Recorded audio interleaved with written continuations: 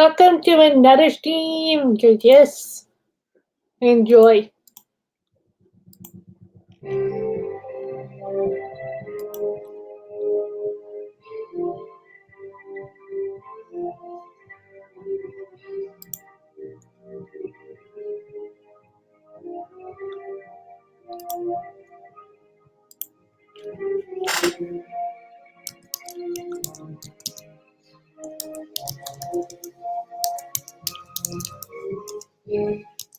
The evening after Norman Spencer's arrival, the Fat Controller came to see the Farquhar branch engines in their shed. Good evening, engines. Ma'am, why is Norman Spencer back here? He'd said you'd asked him to be the director of the Northwest Package Express. You've already seen him. I was hoping to break the news to you gently. He was on one of my trains this morning, Miss Hat. I saw him at a couple of the stations during the day as well, Mom. It was a nasty surprise. I do apologise, Percy. That was not my intention.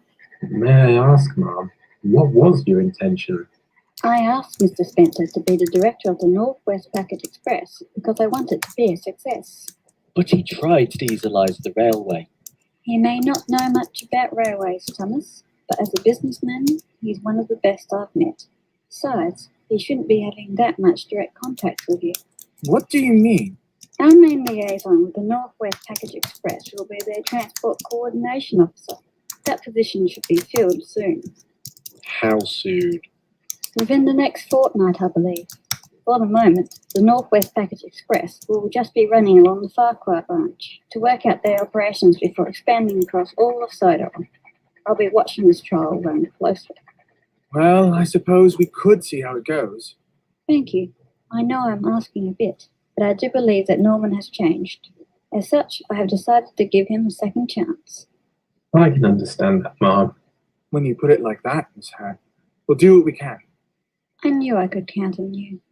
But that was easier said than done. Over the next few days, the Northwest Package Express began collecting packages and delivering them to destinations along the Farquhar branch. Norman Spencer personally oversaw some operations to ensure things went smoothly. They did, mostly, although there were a few hiccups here and there. One morning, Norman Spencer was supervising the loading of a train at Farquhar. He stared down the line. That Percy is supposed to be here by now. How are we?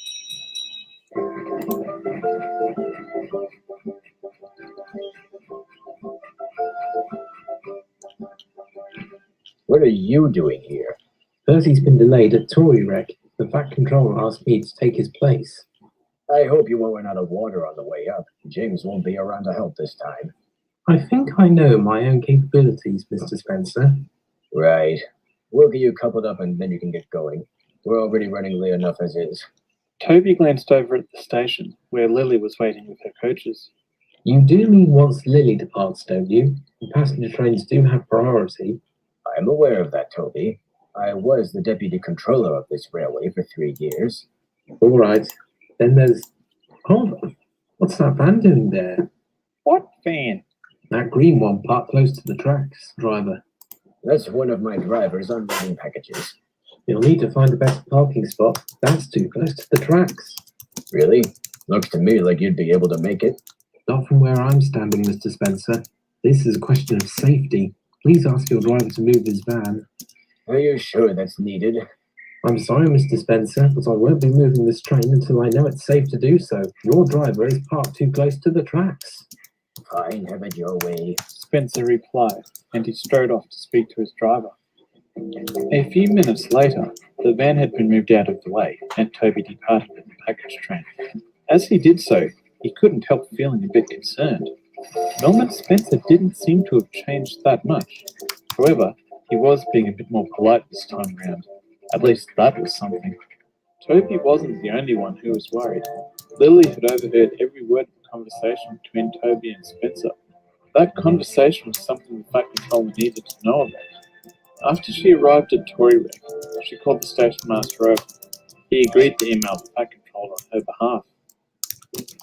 Later that afternoon, Toby was on one of his usual runs. As he arrived at Maithwaite, he spotted the Fat Controller waiting for him. Good afternoon, ma'am. Good afternoon, Toby.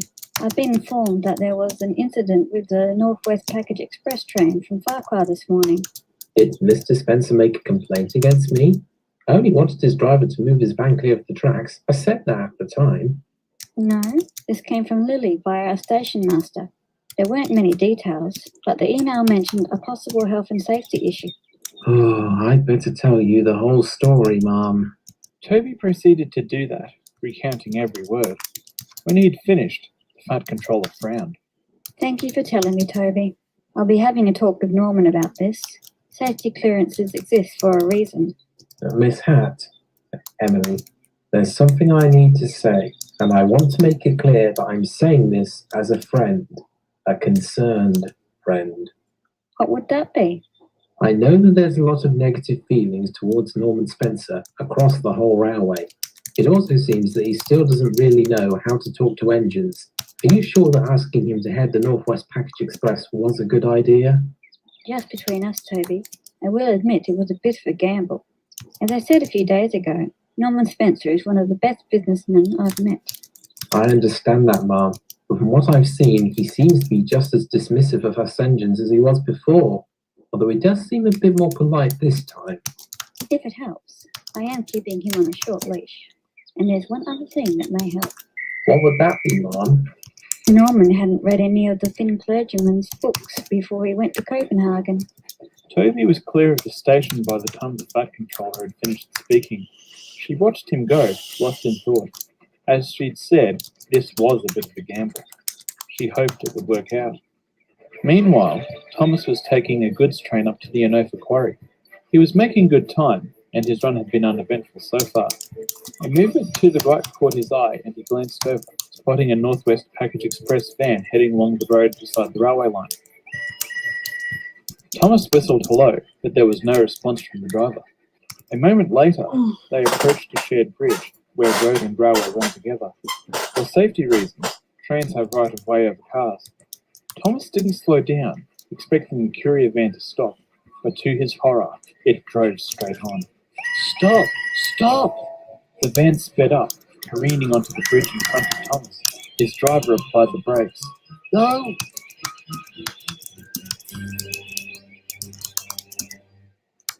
Thomas, are you all right?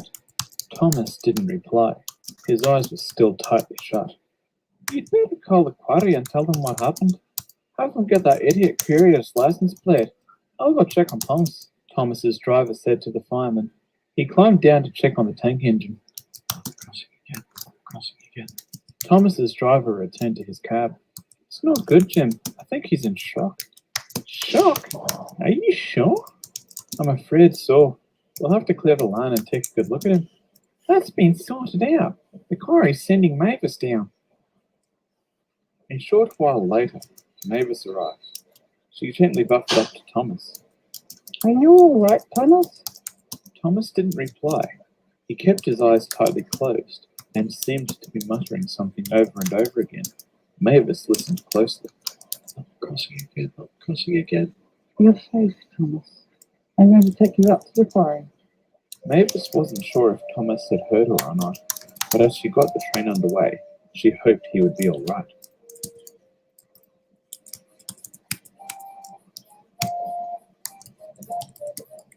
When they reached the quarry, Mavis shunted Thomas into a siding, then went to take care of his trucks. The van's driver had been reported to the police. Given that Thomas needed to recover, Mavis took his return train down. Mavis reached Farquhar a short while later and smoothly pulled into the yard. As she did so, she noticed a well-dressed man waiting by some vans. Is that Norman Spencer? Yes. Mr. Spencer, I'd like a word with you. One of your drivers cut in front of Thomas on the quarry road. The quarry road? He's not even meant to be going up there. That's too rough for the delivery vans. Too bloody right he should be going up there. He nearly caused an accident, and he's been reported to the police. But no one was hurt. Surely it's not worth calling the police. I mean, I'd have heard by now if it was something serious. This is serious, you glittering buffoon. Thomas is up at the quarry right now in a state of shock. He won't be able to go back to work for a few hours, if at all today. What? What? Why would Thomas go into shock? What sort of question is that? This crossing accident was all over the news. Where have you been for the last 2 years? Copenhagen. Mr. Spencer, perhaps I should explain. 2 years ago, Thomas hit a car that ran a level crossing. The occupants survived, but only just. It's had quite an effect on Thomas. You were muttering about it when I pulled him off the bridge. That's all you were saying. It's a narrow bridge, Mr. Spencer, with our tracks running up the middle of the road. That sounds like a risky arrangement to me. It was the only way to get both road and railway through. Now, can you imagine how it would scare an engine to have a car cut in front of us at that spot? Especially an engine who's already felt a vehicle under his buffers? I take your point, Toby. The police will have full cooperation from the Northwest Package Express. This accident shall remain an isolated incident. With that, Spencer left. Well, that's something. But he's still missing the point. This isn't an isolated incident, Mavis. It's just the most dangerous one. Later that evening, Thomas returned to the sheds. He'd finished recovering a little while ago and had brought one of the quarry trains down. Are you all right, Thomas? I am, Percy. Thank you. I'm glad to hear it. What does Spencer think he's playing at, letting his people act like that? Exactly, Percy. That's 2 safety incidents in one day, both involving the Northwest Package Express. 2? What was the second one? Oh, that was one of their drivers at Farquhar. Toby said, and he explained what had happened. His grandfather was just the same. It appears that some people never change. I'm not too sure about that, really. What do you mean, Toby? Mr. Spencer mentioned that time I broke down on the main line and James had to push me to the works. Yes, that was a bit of a cheap shot. I thought so too, at the time. But then Miss Hatt pointed out that he hadn't read the Finn clergyman's books, at least not before he went to Copenhagen. Even so, that remark was not called for. Not phrased in that way, no, but I've been considering it. From Mr. Spencer's perspective, he was just asking about a possible operational issue. Ask him with all the tact of a troublesome truck. Even Sheffield is more polite than that. I agree he could have been more tactful, but it's not the first time we've met someone who doesn't know how to speak to engines. You've got a point, Toby. But Mavis told me that Spencer called that near miss at the quarry an isolated incident. We all know that his drivers normally carry on like that. Exactly, Percy. Mr. Spencer is responsible for his people's conduct, even if he has spent the railway series. Silence fell for a moment, then the conversation shifted to other matters. Early the next morning, Percy was making good time on his first run down from Farquhar. He was seen approaching Tory-Wreck. A slight smile crossed his face as he saw Norman Spencer waiting on the platform. I've been informed you wanted to see me, Percy. That's right, Mr. Spencer. There's something I think you should know about if you want the Northwest Package Express to work out. What would that be? That incident with Thomas yesterday wasn't isolated. You must know this. You saw your driver parked too close to the track for Toby yesterday morning. Well, yes, but that was just a minor thing. Yet it was still a safety violation. Would you have heard about it if you hadn't been there? I don't suppose so, no. Exactly. Now let me ask you another question, Mr. Spencer. How many of these minor things are caused by your people daily? Well, given what you've just said, I can't really answer that. Isn't that something you should be able to answer? These people are your responsibility after all. I haven't seen anything like that going on, aside from that incident with Toby, that is. Of course not. They behave when you're there. Shall I show you what I mean? What do you have in mind? If you hide in my cab, you'll see how your people act when they think you're not around. Very well, Percy. I'll come aboard once you've done your shunting here. I don't want to get in the way. Thank you. A little while later, Percy had finished his shunting and Spencer had cancelled his appointments for the morning. With Spencer in his cab, Percy headed off. Percy's run went well until they reached Maithwaite. A Northwest Package Express van was waiting by the siding. Driver, that van's too close to the siding. You're right, Percy. Excuse me, could you move your van? It's too close to the line. It's not that close. Besides, you can get one of those vans in here before they reach my van. Please move your van out of the way. How about you worry about the shunting and I'll worry about where my van is? Have it your way. Percy replied, exasperated. He slowly began shunting the package vans into the siding, knowing what would come next. Stop! Stop! Percy did so, with the rear of his trucks just inches away from the delivery van. What are you doing? You're about to hit my vehicle. You've already got one van into the siding. Do you not know where the end of your train is? I know exactly where the end of my own train is. I also know I need to deliver 2 vans to this site, not 1. Are you going to move your van until I continue my shunting? Give me a minute. Your director will be hearing about this. It's your word against mine. He's not going to listen to an engine like you. I think I can speak for myself, Jones. I'm disappointed by this cavalier attitude of yours. It's clearly obvious you're in the wrong, yet you carry on as though you're not. This is no way to treat a colleague. A colleague? When these engines are pulling package vans, they're technically working for the Northwest Package Express. But we've not got time to argue. You've already delayed Preston long enough. But Mr. Spencer, But nothing. Move your van clear of the siding, then finish your rounds. I'll expect you in my office at 1400 hours to explain to me why you should remain employed by the Northwest Package Express. Yes, Mr. Spencer. A few minutes later, Percy had finished his shunting. He headed out onto the branch line, with Spencer back in his cab. Toby was right about you, Mr. Spencer. How so, Percy? You've changed a lot since 2009. I mean, you came in on my side of the argument just then, and it seems you've read a thin clerk in his books as well. Did something happen to change your mind about us engines? You lot don't miss a thing, do you? You're right, Percy. Something did happen. The bank I was working for in Copenhagen had sponsored the restoration of a steam locomotive. Given my experience here on Sodor, they decided I should be the representative at her unveiling.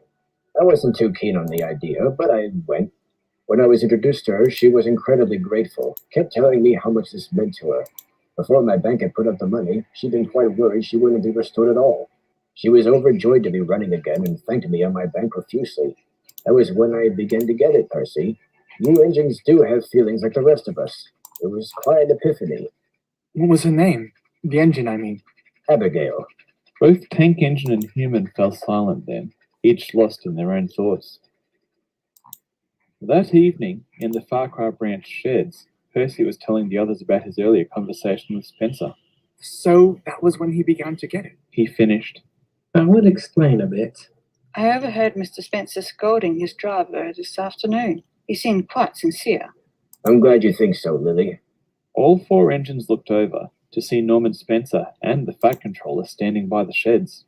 Good evening, engines. Mr. Spencer and I are here because we've got something important to ask you. What would that be, Will? As I told you a couple of weeks ago, the Northwest Package Express operations on your branch line were a trial run before they expanded across all of Sodor. We'd like your thoughts on how that's been going. The 4 engines exchanged a look. They'd been so busy that they hadn't really thought about how the Northwest Package Express was performing.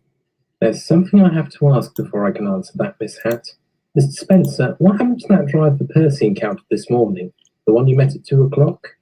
He's no longer employed by the Northwest Package Express, Toby. I asked him to justify his carelessness. He could not. I see. Do you think your people got the message? I should think so. Then if you keep your people under control, Mr. Spencer, I think the Northwest Package Express can be rolled out. Thank you, Thomas. Over the next couple of weeks, the Northwest Package Express expanded their operations across the whole railway.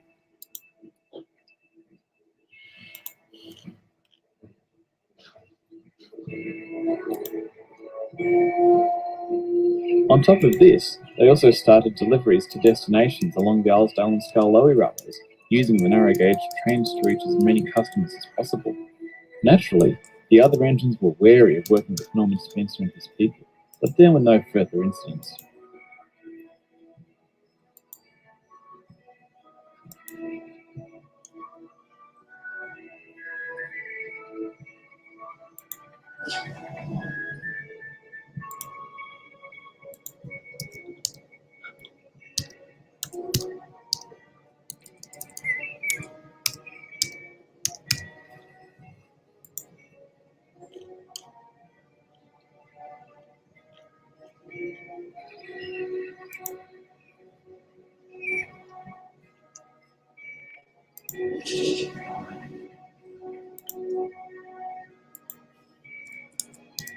As Christmas approached, the operations of the Northwest Package Express appeared to be off to a smooth start.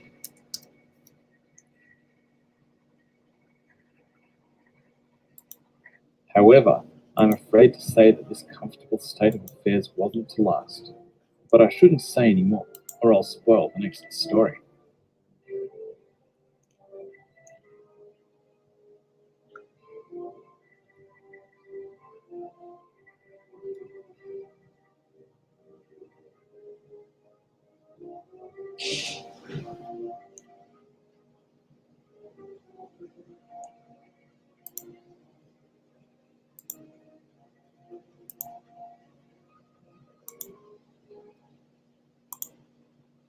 This is the checkers game where grandson and granddad will bond.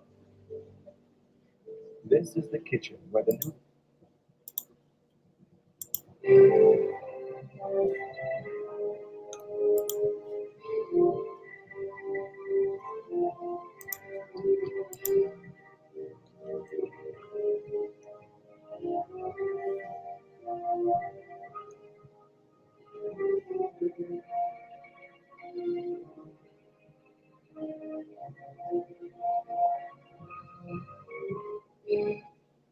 Twas a fortnight before Christmas, a dark winter's night. Across the whole railway, not a movement in sight. But I'm afraid to say, this wouldn't be the case for long. Hello? Who's there? What do you want about, Toad? I thought I heard someone moving over by the package vans. I didn't hear anything. I'm sure I heard something. It's probably just the station master's cat. You know that thing likes exploring. I suppose so. Toad replied, but he still had his doubts.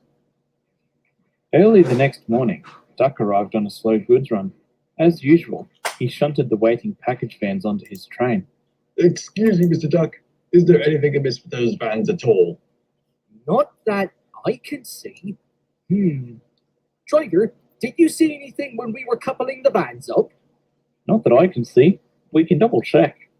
Don't worry, Mr. Duck. I just thought something may have happened last night. Oh, well, I'll make sure to keep an eye out then. Thank you, Toad. With that, Duck headed off.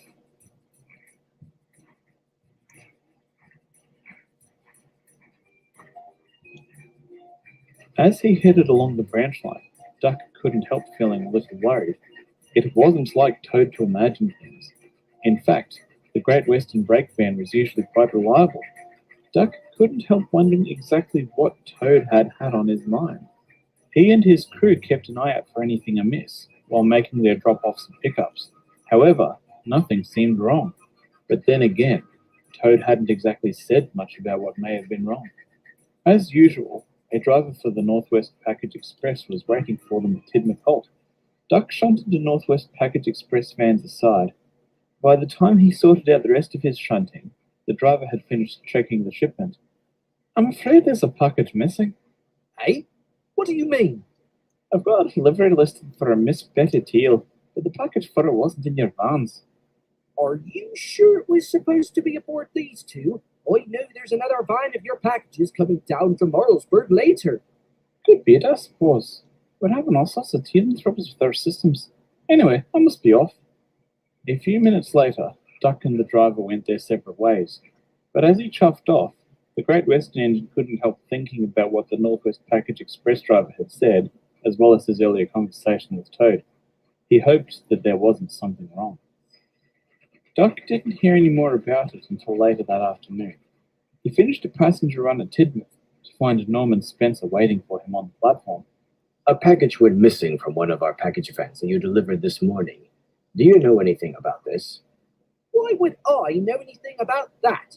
I picked up the vans from Callan Yard and delivered them as per the timetable. I didn't mean to accuse you, Duck. I just thought you may have seen or heard something. The first I heard of it was when your driver mentioned it during my stop at Tidmouth Halt. Only your people have keys to the vans, Mr. Spencer. I am aware of that. We run a tight ship on my branch line, and I'm just as worried about this as you are. I understand. Thank you. Spencer turned to leave, then stopped as Duck spoke again. Mr. Spencer, excuse me. I just thought of something. You may want to talk to Toad. Toad? You mean Oliver's brake van? Douglas's brake van. Oliver's a passenger engine. Anyway, Toad said something about a disturbance in Callan Yard last night when I picked up your vans this morning. I see. Where can I find Toad? I'm afraid you won't be able to speak to him today, Mr. Spencer. He and the Scots are working on the main line. They won't be back before nightfall. I see. Thank you, Duck. With that, Duck and Spencer went their separate ways. As Duck went to be turned, he hoped that this missing package business would just turn out to be some sort of mistake. Events would soon prove otherwise. Later that night, Fred was picking up some package vans at Lakeside. What was that? Driver, I think something just fell off one of those vans. I heard it too. Give me a minute. Fred's driver carefully checked the vans, stopping at the last one. The padlock's fallen off this last one, Fred. Falling off? Those things aren't supposed to fall off. Well, it is a Northwest Package Express van. Their driver may just have forgotten to lock it. You'd better tear it up, driver. We've got to get going. Fred's driver did so. Then the little diesel moved off. After collecting his brake van, Fred headed down the line. As he did so, he couldn't help feeling a little puzzled. He'd never found a van to be unlocked on pickup before. At the next station, he had to stop for a red signal. You look puzzled, Fred. Is something on your mind? Skarloey said as he arrived. It's probably nothing. Fred replied, and he explained what had happened with the padlock. By the time he'd finished, Skarloey was looking worried. There was a similar incident on Duck's branch line. I heard about it earlier. How do you mean a similar incident? From the way Donald told it, there was a disturbance at Callan last night. Then the Northwest Package Express drivers found one of their packages missing this morning. Do you think we should report this to the police? Indeed, or to the station master at least. This could be a question of a theft. Good point. Driver, could you sort this out? Fred's driver did so, then returned. The station master's emailed the fin controller. Good. The next morning, Fred was helping some workmen. Snow and ice overnight had damaged a set of points, and they needed to be repaired. Good morning. You must be Fred. Fred and the workmen looked over. One of the passengers who'd just arrived was standing on the other side of the tracks. You'll have to stay there, sir. This is a work site. I understand. I just want to ask Fred some questions. What would those be? My name is Norman Spencer. I've heard of you. You hear about that padlock last night? Must be pretty important if you come all the way up here. Indeed. I want you to tell me exactly what happened when you picked up those vans last night. Fred did so, trying to give as much information as possible. By the time he'd finished, Spencer was looking worried. That will be all, Fred. Thank you. I'm glad I could help. With that, Spencer boarded Duncan's train. He was deep in thought. He'd heard what he needed. Earlier that morning, Toad had told him a story that was virtually identical. This didn't bode well. On both occasions, his drivers had been certain that they'd locked the railway vans once they were loaded. But on the other hand, only his drivers had the keys to the padlocks used to secure the shipments. Something was not adding up, but Spencer wasn't quite sure where to start looking. Hopefully, there wouldn't be any more thefts. Several hours later, Boko was bringing a goods train into Wellsworth. It had been a mostly uneventful run, but an incident at Sudbury had got him thinking. He glanced over as a train arrived with trucks from the Little Western. Good morning, Douglas and Toad. You're just who I wanted to see. How do we know? What can we do for you, Boko? I had to deliver some packages to a Northwest Package Express driver at Sudbury. He told me that one of them was missing, according to the list on his tablet thingy. I believe you had something similar happen on your branch recently? Aye, on one of Duck's trains. He was quite upset about it too. Oh, that doesn't surprise me. I understand there was also a disturbance in one of your yards the night before. That's right, Mr. Boko. I heard something moving about in the yard at Cannon. Did you see anything out of place? Anything unusual? That's what Mr. Spencer said. I did recall seeing a blue van parked in the package vans just on the other side of the fence. How is that unusual? I hadn't seen it before, Mr. Douglas, and there was no road where it was parked. You don't say. What sort of van was it? I think it was the same type as those vans the Northwest Package Express drivers use. I think I did see a van like that near Brendan Harbour when I picked up this van. Thank you, Toad. I'll tell Edward, Bill, and Ben to look out for it. With that, Boko moved off. Neither he nor Douglas had noticed Norman Spencer standing nearby. The Northwest Package Director had come to ask Boko about a missing parcel, but that wasn't required now. He'd heard all he needed. Boko and Douglas told the other engines about the blue van, in the hope that vigilance would prevent further thefts. But unfortunately, over the next few days, parcels continued to go missing from the package vans. It didn't happen on every shipment, nor on every line, but when it did, it was usually something valuable.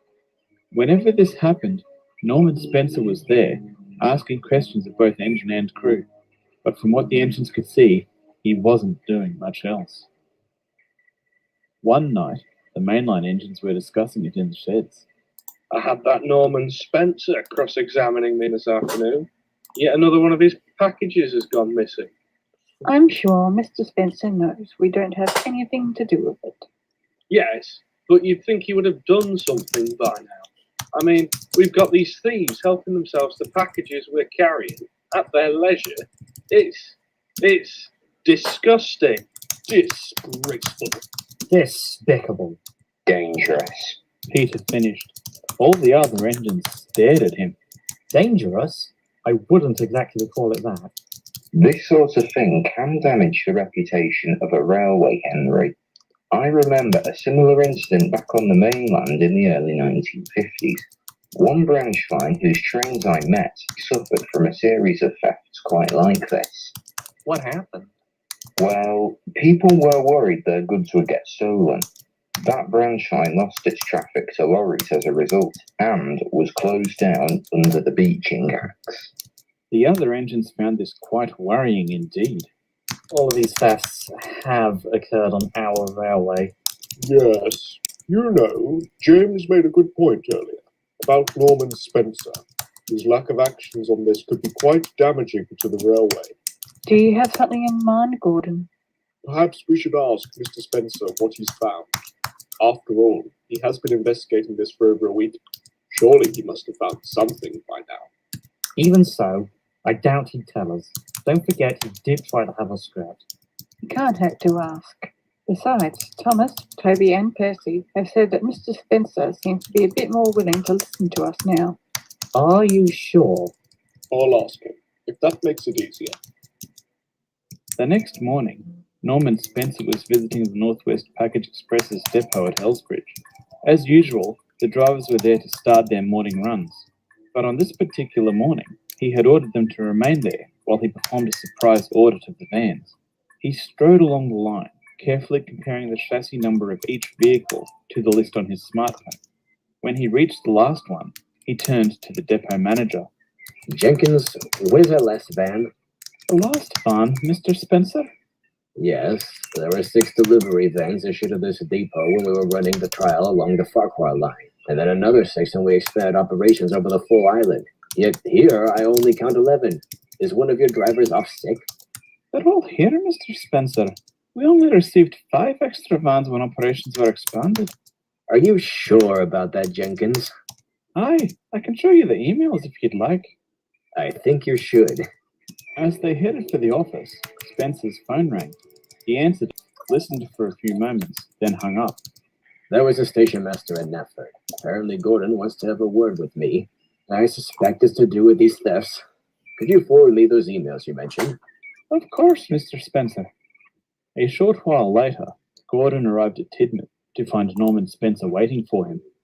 Good morning, Gordon. I got your message. What do you want to discuss?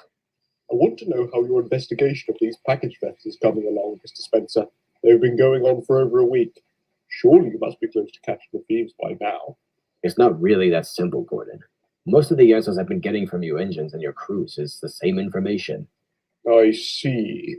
So what do you have? Gordon, this seems to be an internal Northwest Package Express matter. Excuse me?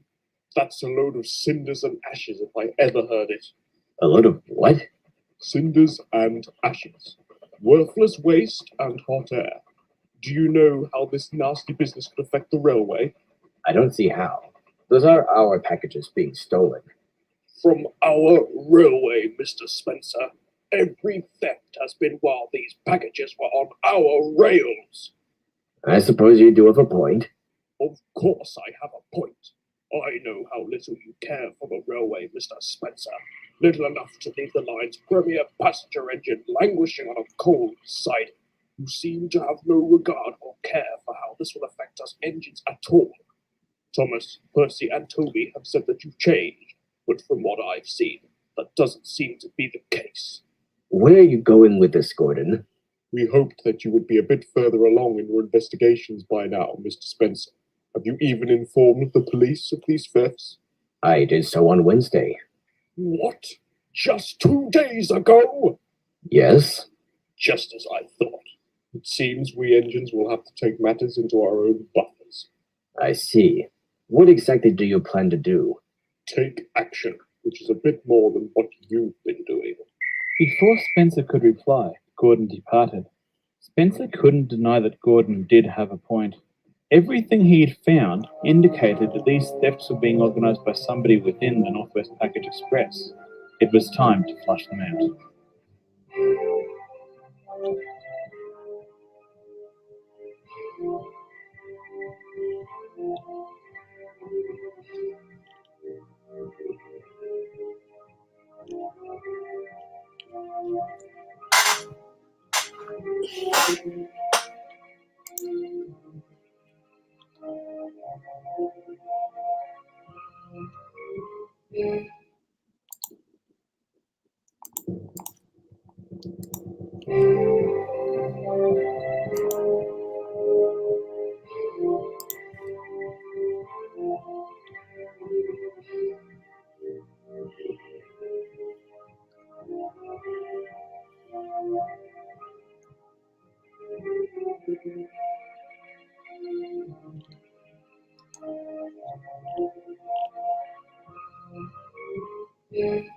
We hoped that you would be a bit further along in your investigations by now, Mr. Spencer.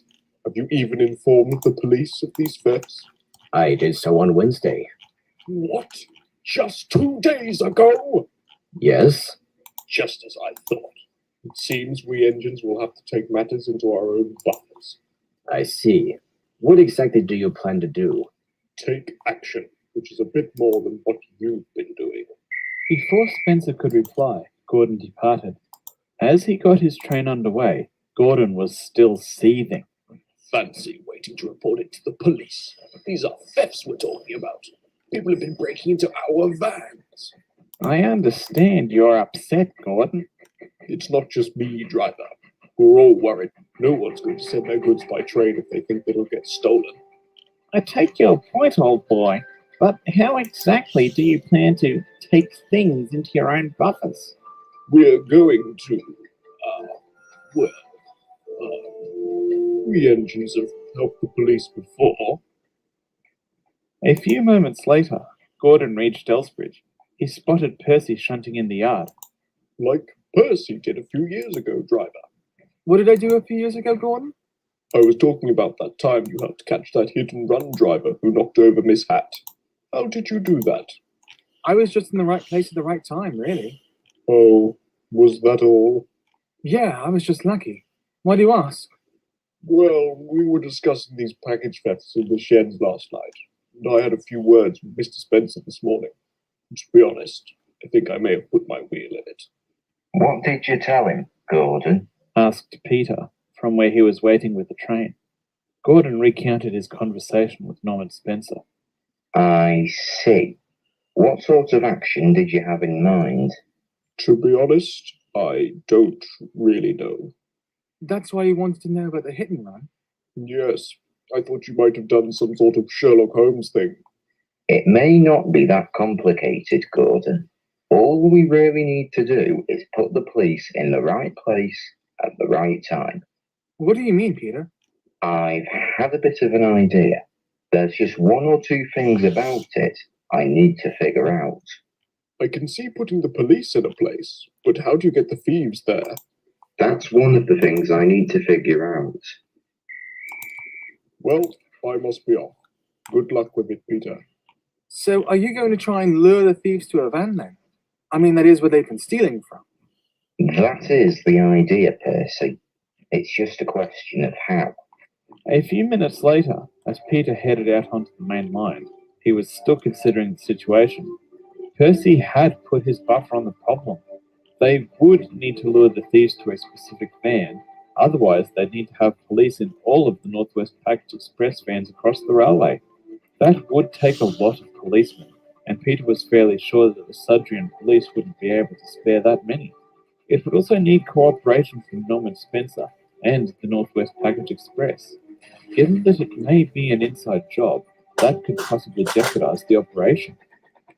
When Peter reached Tidmouth, he stopped near where Toby was resting in the sheds. Morning, Peter. You look like you've got something on your mind. I was thinking about these packages being stolen from Mr. Spencer's company. Unfortunate business indeed. I hope it gets stopped soon. Indeed, Peter said, and he recounted his earlier conversation with Gordon and Percy. I was thinking about it on my way down, and I've realised that the only way to get this to work would be to work with Mr. Spencer, and only Mr. Spencer. Now, I recall hearing something about you, Thomas, and Percy saying he's changed his ways. That's right. He demonstrated that when he trialled the Northwest Package Express service on our branch line. He had an experience in Copenhagen that made him rethink his attitude towards us engines. He's a lot more willing to listen to us now. Peter considered Toby's words. During his time on the Northwest Railway, he'd learned that the tram engine was a good judge of character. Thank you, Toby. You're welcome, Peter. Driver, could I ask you to send an email? To Norman Spencer? Yes, could you ask him to meet me? I'd like to propose a plan to stop these thefts. A few hours later, Peter was picking up a fast goods train at the container yard. He'd been discussing the thefts with Iris. I can't see why they couldn't just use containers to transport these packages. I mean, the containers are all sealed up until they reach their destination. That's true, but what would you call the destination for the containers? These couriers do pick up and deliver door to door. They could just seal them up when they put them onto the trains. I'm afraid that wouldn't be flexible enough, Iris. We have packages coming from and going to all sorts of destinations. Grouping them into containers would only cause inefficiency. Inefficiency? Containers are efficient. Only when you've got at least a full container's worth of items to send. Oh, I suppose you've got a point. Spencer walked over to Peter. You wanted to see me? I wanted to talk to you about ending these thefts from your vans on our railway. I understand you engines are rather concerned about that. Gordon made that quite clear earlier. I'm sure he did, Mr. Spencer. Now, I've had a little idea about how this could be done, Peter said, and he quickly outlined his plan. The problem will be tricking the robbers into robbing the van with the police in it. Indeed, but I may be able to help with that. You see, Peter, I've been putting together a plan of my own. It was meant to flush out the inside person in the Northwest Package Express, but I think we can get two birds with one stone here. Oh? What did you have in mind? It's called a honeypot. Spencer began. He gave Peter an overview of his plan and how it could work with the goods engine's idea. I like the sound of that, Mr. Spencer. It'll need cooperation from you engines, of course. Who would you suggest for it? I'd say Duck on the Little Western, Eric on the Kirk Ronan branch, and one of them Class 87 electrics on the Peel Godred line. Those three branches are quiet enough to encourage the thieves to try for it. Thank you, Peter. Shall we do it tonight? If you're able to arrange it, Mr. Spencer, I'll tell Duck, Sean, and Eric. I don't intend any offence, but they may be a bit more willing to listen to me. I take your point, Peter. With that, Peter and Spencer went their separate ways to make arrangements.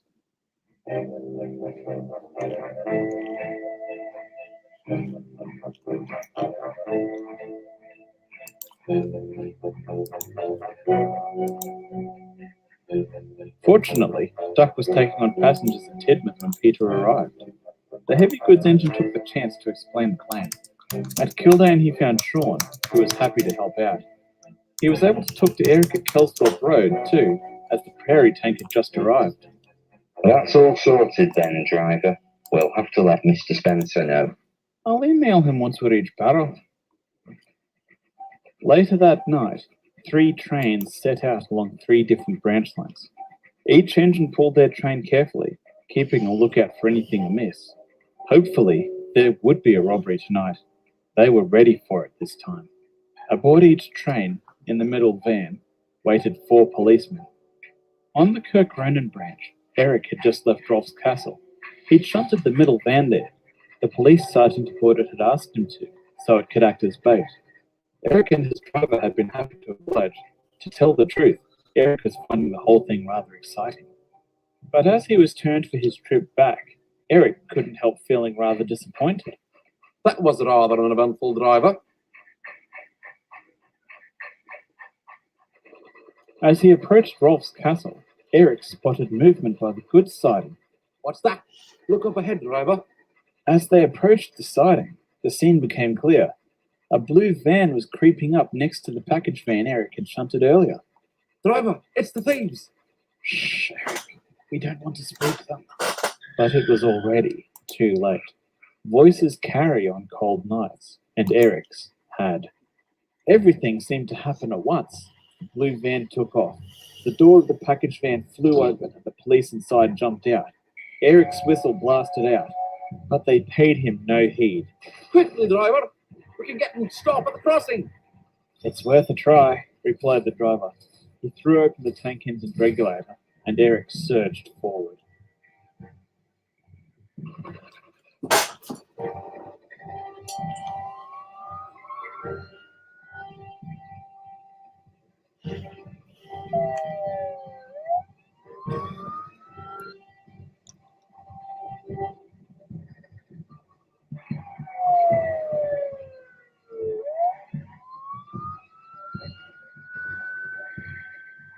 There he is, driver.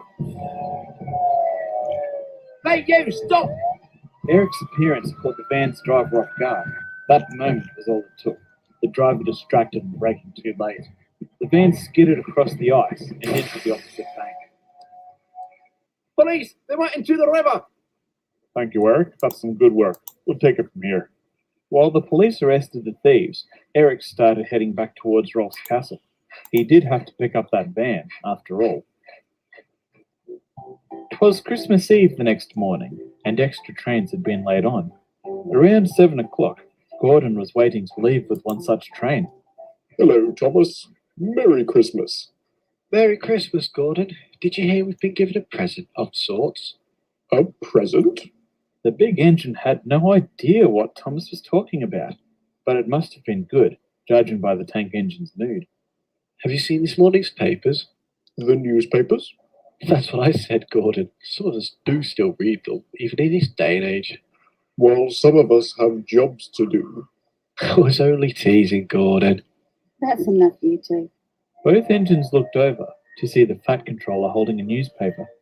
Last night, 3 people were arrested in relation to the recent thefts of the Northwest Package Express shipments.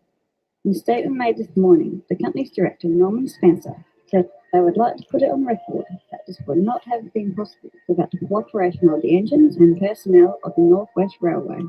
Credit must go to engines number 15, Peter, and number 12, Eric, for their role in ending these thefts. So Peter's plan did work then? Indeed. It seems the newspapers got it right this time. I see. May I ask, how did you get the thieves to rob the van where the police were? Peter did say he had to work that out. I knew that someone inside my company was telling the thieves where the valuable shipments were. iPads, jewelry, that sort of thing. Just after we spoke yesterday, I was able to narrow it down to 3 people. With Peter's help, I enlisted Doug, Sean, and Eric to help out. I think I see where you're going with this. You told each suspect a valuable shipment would be on a different branch line, then waited to see where they'd strike? Exactly, Thomas. My deputy director of logistical operations is now in police custody, and I have a job opening to advertise come the new year. Thomas and Gordon exchanged a look. I wasn't sure if you'd heard, Gordon. Given our conversation yesterday, I thought you'd like to know. Thank you. Oh, and Merry Christmas, sir. Merry Christmas to you, too, Spencer replied, as Gordon got his train away. As Spencer watched Gordon leave, he realized something. That was the first time that any of the Sudrian engines had called him Sir.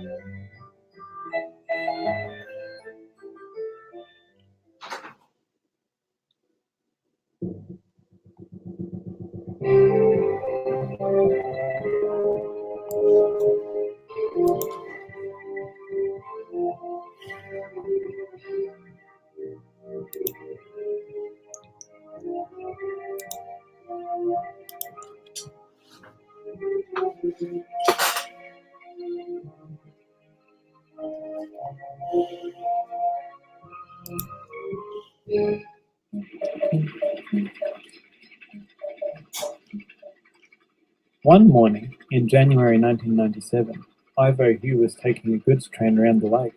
Snow still covered the ground, and the young engine eyed it suspiciously. I'm not sure I like this weather, driver. It's too cold.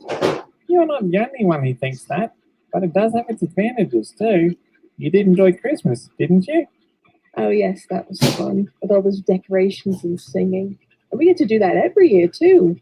But I've heard stories from the other engines. I mean, Peter Sam told me how this ice stuff destroyed his old funnel. Oh, that was just an accident.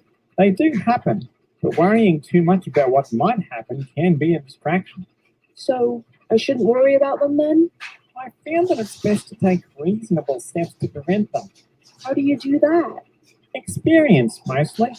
Ivo Hugh fell silent, but the trucks behind him didn't. They whispered and giggled amongst themselves. Overhearing that conversation had given them an idea. The young engine soon reached a water tower. It had been a long and tiring journey, and he stopped for a well-deserved drink. This was where the trucks made their move. Driver!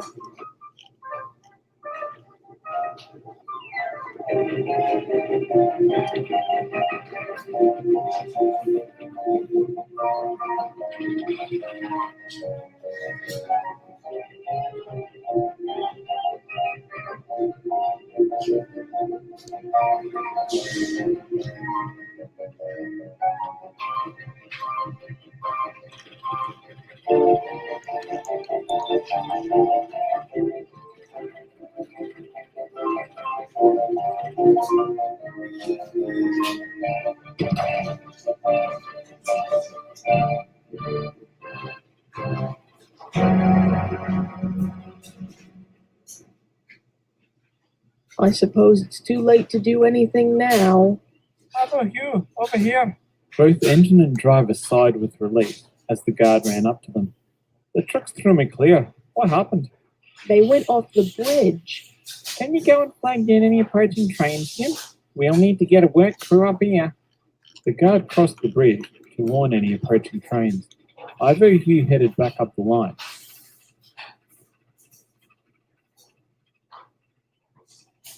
When he reached Scarlow station, he raised the alarm. Fred soon arrived with the work train. The workmen examined the bridge and made some minor repairs. Trains resumed running over the bridge, but the accident had caused delays. Later that day, the Thin Controller visited Ivo Hugh in Scarlow Yard, along with two gentlemen he'd called inspectors. They asked the little engine a lot of questions, some of which he couldn't answer. When they left, he couldn't help feeling nervous. For the rest of the day, all the engines had to work hard to get things back on schedule. Most of them understood, but some were not pleased about it. I'm afraid to say, Ivo Hugh was rather frazzled when he returned to the sheds that evening. Most of the other engines looked over sympathetically. Are you all right, young Ivo? I'm not sure. Mr. Sam and his inspectors asked me a lot of questions. That's nothing to worry about, Ivo. Every accident needs to be investigated like that. Indeed. It helps to prevent future accidents. The important thing is to tell the truth. If you didn't do anything wrong, then you'll have nothing to worry about. I couldn't have said it better myself, Scarlow. Ivo Hugh, you have nothing to worry about. It seems the couple between you and your trucks gave way. The cold must have exacerbated a hairline fracture. Exacerbated a hairline fracture? He means the coupling had a small crack in it, which the cold weather made worse. Oh, Thank you for letting me know, sir. But then why did the trucks come off the rails? That's got nothing to do with the coupler. Yes and no. Some of the fish plates on that bridge were damaged the same way, by the cold. That's why we had the slow order in place. That makes sense. We fixed those up, but we couldn't recover those trucks. Our equipment can't reach into that gorge, even without the snow melt raising the level of the stream. Oh, so we've lost a few trucks too? You need to be more careful. Did you not even bother to secure your trucks? I barely stopped. Calm down. Mr. Sam said it wasn't Abel's fault. Indeed, metal fatigue combined with cold weather could happen to any other engine. But it hasn't, has it? Now we've had to work to make up time all day, and we'll be short on goods capacity until the trucks are replaced. Any proper engine knows how to keep an eye on trucks. You're right, Duncan. But how do you think an engine learns that in the first place? Aye, well, I hope he learns sooner rather than later. We don't have an endless supply of trucks, you know. An awkward silence fell over the shed. Late the next morning, Ivo Hugh had just dropped off some supplies for the quarry. Peter Sam had collected some slate trucks. He was waiting for Duncan to arrive, so the line would be clear for him to leave. I'd been thinking about last night. Driver was telling me about experience. I think I got some yesterday. You did indeed, but that's one of the downsides of experience. You don't get it until after you need it. Be careful with those trucks, Ivo. If you lose too many, they might come back to haunt you. Before either of the other engines could reply, Duncan was gone. What? It sounds like he thinks I'm trying to have an accident. Yes, I'll have to have a word with him. Will that work? I mean, I've only known him for a few months, but he always struck me as being, well, stubborn and grumpy. You've got a point there. Perhaps one day he'll find something that'll make him laugh and ease up. I'll try to talk to him anyway. No engine should have to take that sort of behaviour. Thank you, Peter Sam. Peter Sam departed, lost in thought. He couldn't deny that Ivo Hugh had a point about Duncan. He only really listened when he wanted to. That did cause Peter Sam some concern. Unlike the other engines, Ivo Hugh wasn't even a year old. He needed time to learn what the other engines took for granted, just like he and Sir Handel had back when they'd been Stuart and Falcon. Furthermore, he'd seen Duncan's disrespectful negativity before. Both Stanley and Andreas hadn't listened to others, and that had caused disruption and delay.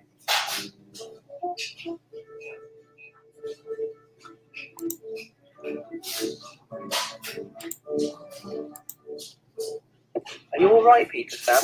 You look like you've got something on your mind. I have. Peter Sam replied, and he recounted Duncan's earlier rudeness. You're right. More to the point, it was the type of accident that could happen to any engine.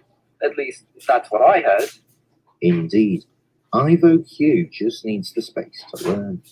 So, how do we convince Duncan to back off? You know what he's like. You know, I remember one time Grandpa played a prank on me. Falcon and I had been teasing him about being old and out of puff. One evening, his valves leaked and we had to rescue his train. Falcon took his passengers on, while I took Falcon's train and Grandpa back to our sheds. As we were heading along the mountain road, he laid on the steam. With his valves leaking, it sounded like he was working for both of us. When we reached the next station, the waiting passengers thought I was the one who'd broken down. Oh, you must have been furious. Indeed. I wasn't too happy, but he'd made his point. I've never teased him about being out of puff ever since, nor has Falcon. So, we need to think of a prank to convince Duncan. I beg your pardon, but may I make a suggestion? Of course, Percy. What if you scared him with some sort of ghost story? I mean, I did that with Thomas once, after he teased me about believing in them. Even pretended to be one myself. You did say Duncan jeered about trucks haunting Ivo Hugh, didn't you? That's correct. Are there any ghost stories about freak accidents? Some incident no amount of experience would help with. Now that you mention it, I think I did hear such a story. I see what you're getting at. Great. Now, I'm afraid I have to get going, and my line's clear. Good luck with it.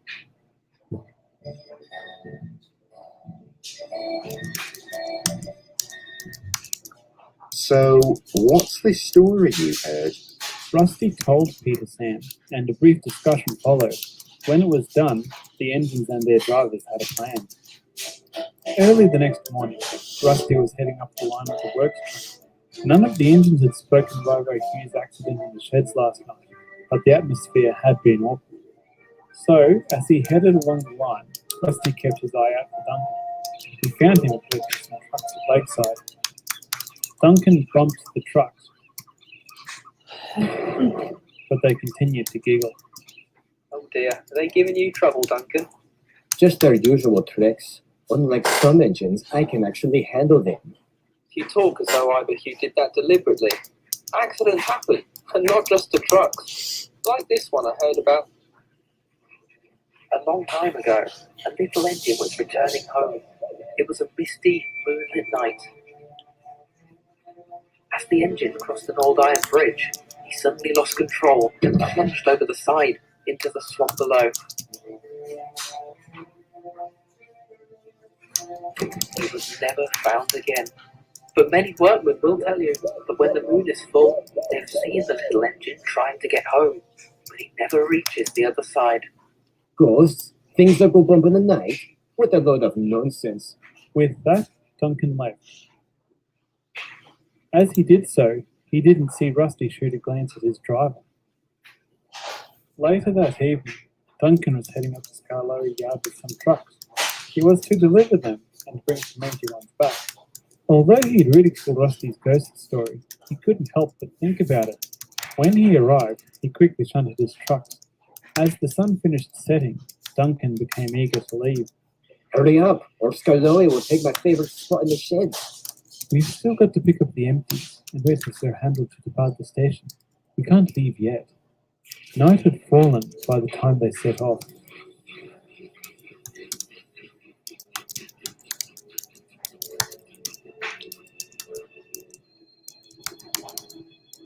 The moon was full and the fog enveloped the landscape. Duncan whistled and the sound echoed everywhere.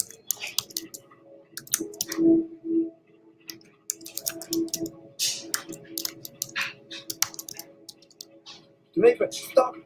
What's wrong, Duncan? I thought I saw something.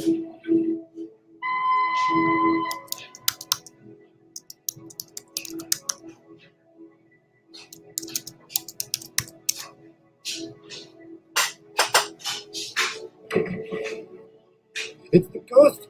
Take me back, please!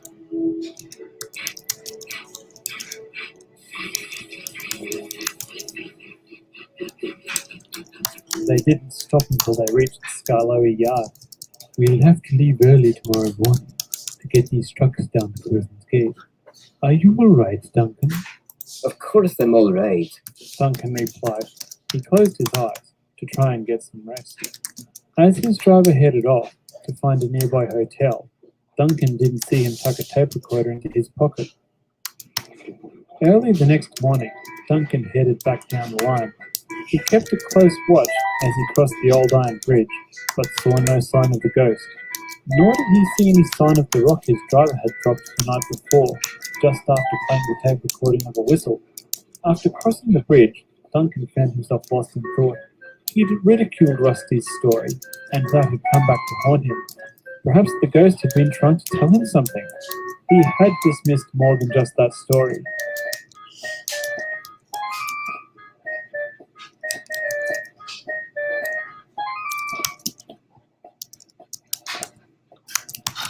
Oh, hello, Duncan. So, you're all right then? Yes, I just ran into a bit of trouble last night. I had to bunk down in the Scarlowy Yard. Anyway, I owe you. I think I need to say I'm sorry. You cannot be expected to have the experience of those of us who have been around for decades. Thank you, I think. You might as well take it, Ivo. It's the best apology you'll get from him. Oh, well, thank you, Duncan. I will try to be more careful around trucks, though. With that, Ivo Hugh backed down to collect his coaches. Are you all right, Duncan? You sound a bit shaken. Duncan quietly explained what had happened last night. I'm sorry I was rude to you, Rusty. Thank you, Duncan. This ghost you saw, Well, what did it look like? I'd rather not think about it. Look, I'd best shove these trucks out of the way. Before Rusty could reply, Duncan moved off. I know you arranged for Duncan's crew to make those sounds, but how did you make it look like another engine was up there? I didn't.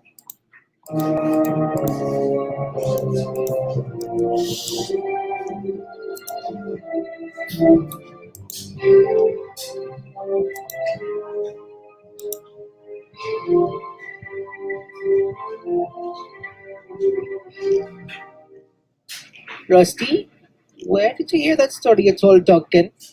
Oh, on the radio. Back in the 70s or 80s, I think. My driver back then liked listening to the radio while we went along the line. I see. Thank you, Rusty.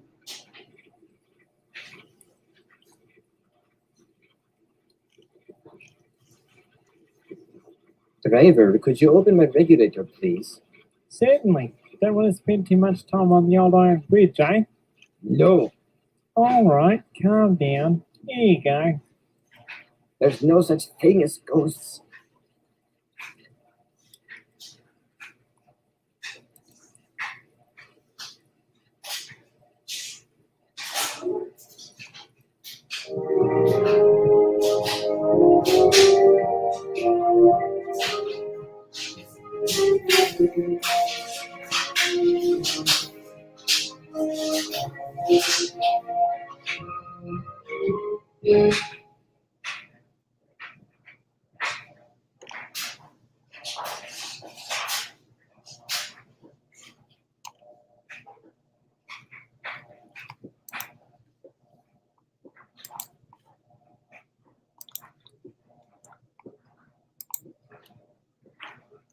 Hello everyone, Wild Nor'Wester here. I've had a few people ask about how I make my episodes, so I've made this behind the scenes video to show how I do them.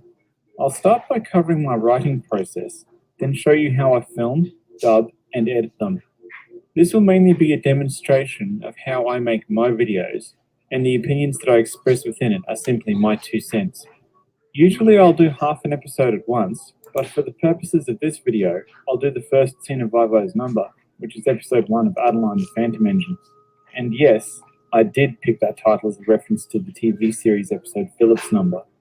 Now, this upcoming video does contain minor spoilers for this episode, as I'll be showing the completed scene at the end of it. There are several ways that I come up with ideas for stories. Some are big, some are small, and some start small and grow. This mini-series, Adeline the Phantom Engine, is the latter. One of the things I enjoy doing is looking for openings in the Railway series and poking about within them. In this case, it started with a simple question. Why is Ivo Hugh number 7 of the Skarloey Railway and Duke number 8 when Duke arrived 30 years earlier? A couple of years ago, I saw this tweet, which put together a few tidbits of information from the supplementary Railway series material, as well as some of the stories that we know and love.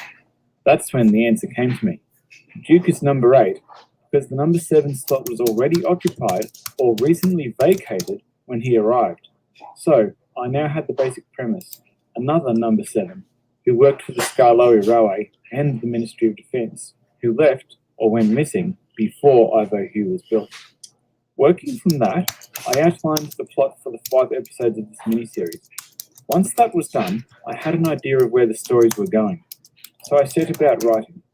In writing, I found that the goal is to get the characters to take the actions or ask questions that further the plot in a natural manner that does not seem out of place. Sounds simple, but sometimes takes a bit of planning. I'm going to use the opening scene of Ivo's Number as an example. In this scene, to get the plot rolling, I needed a character to ask the question that inspired this miniseries. Why is Ivo Hugh number 7 and Duke number 8 when Duke arrived first? It had to be a character who didn't know, which meant that my only options were Fred or Atlas, who were not on the Skarloey Railway in 1969 when Duke arrived. I decided that Atlas worked best for this scene, as in so do the modern years, he's only been on the Skarloey Railway for less than a year by the time these events happened, while Fred has been around since the late 1980s and could have already gathered some information. So now I had who asked the question. The next thing I needed was why he asked it. I'd previously established in my series that the Alsdale Railway does charter trains for events such as weddings, corporate get-togethers, that sort of thing. I understand some real-life heritage railways do such events too. As such, I decided that the Skarloey Railway would also do them. There is a lot of preparation required for a wedding, and part of it is arranging a good luck package. We've seen this in the TV series episode Happily Ever After, where Thomas and Percy help arrange such a wedding package. So, the bride and groom who are hiring the wedding train in Ivo's number may decide that they want to have the engine on their train as part of this. So they're deciding if they want Duke to pull the train as their something old, or Ivo Hugh as their something new. This provides a plausible reason for the two characters to be together at the Skarloey Railway sheds when Atlas arrives. Now, I have all the pieces in place to kickstart the plot. So, Atlas arrives, sees the bride and groom making their choice, and during the conversation, he makes the connection between Ivo Hugh's age and the engine's numbers being out in chronological order. This leads to him asking why this is the case. Duke and Ivo Hugh don't know what happened to Adeline, as it was before their arrival, but the other engines do, and they'll ask in the sheds that night. This is what sets the plot into motion. We now have this discrepancy brought up, and it's raised further questions from which the rest of the episode plot flows. I've found that once I have a starting point, it's a question of getting the characters to move from one plot point to the next, while giving them a plausible reason to do so. There's one final thing I'd like to say about inspiration before I go on. I get ideas from several sources, not just openings in the Railway series. For example, as a writing challenge to myself, I asked the fans on Twitter what the worst episodes of seasons 8 to 16 were in terms of writing. These will be adapted later on in the mini-series and season 3. Another source of episode ideas is ongoing plot arcs. For example, the Devious Way trilogy that I put at the end of season 2 of The Modern Years brings Diesel's character arc full circle. He's up to his old tricks again, but this time it's to help Duck with the trucks. It serves to finish off that stage of his development in my series. I've got a few such arcs running at the moment, some of which are obvious, and some which aren't marked out as clearly. I don't use that much equipment to film and produce my episodes. Given that the routes and models all exist within trains, most of what I use for filming is virtual. Having said that, there is still some hardware that's crucial. My filming and production is done on my home PC, which is a Dell G5 gaming laptop. It's beefy enough to run Trains 2019 at 60 frames per second, with most of the settings turned down, I will admit. Aside from a keyboard and mouse, two other main pieces of equipment are a Logitech F310 gamepad and a Behringer C-1U microphone with a pop shield attached. I originally bought the gamepad to play video games on my PC. However, when the controller iScripting was developed for Trains 2019, I realized I could use it to puppeteer the models. After getting permission from Riley, the creator of the script, I added this scripting to my models. This was done between filming my 10th anniversary remake of Desperate Measures and Duncan Gets Spooked. For the earlier episode, I had to use the on-screen eye controls and then crop out the user interface when the eyes are moving. You can tell when this is the case, as the eyes move slower with the on-screen controls than they do with the gamepad. The controller script for Trains 2019 adds additional options to the in-game control mapping. Of particular interest are the ones listed in the TTTE script controls settings. The 4 directions refer to the eye movement on the trains themselves. The only other controls I have mapped in this are to change the faces, which are mapped to the left and right shoulder buttons on the gamepad. Under General Controls, I have some of the other keypad buttons mapped to functions that I use the most. The Y and A buttons increase and decrease the throttle, respectively. X sets the throttle to 0, and B applies the handbrake, which makes the train stop a little bit quicker. Up and down on the direction pad control the zoom, left on the pad pauses the game, and right toggles the in-game interface. However, these are only half of the controls. I also wanted to map some other functions, such as moving the camera and toggling Bandicam to the controller, so that I had all of the commands that I needed in the palm of my hand. However, some of these cannot be remapped to the controller in Trains and must be handled by the keyboard itself. So I found this free program called Antimicro, which allows you to map controller buttons to various keyboard buttons. It runs in the background and puts those inputs into Windows when the mapped controller button is pressed. F12 is used to toggle Bandicam recording, so I mapped this to the start button on the controller. Shift slows down both zoom and rotation in-game, so I mapped this to the left trigger button. This means that I can hold it down while panning and zooming to give finer and slower control. When doing these allocations, I was careful not to use any controls that I'd already mapped in Trains. As the left analog stick was used for eye movement, I mapped the right stick to the arrow keys, which gave me camera movement. It's made shots such as this one, where the camera pans around, much easier. Moving the camera with a stick instead of the arrow keys feels much more natural, and I've also got the controls for the train right next to it, where I can easily reach them. So now, Percy's going to help me demonstrate all of these functions. Firstly, Bandicam is already filming. If I demonstrated the toggling of it, you'd just get this. Right, so we have zoom. As you can see, that's rather fast. The same thing goes for camera panning. So now I'm holding down the left trigger, which is mapped to the shift button, and this slows down both of these functions. For the eye movement, it's just a question of moving the left stick. Even though I've only filmed one episode with this so far, I can already say that doing big, expressive eye movements is easy. Doing subtle ones, such as an engine only looking slightly down or across, is tricky. Changing the faces is just a matter of tapping the shoulder buttons until I get to the face I'm after. Usually when doing this, the script will jump to the first face listed in the model's config file and then scroll through to the last one. So, doing a face change shot is now simply a question of selecting the appropriate face using these controls, then editing out the bit where it's jumping between the faces. And then finally, we have throttle controls. An interesting aspect of the TTTE script is that it will still run when the game is paused, even though the rest of the game doesn't. As you can see here, I'm still able to move Percy's eyes and change his faces, despite the game being in a paused state. This script has made the process of filming Thomas episodes in Trains a lot easier and quicker compared to what we had when I started in 2011. I'd like to demonstrate what I mean. As it happens, I still have the 2009 style Percy in my library, which I started with when I filmed the original Desperate Measures. The main difference between this model and the 2006 style models is that the textures on this model are rendered. As far as the faces and the scripting for them goes, they're more or less the same. The model itself still holds up reasonably well in Trains 2019. These models used what was called chameleon scripting, rather than the AJS superscript, which is the basis of the controller script. Changing the faces was handled by the locomotive properties in Surveyor, and you had to click through the list until getting to the face you were after. They also didn't have directional eyes. This was introduced on the 2010 style models. Now, most of my early episodes were filmed in Trains 2010, and I went straight from that to Trains A New Era. Trains 2010 did not support the editing of locomotive properties from driver mode. They could only be changed when editing the session in Surveyor.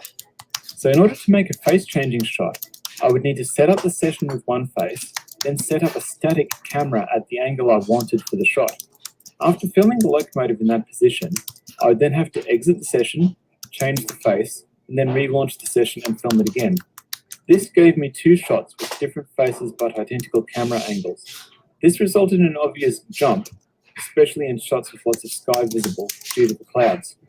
So having the ability to change faces at the push of a button without having to stop filming has made things a lot smoother.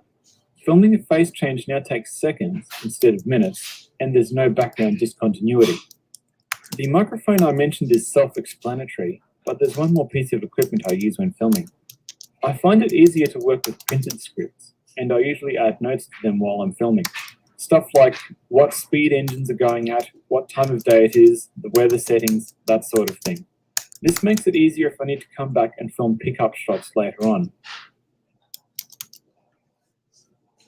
In order to film a scene, there's a bit of setup required. After selecting the required route, I'll create a new session for it in Trains 2019. Once this loads, my first step is to find the location where the scene needs to take place. Sometimes it'll be in a specific location like Crovan's Gate or the sheds. Other times it may be a question of doing some location scouting until I find an appropriate sighting or section of track. Once this is done, I'll next need to add the main character's In this case, I'm going to start with Atlas, as his arrival kicks this off. He'll have a works train, which is a coach for the workmen, plus some trucks for their tools and supplies.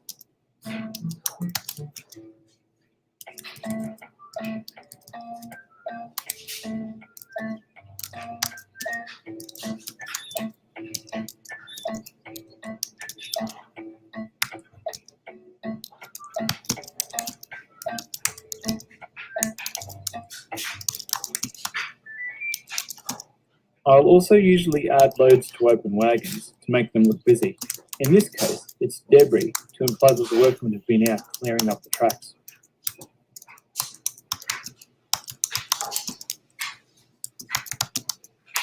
Now that that's in place, I'll add Duke and Ivo Hugh, the other two main characters for this scene.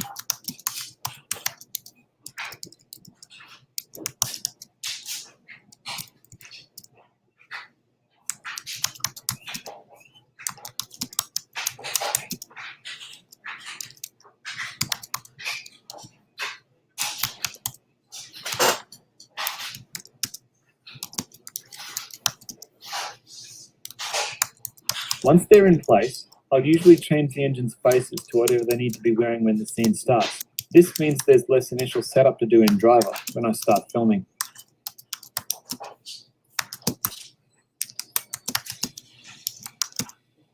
With these characters in place, the next thing is to get Atlas to stop where he needs to. This can be done manually, but takes a lot of trial and error as well as time and bloopers. Doing it manually, I've gotten up to 10, 12 outtakes in order to get a train to stop where needed. As such, I'll usually use a track mark for these. This is just an invisible marker on the track, which triggers the AI drivers in the game to stop. I'll usually name them with the engine that needs to stop on them and to lower the trigger distance bit. When saving the session, I'll usually give it the episode title, followed by the scene number and a letter indicating its sequence within the scene. Next up, I add the human characters. In this case, the bride and groom-to-be. Originally, I was going to have the thin controller with them, but then I decided that a workman would escort them to talk to the engines instead. As these are just very minor characters, I'll be using pre-made models for them, rather than doing specific ones. I usually lock the route layer when placing figures. This prevents route objects, such as station platforms, from accidentally being moved or rotated when this isn't wanted. Trains always place objects on the ground, so in cases like this, where the ground is actually an elevated platform above the terrain, I usually need to adjust the height of the figures.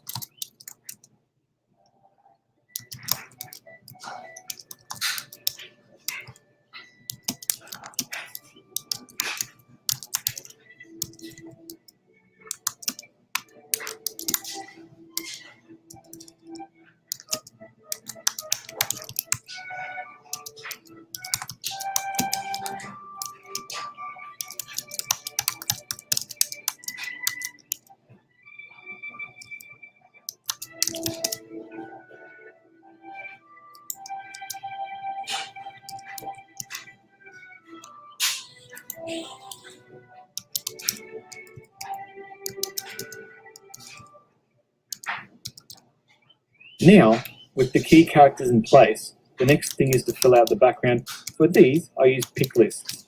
These are collections of rolling stock, all listed together for convenience.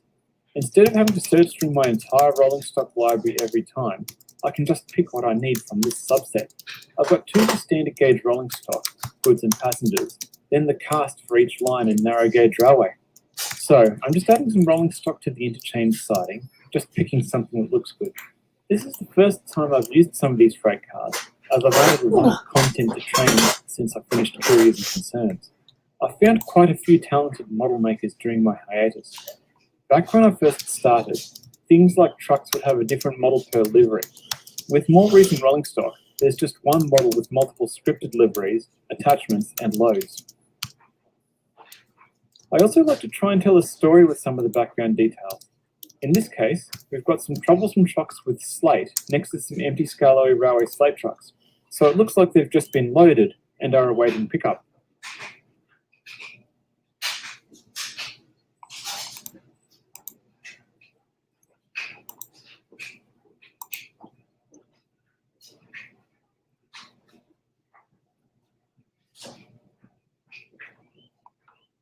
Next up is the works. Depending on the camera angles, this may appear in the background of some of the shots, so I'm going to put some trucks and coaches here as though they're dropping off supplies or are under repair. Again, part of that background storytelling. I enjoy doing that sort of thing. There's been a couple of times when I've put in Easter eggs for upcoming episodes. I think the best known of these is when I had Olivia go past on a flight car in the episode before she was introduced, so that it was showing her being delivered.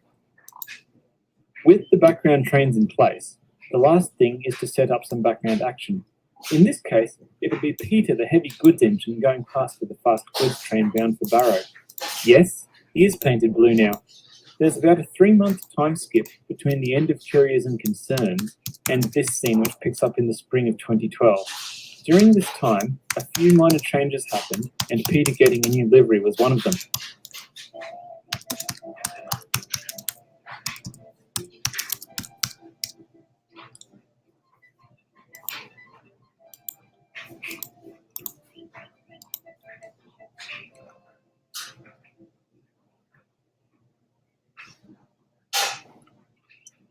My last step whenever I'm setting up a session is to adjust the session rules.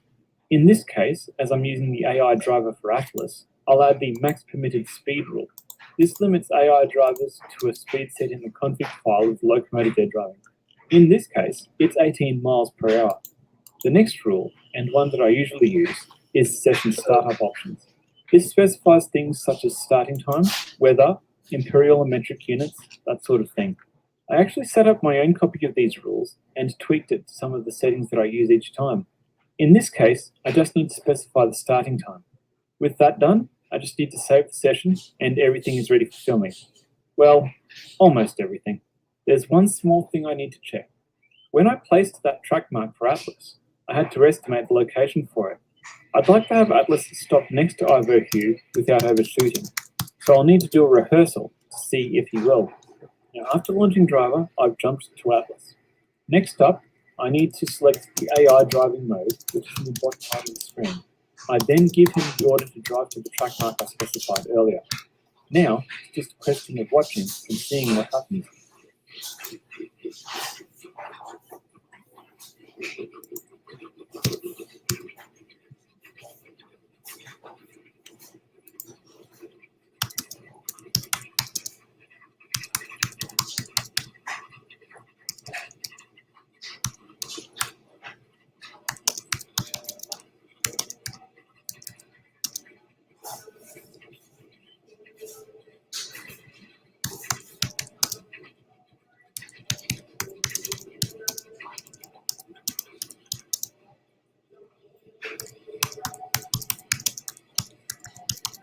Now from this, I can tell that I put the track mark a little too far forward. As such, I'm going to have to move it back. It is tricky to get a train to stop precisely where you want it to in this game, and that's due to the physics of the simulation. So I've returned to the session in Surveyor, and I'm going to move the track mark back a bit. I think this spot should do it. We'll have to see how it goes. Now with that done, time for another test run. Chris was Sunday, if I remember. This time he's stopped more or less where I want him, so I'll go with this position. With that all in place, now it's time to start filming the scene itself. I usually film my scenes in order, so I've jumped into Driver in the session that I set up earlier. Unlike the rehearsal run I did with Atlas, this time I'm going to need to set the directions of the character's eyes before I actually start filming or anything else. Due to how the scripting handles eye movement, this has to be done in Driver. It can't be preset in Surveyor like with the faces. For eyes that don't need to move while on screen, this can be done using the on-screen controls, which will later be hidden while filming. So with that done, I've now given Atlas his orders and paused the game. Now, the AI driver only takes control of the throttle and direction for the train, which means that I can still control the eyes and faces with the handheld controller, which is what I'm doing in this shot to have Atlas look over. This is the point where I'd usually start Bandicam recording if I wasn't using it to film this behind the scenes footage.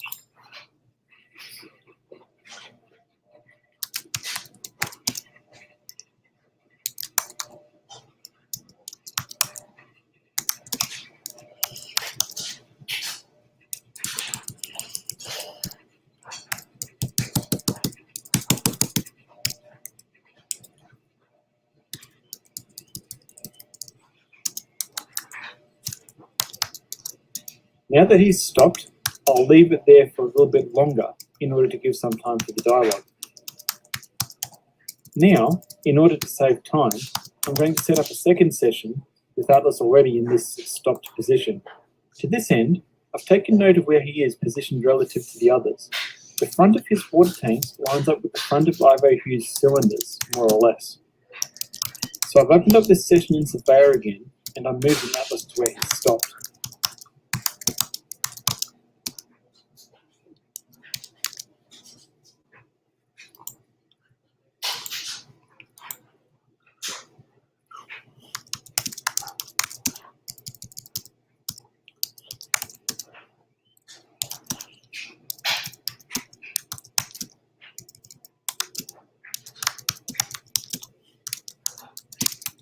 So now that he's in position, I've saved this session with a new letter after it as part 1B.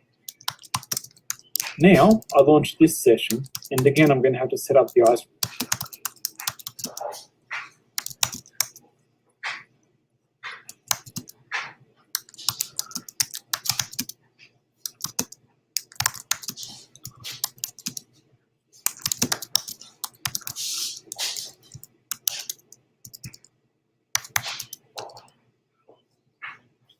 Now that Atlas is stopped, I'm going to need to get Peter moving.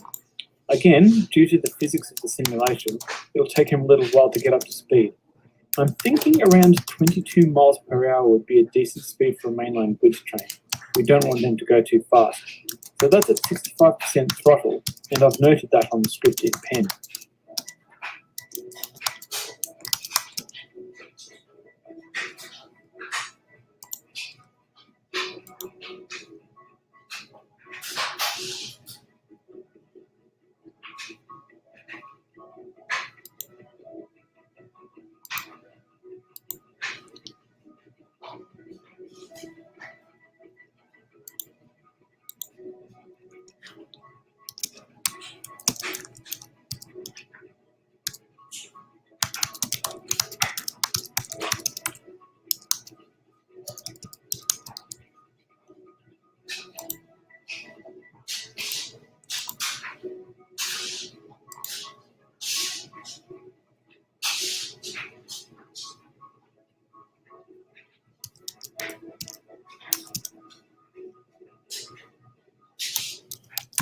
With Peter up to speed, the next thing is to pull him back so he can enter the scene.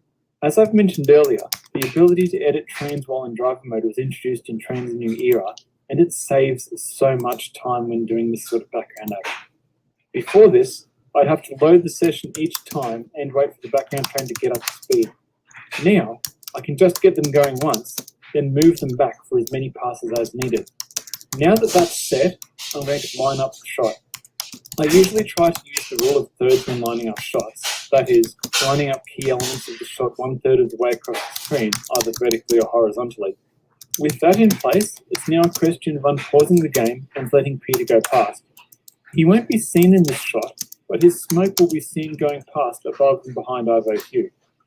In a shot like this, it's more about having the sound of him passing by rather than the actual visual. Even though we don't see him, we're still aware that something is going past. If you listen closely, you can hear his puffing going from the right stereo channel to the left stereo channel.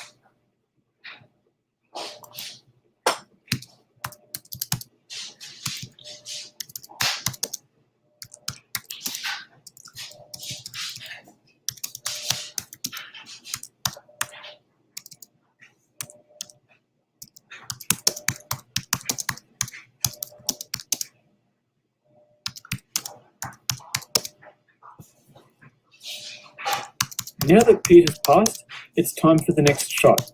So I'm going to pull Peter back to his starting point, line up the next shot, and film it again.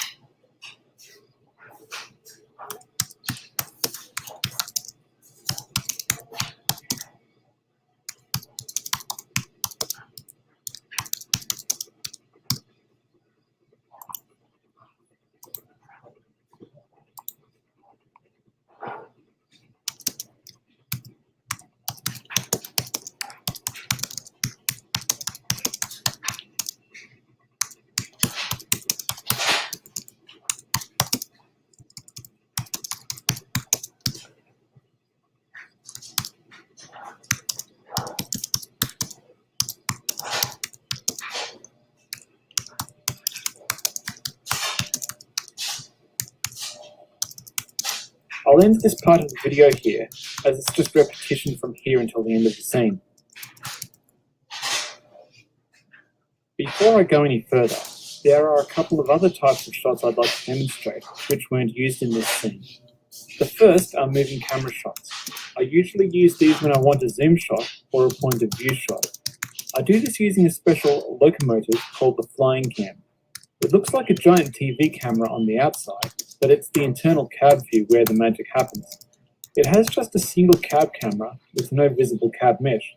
As such, you can pan it around to all directions and zoom it while moving along the track. This allows for all sorts of shots, including flybys, etc. For zoom shots, I'll usually set up a straight line of invisible track, then put the flying camera on it. If I'm making a point of view shot, I'll put it in front of whichever character I'm filming with. That way, the sound effects of their movement will also be recorded. Once the flying cam has been set up, it's just a question of jumping into the cab view, then setting the throttle and recording. The other trick shot I'd like to demonstrate is stop motion animation. Back when I was filming Sodor the early years, I decided to use this to show humans moving around in order to mimic the style of the early pre-CGI years of the TV series. In order to film a stop motion shot, I'll set up a static camera in Surveyor at the angle of the shot. I'll then put the human in their starting position and save the session.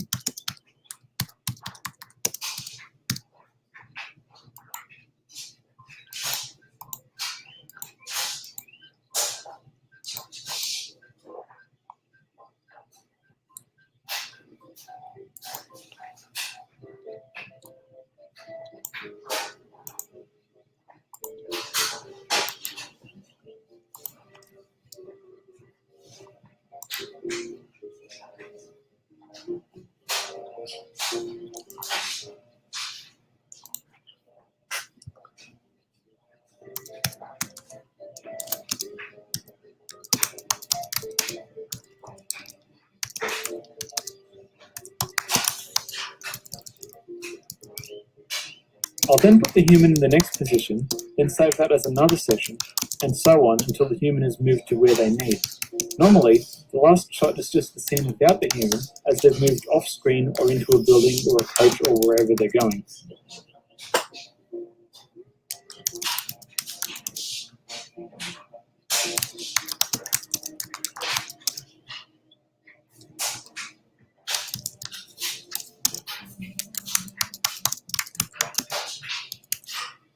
Once that's done, I'll film all the shots using the static camera I set up earlier. Then it's just a question of editing them together with a fade between them. I usually use a half-second crossfade.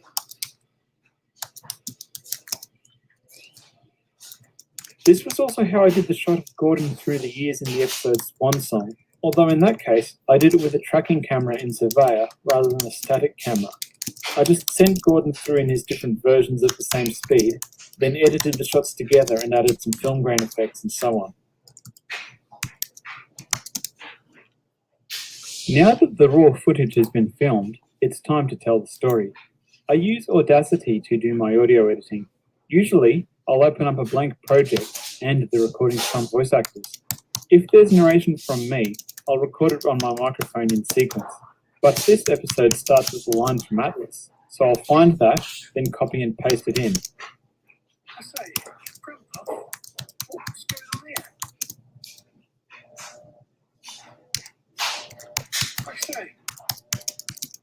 I say, Grandpa, what's going on here? I say, Grandpa, what's going on here? I usually paste each line into a separate stereo channel in Audacity in order to make equalization easier later on. Next up is a reply from the Duke. Again, that's just a matter of copying and pasting. This lady and gentleman will be chartering a train for their wedding in a few weeks.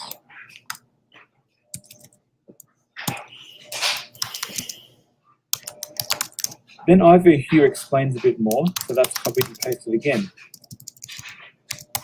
They're deciding if they'd like me as their something new or Duke as their something old.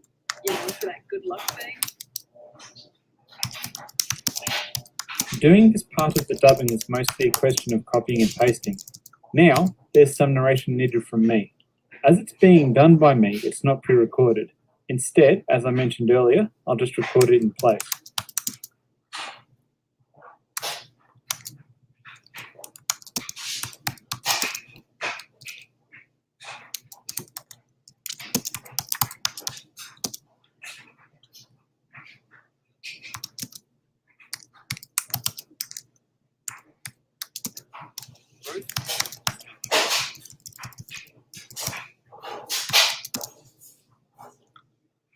Both Bright and Green blinked and started discussing amongst themselves. Duke and Ivo Hugh looked over to see Atlas looking quite puzzled. Following this, it's just a question of copying and pasting further lines until I reach the end of the scene. So, I've now put all of the lines in place. As you can see, the recordings vary in volume depending on who recorded them, how they did it, and so on. For example, this line here from the thin controller came through at a higher volume than the others. So in order to sort this out, I select all the tracks and just apply the normalize effect using the default setting. This adjusts each audio track in the project to an identical volume. Next up, I will need to get rid of the static that comes from my microphone. You can see there's some noise at the end of my line of narration here. In order to deal with this, I'll use the noise reduction effect. Firstly, I run this to get a sample of the noise that needs to be removed. I then apply this to the whole project, which removes all of it. This makes all of my recordings clearer and gets rid of that static. However, this does not affect the lines from the voice actors, as their recordings are clean to begin with. Before Ivo could reply, the wedding couple returned with the thin controller. Finally, once all this is done, I will export this as an MP3. I usually name them Narrator 1, Narrator 2, and so on, depending on which scene they're for. This is left over from when I first started and did all of the narration myself. Now, back in those days, I didn't have much practice dubbing or narrating episodes, so my delivery was very rushed, with no pacing or proper emotion in it. For example, take this scene from my remake of Super Rescue, the 10th video that I made. Shush, 199, Patrick replied. He had been on the Northwest Railway before and knew that the steam engines wouldn't take too kindly to that sort of attitude. It's their railway, after all. Not for long, 199 continued. Our controller says the steam engines give us a bad image. Of course we do, replied Henry angrily. We show what frauds you are. Oh, he sells engines, James put in. If something goes wrong, you hear nothing to your trains. You just sit there and moan for a fitter. We bring him home, even if it is only on one cylinder. It's very rushed. I got lots of comments about the rushed delivery and how it was hard to understand. For seasons 3 and 4 of the early years, I must admit, I still didn't quite get it. I recorded the lines how I did before, but I slowed them down using a change tempo effect in Audacity. This resulted in slow, emotionless delivery, like this. What are you talking about? They're rude and will never miss a chance to trick an engine. Rubbish. The passenger coaches you're talking about. What do you mean? James asked, not sure if he was hearing the other engine correctly. It wasn't until I switched to the voice actors in season 5 of the early years that I realized what I was doing wrong. It was the pacing between the lines that was missing, as well as some emotion in the delivery. This led me to introduce an additional step to my audio editing process, that of pacing. This involves going through the completed MP3 and adjusting the silence between each line in order to give it time to sink in.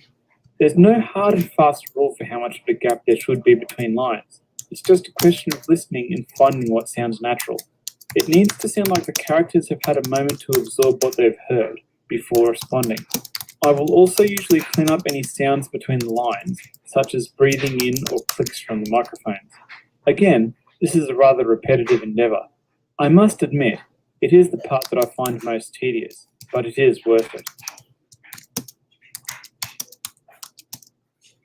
Now for the final stage. This is where all the video clips, dubbing tracks, music, sound effects, and other elements come together to tell a story. It's my favourite part of the process. I use Vegas Movie Studio 13 to do my editing. Here, I've loaded the template that I have set up for my episode and saved it with the title of this episode. I've got 8 separate tracks set in this template, each of which has a different purpose. The text and video overlay tracks are mostly used for titles and borders, usually during the opening and closing credits. The video and voice are the video and sound respectively from the trains recordings. Narration and music are self-explanatory. Finally, there are 2 tracks for sound effects. The first is used for effects such as whistles, crashes, brake squeals, etc. The other sound effects track is for ambient noise, such as birds, ocean waves, crickets chirping, that sort of thing. Firstly, I'm going to have to change the border of the title sequence. I have them color-coded, depending on where the episode takes place. Green is for the Northwest Railway, red for the Skarloey Railway, and drop yellow for the Alsdale Railway. With the border in place, I'll next set up the titles for the episode. I'll usually list the starring characters in the opening titles. In this case, Adeline is the one who stars in this episode, so she'll get star billing. Some episodes, mostly those which have an ensemble cast, won't have any starring characters. Vegas is good software and I've gotten to know it well over the years, but one inconvenient aspect of it is that it turns on the auto ripple function by default. This means that when a section of the video is deleted, the sections after it will automatically be moved back to fill the gap. That's what just happened with that last section of title text. While this function does have its uses, I find that it cramps my editing style, so I'll usually turn it off. With the titles set, my next step is to import the shots filmed for this scene, as well as the narration track. Firstly, I'll put the narration down on the track for it. Usually, I edit the shots to fit the narration, but for action shots, I may adjust the narration to match. Trimming the shots is simply a question of splitting the video at the required points, then deleting the bits not used. In this case, the first 4 shots will be trimmed from within the behind-the-scenes footage you saw earlier.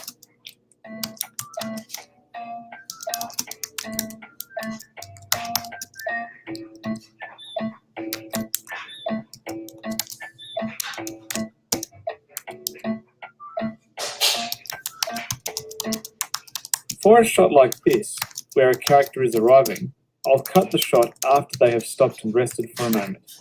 Then, I'll line up the end of that clip at the end of whatever line of narration it's meant to go with. Once in place, I'll then extend it back to the end of the previous shot. As this is the opening shot of the episode, I'll put a fade in on it where it comes out of the title sequence. Sometimes it takes a few tries before I'm satisfied with the edit of a shot. I may play around with it for a little bit until I'm happy with how it looks. Although I do use the sound effects from trains itself, they are rather loud initially and often drown out the narration.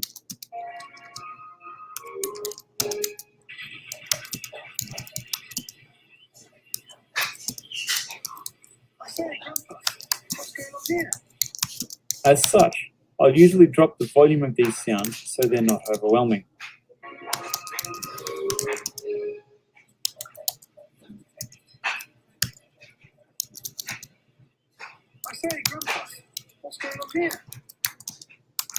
For these next few shots, I'll need to have Peter passing by as part of the background action. As I mentioned while filming, we won't see him in this first shot, but instead just hear him approaching. So I'm going to pick a point at which he can be heard approaching and start the shot there. Then, it's just a question of lining up the end of the shot.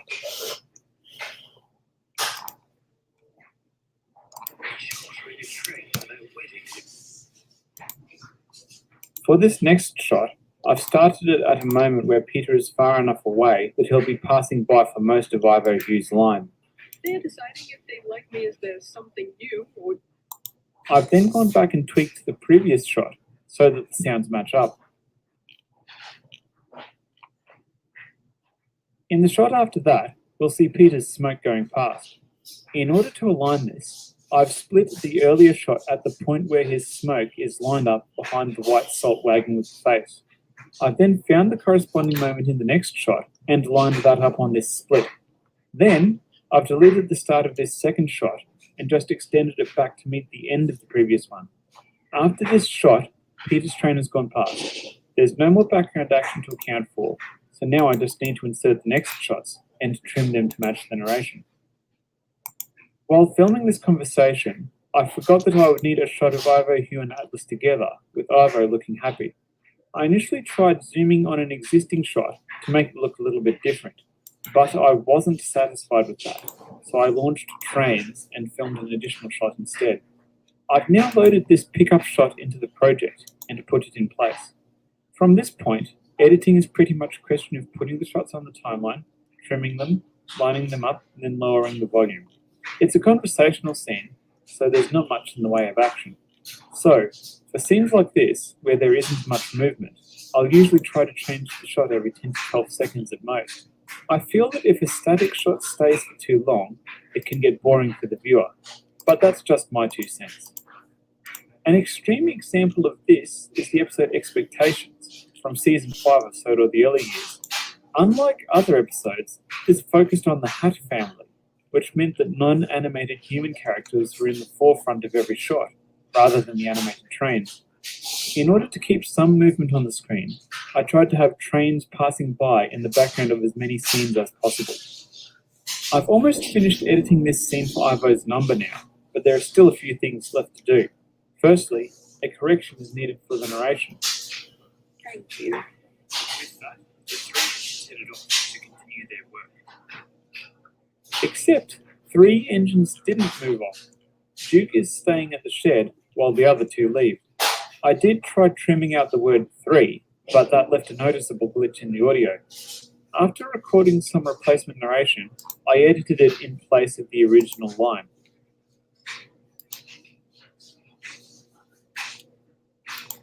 Thank you. With that, Atlas and Ivo Hugh left to continue their work. Next, this final shot of the engines departing needed to have the pauses edited out. This was needed as I had to switch control from Atlas once he started moving to Ivo Hugh to get him moving, then to Duke so that the static camera would hold while the trains moved off screen.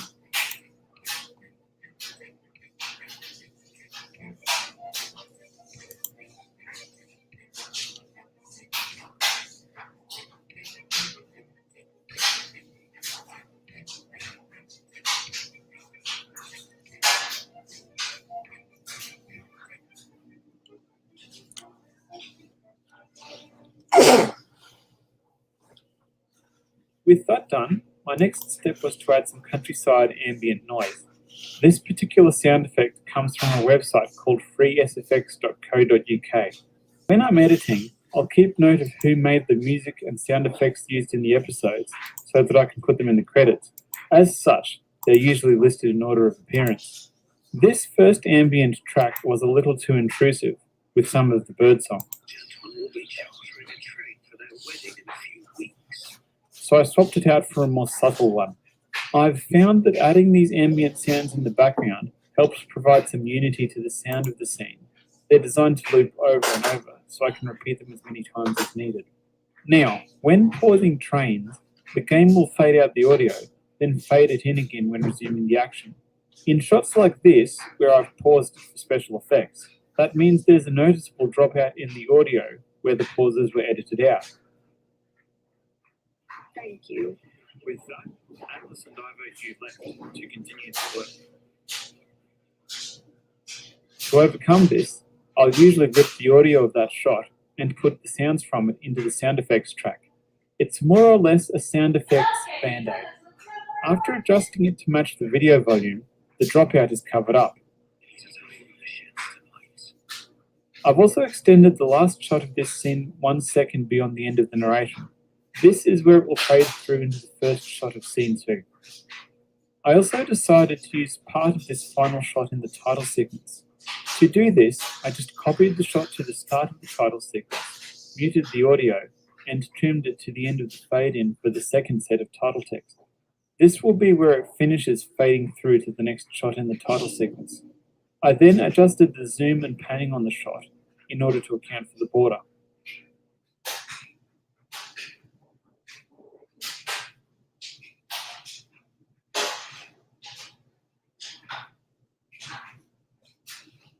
Before I proceed, I'd like to talk about the use of music in my videos.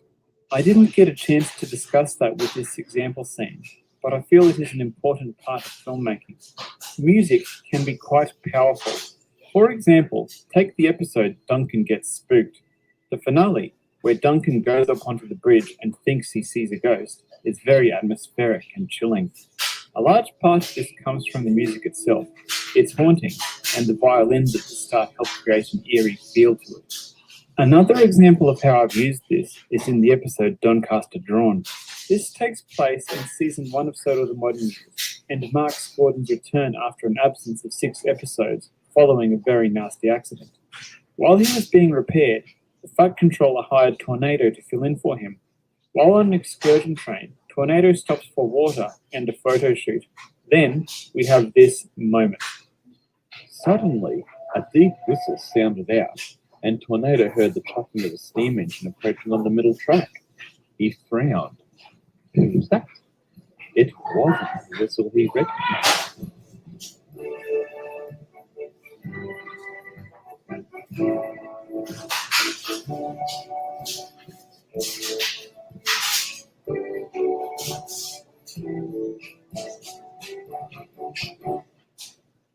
The 2 express engines looked closely at each other, and Gordon's eyes flicked up to Tornado's nameplate for a moment.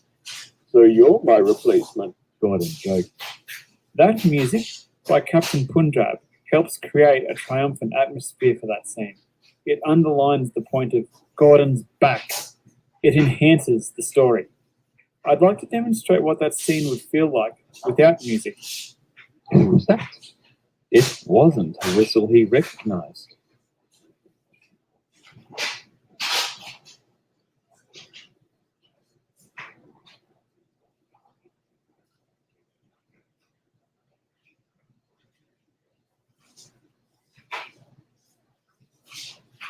The 2 express engines looked closely at each other, and Gordon's eyes flicked up to Tornado's nameplate for a moment. So you're my replacement, Gordon joked. It's just a shot of Gordon arriving. Nothing special about it. It's not a moment like the first version. Had I used a different piece of music, then the scene would have a different feel again. Let's try it with the theme for Bertie's coach tour. Who was that? It wasn't a whistle he recognized.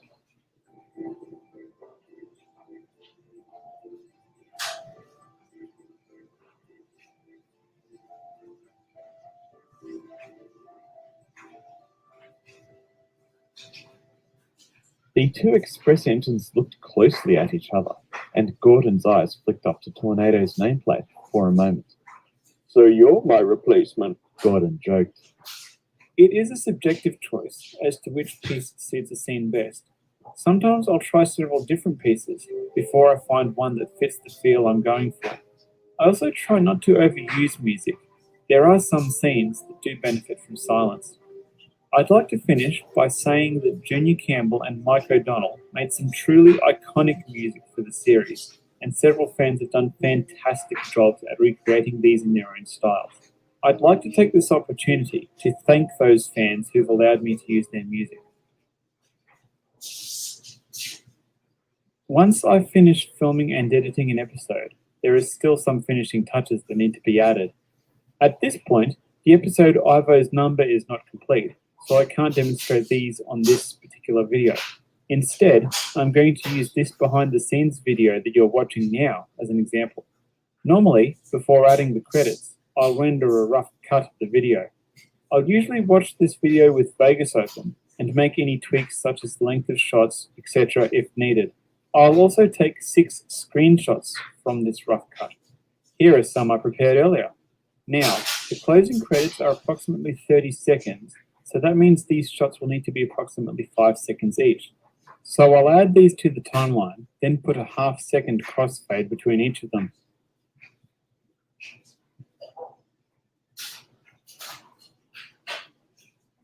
Next up is the credits themselves. Again, I have a template for these. This template includes some standard credits, such as the wrap makers, model makers, and face artists whose work I've used. Generally, for these, I will list everyone whose stuff I've got in my trains library. Keeping track of exactly whose models and routes I've used in every shot would slow down the process of filming, so I've adopted this blanket approach in order to ensure nobody gets missed out. I'll start by changing the episode title at the top, then updating the voice cast. These will be listed in order of appearance. In this case, it'll be Atlas, Duke, Ivo Hugh, the Thin Controller, Tornado, and Gordon.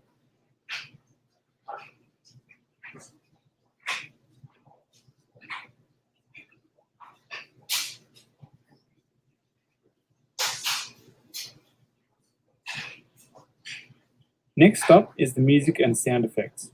As you saw earlier, I keep a list of whose music and sound effects that I use. It's simply a question of copying and pasting these lists into the relevant sections of the credits. I do have a standalone credit for the opening and closing themes, as well as the intro ditty, as these are used in every episode. After completing the credits roll, the final step is to add the closing music. I usually try to line it up so that the end of the lead-in finishes with the last shot of the episode. Then there's that bomb beat and the credits start. Depending on how it lines up, I may need to tweak the slideshow and credits roll slightly. If this is a cliffhanger, then this is also where I'll put the to be continued text while the outro is playing. With that done, I'll then render the video. I have a preset configured in Vegas for 1080p high resolution at 60 frames per second. So, that's how I make my episodes from concept to finished video. I hope you enjoyed watching this and that it proves useful. Now, as promised, here's the scene I was using as an example. Please note, this is the rough cut of the scene, and I still don't have the rest of the shots for the title sequence.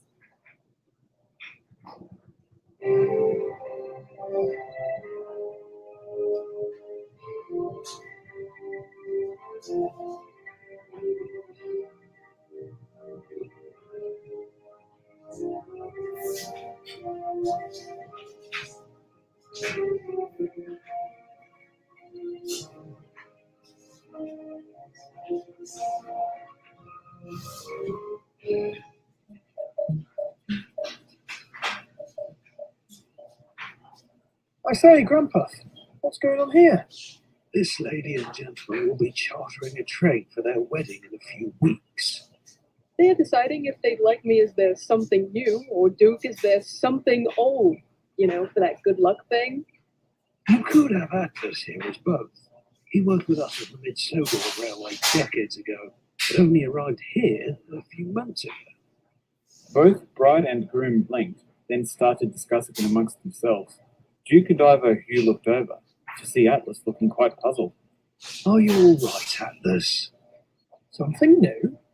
If I may ask, Ivo Hugh, when were you built? Oh, back in 1996. I'm only 16 years old. Just a wee lad, as Donald and Douglas call me. But, Grandpa, I thought Stuart told me you came here in 1969. That's correct. And how come you're number 8? Ivo's number 7. Shouldn't it be the other way around? I did ask about that, but I was told to wait until I was a bit older. That was a few years ago, as I recall. So you can tell me now, then. I'm afraid not, Ivo. I wasn't here for it myself. You weren't? No. All I really know is that Adeline had her accident a few months before I was found. Before Ivo could reply, the wedding couple returned with the thing controller. Duke, you'll be taking the wedding train. So it's something old then. I will be happy to help. Thank you. We appreciate it, replied the groom. As the couple and thing controller walked off, Ivo Hugh shot Duke a curious look. I'll talk to the others and ask them to tell you in the sheds tonight. Thank you. With that, Atlas and Ivo Hugh left to continue the work.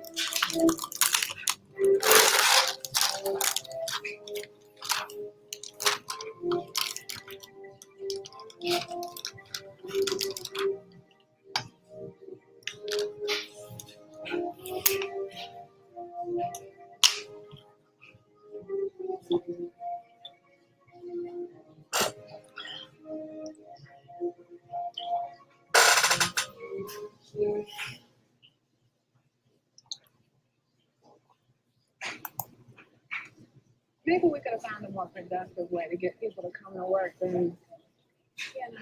Should have just gone.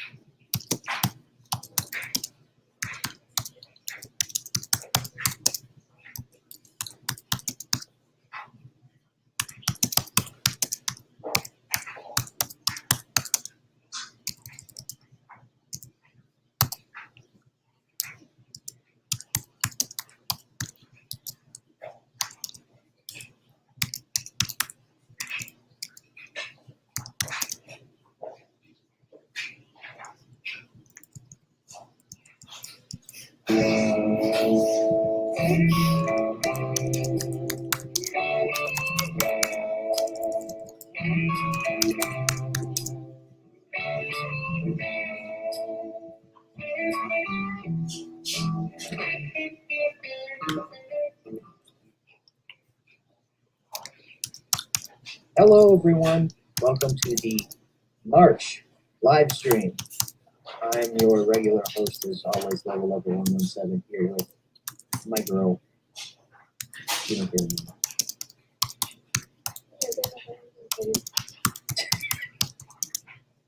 I refer to you actually, this is 117. You kind of are, if you think about it. So, hi everyone. Let me just pull a chat here. We have quite a few people here tonight.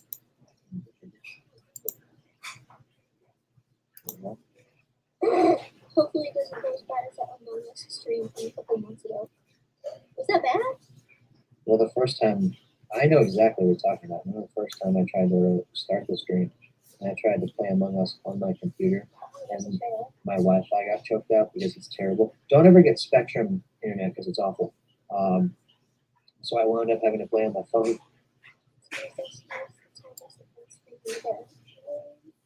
Oh, that is, I'm surprised you people noticed that. That is Big Box Great Festival Adventure. Mm-hmm. Oh, wait for real. Let me see. Oh, it's a PC game. A piece of it. I thought it was a 14. No, see. It came in that big old thing. Yeah, this was a huge thing in the 90s, big box PC games. Seems like a waste of. Oh, it definitely is, but it's cool.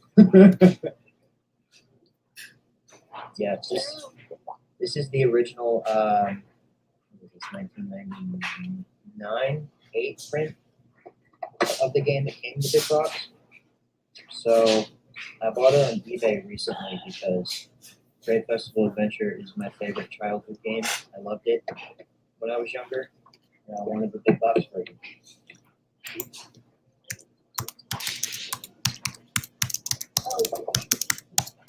Recently, Zio, you know him, his friend with Unlucky Tugs, he bought the pack that I actually had as a kid. It came with the 10 Years in America coach. My box. He loves board games. We play a lot of Life together. Life, the game of life is very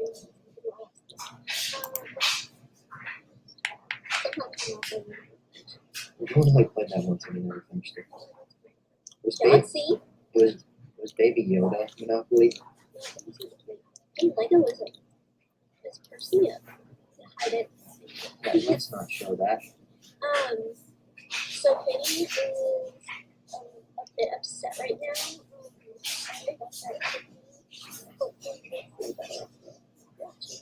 Yeah.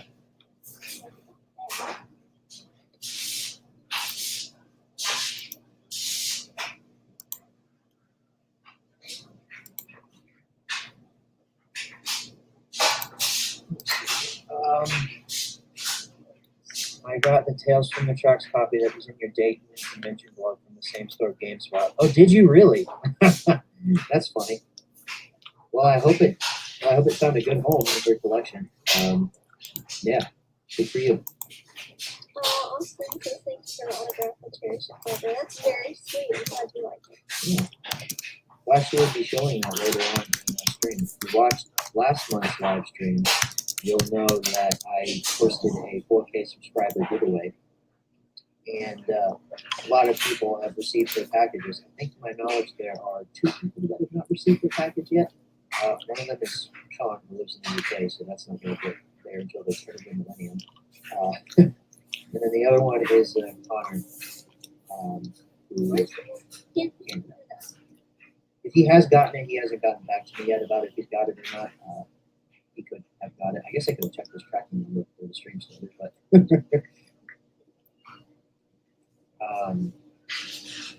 but yeah. Yep, Katie pushed it out his birthday. I will be showing the unboxing videos that you all sent to me, as well as pictures that you all sent to me, to show that off to everybody. So, I do want to note, though, that a couple of the videos did have to be cut down. They were just a little bit too long. So if I did that to your video, don't feel offended. It wasn't because I didn't like it. It was because I just needed it to be shorter. Your man loves the LED light. It's awesome. Dude, I saw that in your video. That thing looks amazing. It's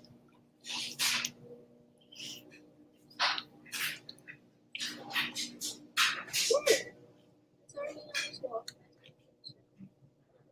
Yeah. You don't know what's yet. Yeah, I'll look at it.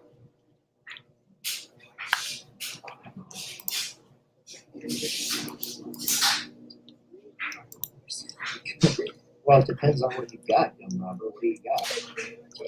Yeah, we do actually have those. Wow, that's nice. But this is. But it's Sunday. I'm talking Sunday.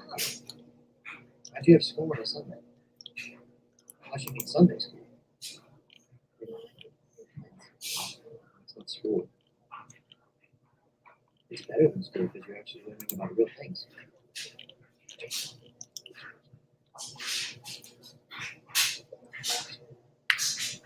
Good for you, you still Engine 11. Got a few autographs myself.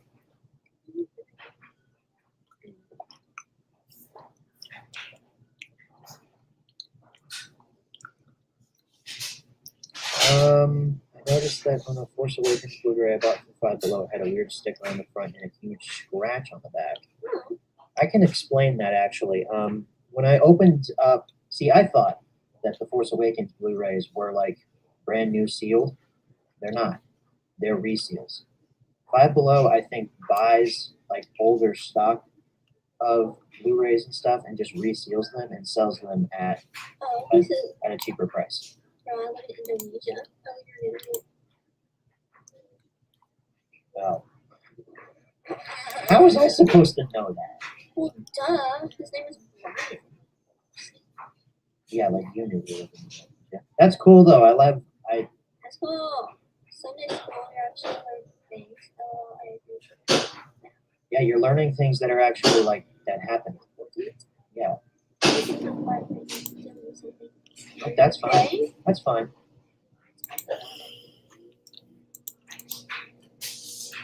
Neil, you don't have to give me anything yet. That stuff is yours. Keep it, cherish it, do whatever you want with it. You don't have to give me anything, man. I'm not asking for anything. That's out of the goodness of my heart. You're such a good person. I'm not trying to brag here. I'm just saying. Like, it's just out of the goodness of my heart. The best person I know.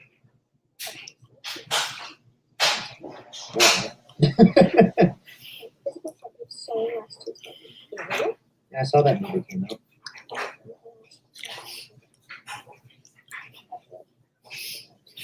Yeah.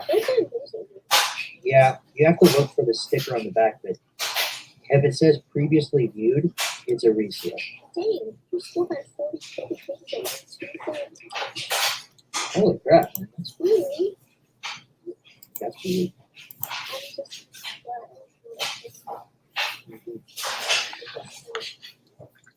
I had to go to the for a little bit, but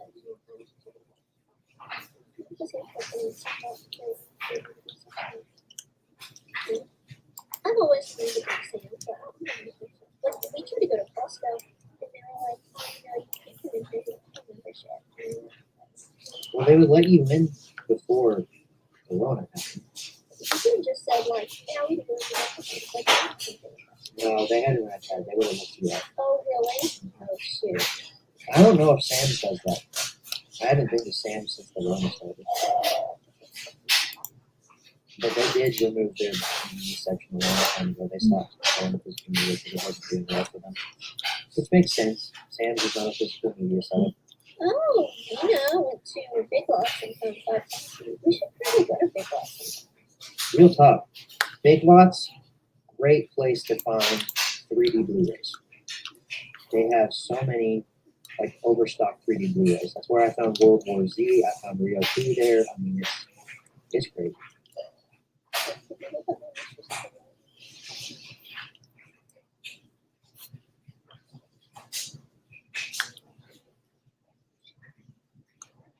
Oh, here's Austin's picture.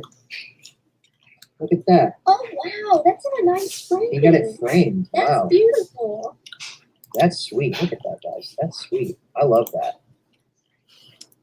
That's a nice frame. That looks great on your wall. Oh my gosh, I love that. You got it next to his TV and everything. Oh, that looks great, Austin. That's a great setup.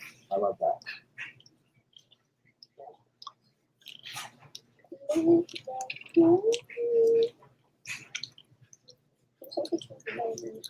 Yeah, we had a tornado. Yeah, it's not funny. But doesn't it snow in like summer for you all? That's I don't know why I'm making that such a big thing. that's the stereotype is that it's you wake up in Canada and it's always snow. Okay, I'm eating frozen pizza and a Wiki Blizzard. I got a blizzard today and it was that evil cooking the best I didn't. Was that good? Yeah, it was very good. It was really good. So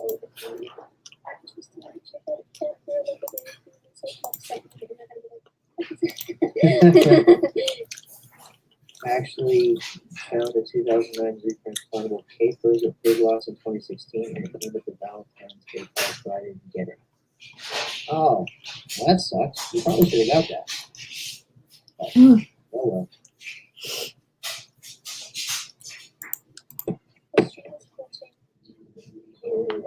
That's us. Well, anyway.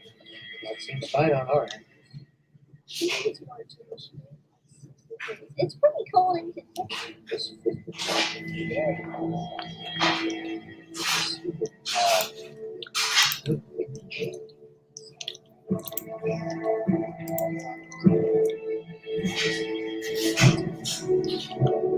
it sucks. Yes, I did. I watched the full thing and it's cool.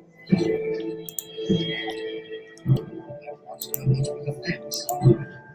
It's awful. Don't watch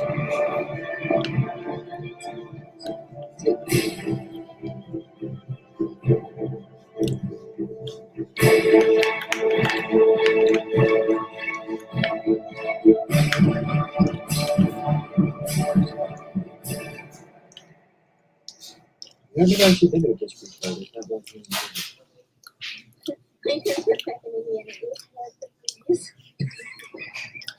Oh, it's still cold.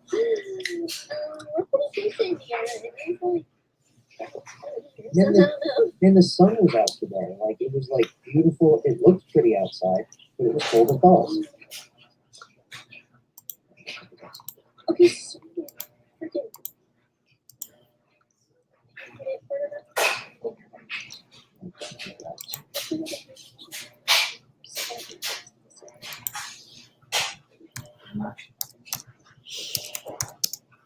Did I get any new PTPE pieces?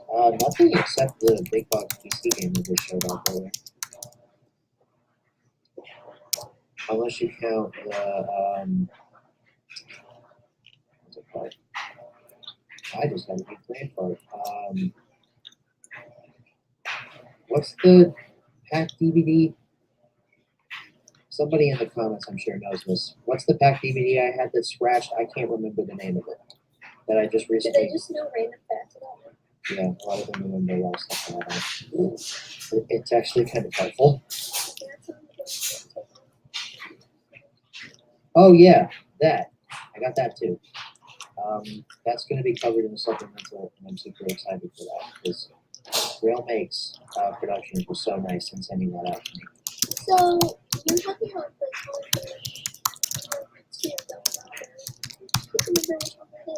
I think I had it on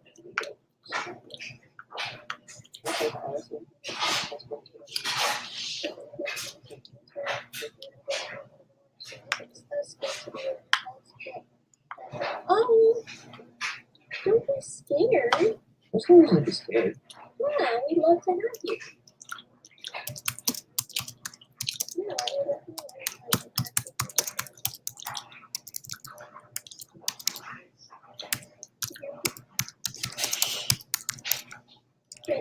well, I'm glad you did. I'm so glad to hear it. You shouldn't be scared. We're so glad to have you. There's literally no reason to be afraid. We're just two people. On site with Thomas. Thank you, Gearbricks. Thank you. That's the one. That's the one. I just had a huge brain fart there. I kept thinking, Thomas Saves the Day? No, that's not the one. It's on site with Thomas. Unless you count that one I found for $1 at Game Exchange. Game Exchange is one of my new favorites.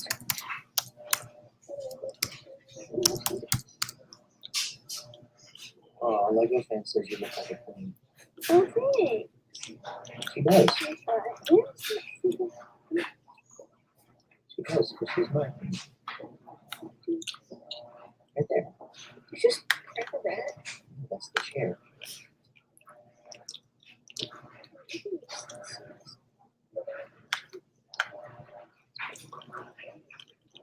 I love that, but I like the. No, I like Charlie. Well, this doesn't make it any better. I like What the heck? Hey man, if you want to, that's totally fine. You know what? If you do, I'll do an unboxing. Why not? But by no means do you have to. Don't make that good.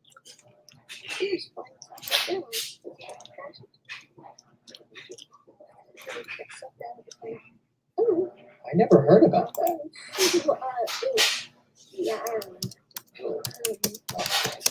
But I think it would be even safer to take them because they'll have even better precautions. And I can't remember the things I took that it does me.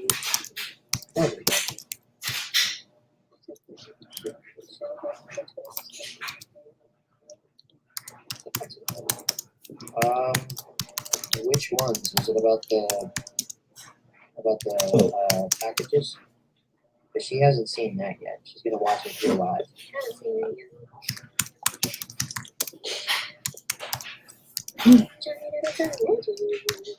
Okay, bye in the mail. Gotta go to school, I guess. Go learn.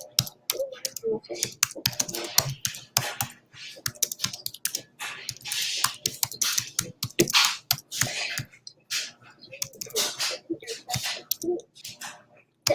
That's a great segue into things I don't understand about the world. Oh, brand new segment. Things that Hope doesn't understand about the world. I should make a graphic for this. Please do. We're gonna start doing it. I'll come at you with about 3 things today. Maybe 3 things I don't understand per episode. Number 1, we'll start with Bluetooth. How does that mean? I will never understand that.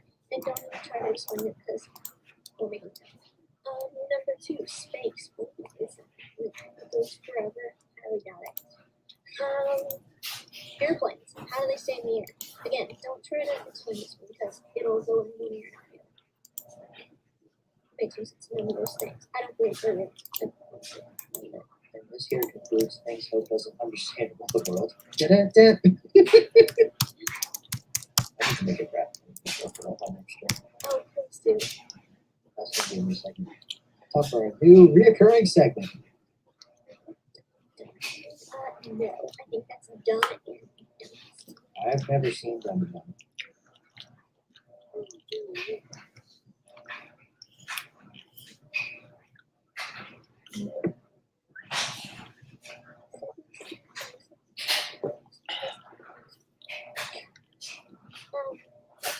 Okay, Queen. How's the weather lately? He's a crackhead, but he's great. He's old. I think that's what I'm every single day.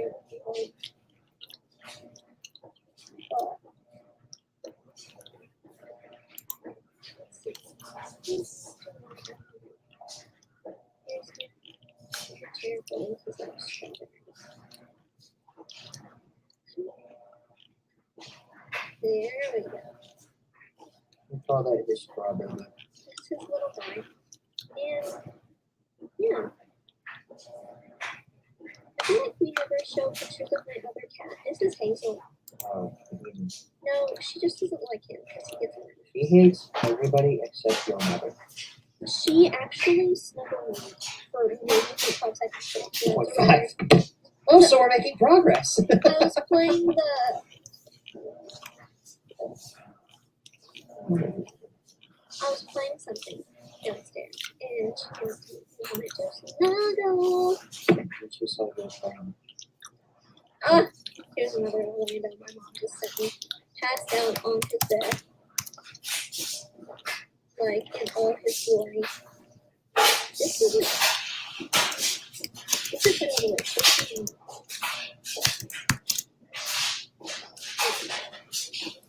basically, yeah. Speaking of him being passed out, there's one where he fell asleep on me.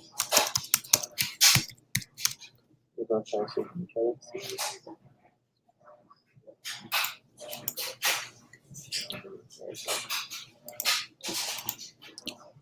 It's father and son.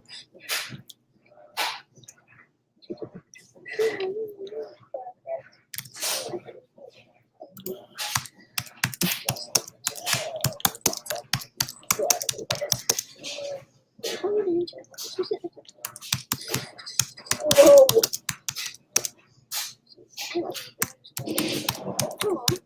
His name's Kylo. That's cute. That's cute.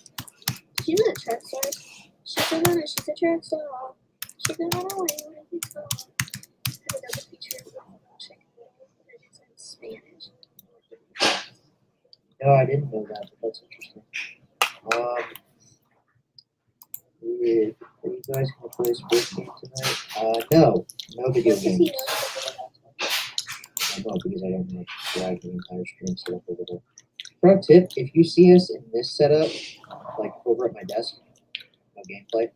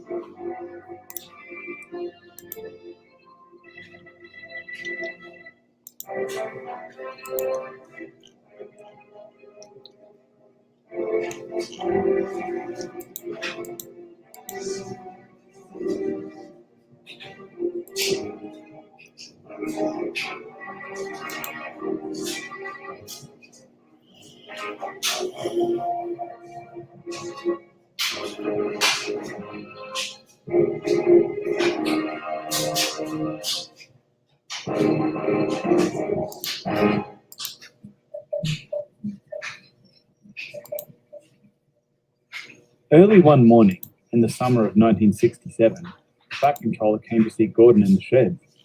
Good morning, Gordon. I'm afraid it's that time of year again. Summer holidays, sir. I take it the Express will have extra coaches at it. Indeed. Thank you for letting me know, sir. Gordon replied. With that, he headed off to pick up the express coaches. Normally, he would be proud to be taking the railway's name train, but today, the big engine had something to worry about. Driver, I'm not sure if I can do this. What's wrong? I've got a bit of a pain in my boiler. We'll have to do what we can. Do you think you can make it to Croven's Gate?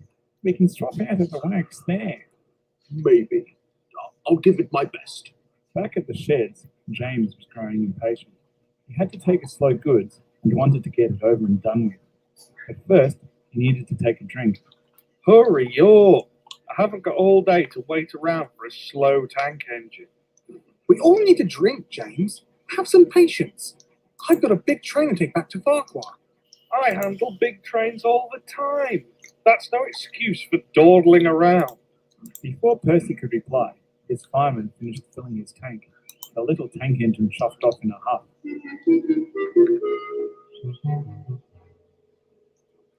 He was still annoyed when he collected his trucks. Donald had seen the whole thing. Don't be fast yourself, Percy. You know what he's like, especially when it comes to trucks. We all have jobs we don't like. That's no excuse to be rude. Aye, well, don't let it get you down. No point stewing over this sort of thing.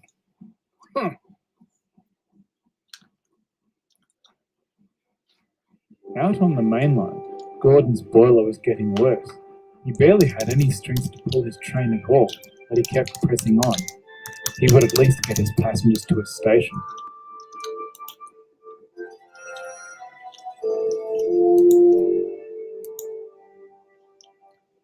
After leaving his coaches at the platform, he crawled into a nearby siding. His crew climbed down and inspected him. James soon arrived with his goods and was flagged down by the station master. What's the matter, Gordon? Run out of puff? My boiler tubes have collapsed. I'll have to go to the works to be mended. What? I didn't realise it was that bad.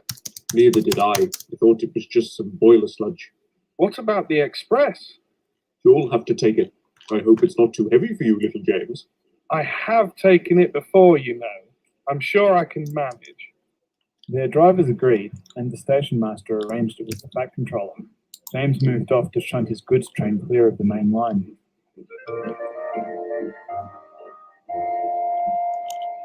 Once that was done, James backed down onto the express. He tried to start the train, but the heavy coaches held him back. Come on, get moving. He tried again and again, but it was no use. The long, heavy train just would not budge. While this was going on, Percy arrived and stopped to shunt some of his trucks. Having a bit of trouble, James? The express is a bit heavier than usual this morning. It's the summer rush. Oh, but I thought big trains were no excuse for dawdling around. Isn't that what you told me, James? James didn't reply. He just grunted and tried to start the train again. Would you like some help? What? You? Help me? With this? That would be an act of desperation. Now, James, think of your passengers. They have places to be. Desperate times do call for desperate measures. Oh, so a desperate measure am I? I suppose you'll do, James replied.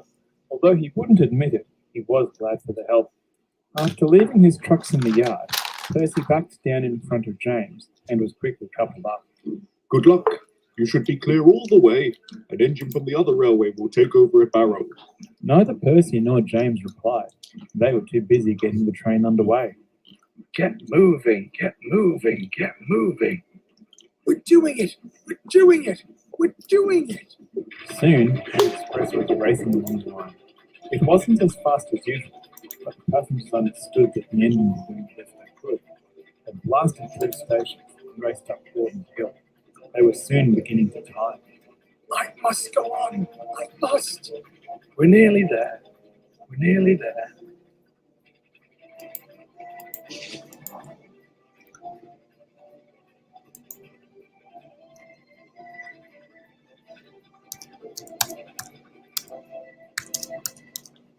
They were relieved to reach Croven's Gate, a scheduled stop for the express, but this sentiment was not shared by the engine waiting for them. You're late. Just as well for you to have a guaranteed connection. It's not for a lack of trying. Don't tell me you've never been late. Don't try to make this about me. Pipe down, Duncan. Can't you see they're exhausting? Poor Percy was worked off his wheels. Thank you, Adeline. Percy replied. Duncan just glared. The two engines got the express underway again. That rest, brief as it had been, was what they'd needed.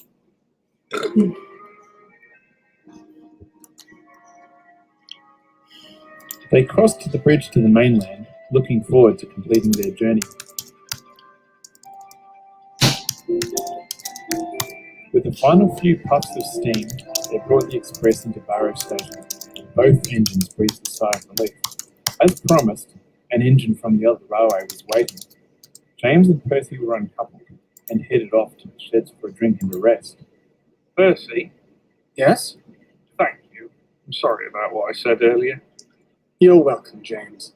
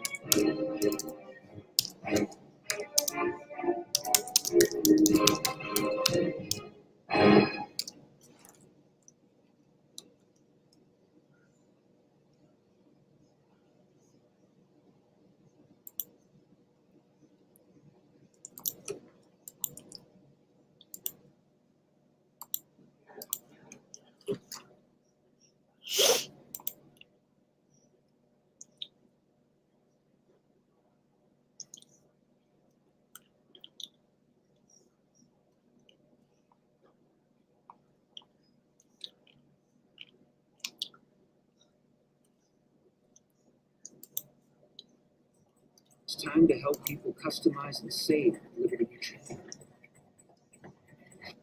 Good soft. Good soft.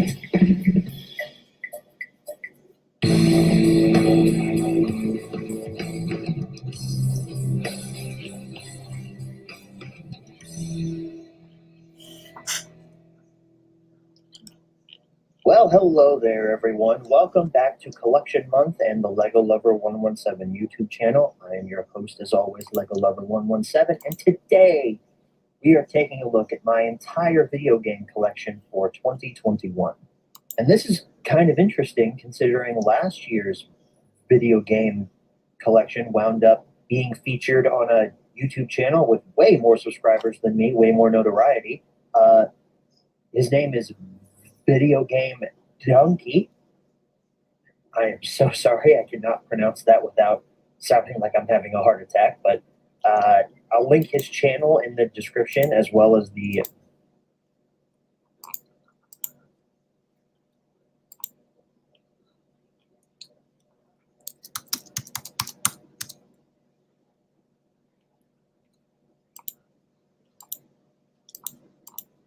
video where my collection is shown. He did kind of make fun of my stutter just a little bit, but you know what, I do that every now and then, so it didn't really bother me all that much. But I thought it was a funny parody of my stuff. I was categorized as a famous rapper, so look out for my next tape. It's coming soon. If anyone found my channel from me being featured in that video, I welcome you to the channel. Thank you for joining me. And this is my complete video game collection for 2021. This includes pretty much all platforms that I have here in my house. Keyword there is in my house. I have a PS2 that's currently over at Hope's house because I didn't have anywhere to hook it up. I have a few games for that, as well as a PlayStation 3 that is over in her basement with quite a few games on that. There's some other Xbox 360 titles. She has an Xbox 360 and I've been buying her games for that system. So it's not really complete per se because I'm not featuring some of those titles. Actually, a lot of my GameCube library is currently over at her house because our actual GameCube is at her house. But this is everything that is under my roof right now. This is everything that I have access to play right here, right now. I have a ton of stuff. I really did not realize how much I have. I say that every time I set up these stacks here for any collection that I'm doing. I never realize how much I have until I have to get it all out and set it up on the floor. So let's go ahead and jump right into it here. We're starting off with the smallest section here, and this is handheld stuff that is loose. This is like Game Boy, Game Boy Color, Game Boy Advance. There's some DS games thrown in here as well. I'm just going to show them to you one by one. You know how these collection videos work, so let's jump right into it here. First title up is Indiana Jones and the Infernal Machine on the Game Boy Color. This is the fabled 4-pack of SpongeBob SquarePants Super Sponge, Nicktoons Freeze Frame Frenzy, that is a tongue twister, Fairly Odd Parents Shadow Showdown, and Rocket Power Zero Gravity something or other. I can't quite read it. Mater National on the Game Boy Advance. Not a bad port of that game. Mario Pinball Land. I almost forgot the land there. I usually just call it Mario Pinball. That's a fun one to just like sit around and play every now and then. For anyone who is wondering, I have a blue Game Boy Advance SP. I brought it in here with me, so there's that. It's not a backlit model, unfortunately. It's front lit, but it works. One of the numerous Star Wars games that I own for numerous different consoles. This is Star Wars Episode 2 Attack of the Clones. Here's a Batman Beyond game. Is this Return of the Joker? Yes, it is Return of the Joker on Game Boy Color. Let's see. Here's a Bob the Builder game. Can we fix it for Game Boy Color? This is a fun one. Cute little game for kids. This is a classic Tetris on the Game Boy. This is probably the game I have logged most hours in on my GBA Advance. Or on my GBA, not GBA Advance, I did Game Boy Advance. Spider-Man Mysterio's Menace. This was a fun little platformer. The classic NES series Dr. Mario. This is a fantastic game, simple puzzle game. I like the simple puzzle games. Those are some of my favorites. Jeopardy on the DS, RIP Alex Trebek. And then Deal or No Deal on the DS. This is Star Wars Trilogy, Apprentice of the Force. Here's Avatar The Burning Earth. Drake and Josh, because that apparently needed a video game. Larry Boy and the Bad Apple. Nicktoons Racing, with a label that looks like it had been dunked in water multiple times. And then Cartoon Network Speedway. Two competing franchises there. I like Nicktoons Racing more, though. SpongeBob SquarePants Revenge of the Flying Dutchman. Enjoyable little platformer. Another franchise that didn't really need a video game, Zoe 101. Again, developed by THQ, same with Drake and Josh. I don't know why those got video games. The GBA port of Episode 3, Revenge of the Sith. Spider-Man 2. And the original Spider-Man here. Fantastic Four. Nicktoons Battle for Volcano Island. Possibly the greatest game ever made. Gex. If you're a Scott the Lost fan, you know about Gex. Another GBA video cartridge. This is SpongeBob Volume 2. Lilo and Stitch 2. Hamsterville's Revenge. Oh, wait, you said it. Wait, the what? Original Lilo and Stitch game here. A lot of these games are just basic platformers, but they're fun. Pokemon Sapphire, which I got for free when I bought my DS Lite. It came in the package with it for some odd reason. I don't know if the seller meant to include that, but it's mine now. Classic NES series Donkey Kong, Game & Watch Gallery 4, Fairly Odd Parents GBA video cartridge, Volume 1, Ford Racing 3, because I like representing a bad car company with bad games, X-Men Mutant Academy, Star Wars Jedi Power Battles. This is just baseball. Supposedly it's with Nintendo characters, but I can't really tell when I actually play the game, but it's fun. This is a weird and obscure Lego game. This is Lego Football Mania. It's soccer, but with Lego people. It's weird, man. Cars on the GBA Advance. I keep saying GBA Advance. It's not that. It's just GBA. It just feels weird. I should say GB Advance, but I don't know. And then rounding off our little stack here is Daredevil from 2003, because I like bad, obscure comic book video games. The Incredible Hulk, which is actually not a bad game. I very much enjoy that. And then our last cartridge here is Pirates of the Caribbean, Curse of the Black Pearl. And then boom, like magic, everything has been returned into its little bin here. It's almost like I didn't cut out the part when I spent 5 minutes putting it all back inside. Now that we're done with the cartridge-based stuff, or at least the stuff that doesn't have boxes to it, let's jump right into these stacks here. So we're going to start off a little random this time around, but we're going to start off with PC games because those are video games just as much as stuff for consoles is. So to begin with this stack right here, we have on top this Adrenaline Rush 3-pack. This includes Tony Hawk's Pro Skater 2, Skate Park Tycoon, and Matt Hoffman's Pro BMX. And you can see right there, this was $2 on clearance at Half Price Books. I figured, hey, why the hell not? It's got Tony Hawk's Pro Skater 2. People like that game, and 2 other games that are kind of fun, I guess. I actually never heard of them. You guys who watch Let's Plays, you'll know about this one. The B-Movie game on PC. Yep, the superior way to play it. Or you shouldn't play that game at all, actually. Pirates of the Caribbean at World's End. This was another clearance buy at Half Price Books.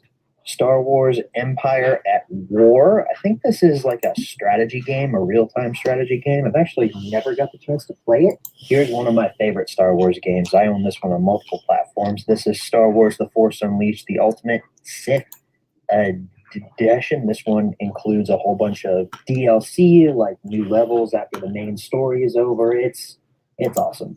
And then Lego Indiana Jones, another clearance buy at Half Price Books. I get a lot of my, I wouldn't say crappy games, but a lot of the weird, obscure stuff on PC from Half Price Books. I shop there a lot, if you couldn't tell. Here's some PC games without cases. We have SpongeBob Employee of the Month and SpongeBob Operation Krabby Patty. Battle for Bikini Bottom, which is different than the console port. This one is a point-and-click adventure type game. The console port's better, though. And then Nicktoons Basketball. Those all came in like a 4-game value pack that my parents got for me for my birthday when I was younger, and I played all of those. Except for Nicktoons Basketball. Never really got into that one. I'm not really a sports guy. Lilo and Stitch Trouble in Paradise, as well as Lilo and Stitch Hawaiian Adventure. Oh yeah, this one I love. Lego Preschool. Yeah, my style. You know, that's great. And then Mickey Mouse Preschool. You guys know I played a lot of preschool games on the computer when I was a kid. I don't play that nowadays, obviously not. You wouldn't catch me dead playing Mickey Mouse Preschool. I'm a man. I like manly things, like guns and drinking. Yeah, that's what I like. Totally don't like printing out pictures of Goofy and coloring him. Not me. One of my favorite underrated Disney shows, Roly Poly Oly, The Search for Spot. This whole series just got added to Disney Plus, and I'm so excited for that because it's horribly underrated. Nobody talks about it nowadays, and it's amazing. Y'all should go watch it. Here's Tomb Raider 2. You can't have Tomb Raider 2 without Tomb Raider 1. These are like a weird, like, super saver line for older games that were re-released, I guess. And I got them at Half Price Books for $2 each. The Return of Indiana Jones and the Infernal Machine, this time on the PC. And then VeggieTales: The Mystery of Veggie Island, which was one of the games you could have played if you came to the entertainment show. Nobody wanted to play it, though. That was sad. Lego Island, Lego Racers, Lego Loco, Thomas and Friends: The Great Festival Adventure. This one was my favorite one as a kid, as you all know. Trouble on the Tracks, Railway Adventures, the best Thomas game that's ever been released. You will have to fight me on that one. Building the New Line, Bob the Builder, Can We Fix It? The PC port of this game. There was a PlayStation 1 port of this too that I actually have. It's over at Hope's house right now, unfortunately. I can't show it to you here. Clifford Learning Activities, SpongeBob Lights, Camera, Pants, the SpongeBob SquarePants movie game, which is also not the same as the one on console. This one's a point-and-click adventure. The other one's a platformer. The console one's better, in my opinion. Classic Star Wars game right here. TIE Fighter, the collector's CD-ROM version. Star Wars Jedi Knight Dark Forces 2. This one was weird because it has live-action cutscenes, like they're actual actors playing the characters that are in this game, and it was kind of jarring to go from weird CG graphics to, oh, look, that's a real person playing Kyle Katarn. What? Star Wars Jedi Knight 2 Jedi Outcast. A friend gave me that. The Phantom Menace tie-in game. And an obscure one, Star Wars Force Commander. Rounding out our PC section, we have the UK version of Thomas Saves the Day with slipcover and all that, so that's cool. And then the big box version of the Great Festival Adventure, which I love to this day. It's got amazing artwork on both the front and the back. Love me some big box PC stuff. All right, now we're moving into the 3DS. Not a huge selection here, but we have Animal Crossing New Leaf, Lego Batman 2, Lego City Undercover: The Chase Begins, Lego Ninjago Shadow of Ronin, Lego Star Wars The Force Awakens. I actually found this in a Target a few months ago. They were clearancing out their old 3DS stuff. And this one, I think, was the last 3DS title they still had on their shelf. So I was like, hey, I'll pick it up. It was like $10. Mario Kart 7, Super Mario Brothers 2, New Super Mario Brothers 2, I should say, Super Mario 3D Land, and Super Smash Brothers for Nintendo 3DS. And now we move on to the regular DS, and oh boy, do I have a lot of games for this system. Avatar: The Last Airbender, Cars Major National, Cars Race-A-Rama, Cars 2. Somebody in the comments of last year's video game collection called me out for saying, this guy went on a huge in-depth rant on the different versions of the Cars 2 video game, but only played one level of Mario Galaxy. I thought that was funny. And also, it's true. I still have only ever played one level of Mario Galaxy, and this version of Cars 2 on this console is the best version. The Wii version sucks. Or all the other console versions suck, because this one actually follows the story of the movie. The Drawn to Life SpongeBob SquarePants version. I love that new for 2009 sticker right there on the package. That's my favorite part of that. Hasbro Family Game Night, Justice League Heroes, Kung Fu Panda, Lego Battles, Lego Battles Ninjago, Lego Batman, Lego Lord of the Rings, Lego Star Wars The Complete Saga, and Lego Star Wars 2 The Original Trilogy. Can you tell I like the Lego games? All right, to start off this next stack here, here's some GBA boxes that I have here. The box for Revenge of the Flying Dutchman. I have them in these protective cases, so I don't like to keep the games in there if I ever want to play them. And then this is actually a sealed copy of Larry Boy and the Bad Apple. Never been opened. Bought that at a used video game store with Multi-Green Thunder and who else was there? I'm so sorry. Miles? Were you there? Yes, it was Miles. Oh, Miles, I'm so sorry. I feel so bad now. Anyway, let's move past my glaring error there. Here's Lego Star Wars 3. I have great memories with this port of Lego Star Wars 3 because I was sick. I had to go to the doctor and I had to get a shot. And I was afraid of shots. And my mom said, if you get the shot, we'll take you to Target and we'll buy you Lego Star Wars 3 on the DS. So I said, give me the damn shot, Doc. And I beat most, if not all, of the story mode the first day I had it. So great memories with that version. Madagascar Carts, I think I said in last year's video game collection that game was a classic. I don't know why it's not a classic. It's a bad game. Mario and Sonic at the Olympic Games. I picked this up in Indianapolis this year at a Mega Replay, I think it was. Mario Kart DS. Fun fact about this game, Multi Green Thunder owns a bootleg version of this game that he's going to do a video on at some point on his gaming channel. So I just spoiled that for you, Multi. Ha!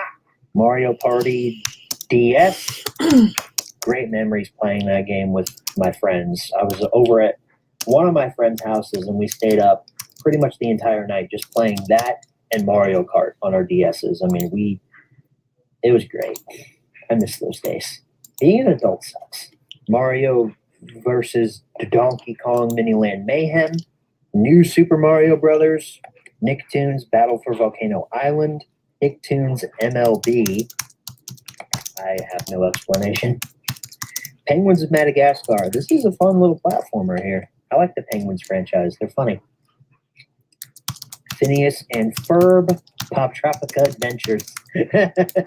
This one's for Hope. She likes this. So, Ratatouille, Shrek's Carnival Craze Party Games. Got that for Easter one year. Shrek the Third. Bad movie and also bad game. Spider-Man 2. Picked this up from a great used game store in Champaign, Illinois. Spider-Man Battle for New York. SpongeBob Atlantis SquarePantis. SpongeBob versus the Big One Beach Party Cook-Off. A lot of words in that title I can't say. Also a very long title. SpongeBob Boating Bash. SpongeBob Creature from the Krusty Krab. SpongeBob featuring Nicktoons Globs of Doom, because I guess the Nicktoons franchise needed just to say SpongeBob. I don't know why they named this SpongeBob featuring Nicktoons. It's part of the Nicktoons game franchise. I guess SpongeBob was a more bankable name than the Nicktoons are. SpongeBob the Yellow Avenger. Star Wars Battlefront Elite Squadron. This is actually a fun game. It was based off of the story for the canceled Battlefront 3. So it's kind of fun to see what that game would have been like if it actually got finished. Star Wars The Clone Wars Jedi Alliance. Star Wars The Force Unleashed 2. Star Wars Lethal Alliance. Very obscure Star Wars game. Not a lot of people have actually played it or let alone heard of it. You play as a Twi'lek bounty hunter. Because I like golf, sue me. Tiger Woods PGA Tour on the DS, TMNT, and rounding out the DS, Toy Story 3, a really good licensed video game. All right, I mentioned earlier my GameCube section's a little bit small. That's because most of it's over at Hope's house, but I'll show you the stuff I have here. This is a 2-pack of GameCube games. We have Madden 08 and NFL 2K3 that I picked up at the same store that I got the Larry Boy and the Bad Apple at. Got Madden 08 and there's NFL 2K3. I bought it mainly for Madden 08 because Scott the Woz, I'm a Scott the Woz fan. Lego Star Wars, the original game, when I did the Let's Play series on. If you haven't seen it, you should check it out. It's fun. One of the best Mario Karts ever. Double Dash. Mario Golf Toadstool Tour. Once again, I like golf. Sue me. That's one of my favorite Mario sports titles. Mario Superstar Baseball. Still cannot play this game. I don't know what it is. It's the fact I'm used to the motion controls with Mario Super Sluggers. I can never hit the ball right. SpongeBob Battle for Bikini Bottom. Absolutely fantastic platform game there. One of the best licensed games ever made. and the sequel, the SpongeBob SquarePants movie game, Star Wars Bounty Hunter. I stand by my criticisms of this game's camera controls and just how damn hard it is. And rounding out the GameCube stuff is Star Wars The Clone Wars. All right, now we come to my very small physical Switch collection. A lot of my Switch games I own digitally because it's just more convenient for me. And the eShop has some pretty cool sales every now and then, but I do have quite a few games physically, actually. So let's take a look here. We have Animal Crossing New Horizons, Cars 3 Driven to Win, Lego The Incredibles, Mario Golf Super Rush, Mario Kart 8 Deluxe, Mortal Kombat 11, NBA 2K18, Super Mario 3D All-Stars, and finally, Super Smash Bros. Ultimate. All right, now we're getting into the Wii section. We got the Netflix Wii streaming disc. That doesn't work anymore, unfortunately. Ford Off-Road. I own a lot of these bad Ford games because I plan on doing Let's Plays for all of them in the future. Another copy of Madden 08, this time on the Wii. SpongeBob Creature from the Krusty Krab. SpongeBob featuring Nicktoons Globs of Doom. We got another new for 2009 sticker on there. I just love that. I don't know why. It's just fun. Avatar The Last Airbender. I bought that from GameStop right before they started getting rid of their Wii section. New Super Mario Brothers Wii. Wii Fit Plus. That came with my Wii balance board. When my mom used to use the Wii to work out, she bought this EA Active Personal Trainer game. It's a shovelware garbage title. Mater National, Racerama, Mater's Tall Tales, Cars 2, basically Mario Kart with a Cars skin on top of it. Madagascar Karts, Wii Sports with new artwork this time. I printed off some new artwork here and it looks pretty nice. I got rid of that old artwork that I drew for it. Wii Sports Resort. My favorite sport in that game was basketball, followed shortly by sword fighting. Wii Play, Animal Crossing City Folk, Super Paper Mario, Where's that Mario video? Super Sluggers. Absolutely fantastic game. I love Mario Super Sluggers so much.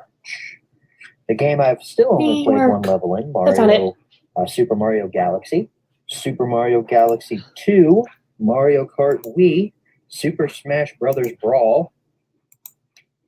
You know what? I like Brawl. There's a lot of people out there that hate Brawl. I enjoy it. It's a fun game. I grew up with it. Donkey Kong Country Returns. I would like to get the 3DS port of that game because I don't like the motion controls. I hear the 3DS port is actually better than the Wii one.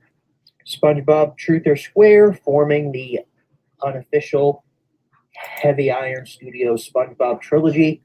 That trilogy did not go out on a high note, just saying. Nicktoons Attack of the Toy Bots, Nicktoons MLB, Avatar The Burning Earth, garbage title here, Puss in Boots, that I think I got for like Christmas one year from one of my aunts. The Kung Fu Panda game makes its return, NBA 2K12. I have a U-Draw tablet, so that came with the U-Draw Studio. And then I've got this shovelware U-Draw game. It's Dude's Big Adventure. I don't think I've ever played that. This is the game I played mostly on the U-Draw. It was Pictionary. That was a fun one.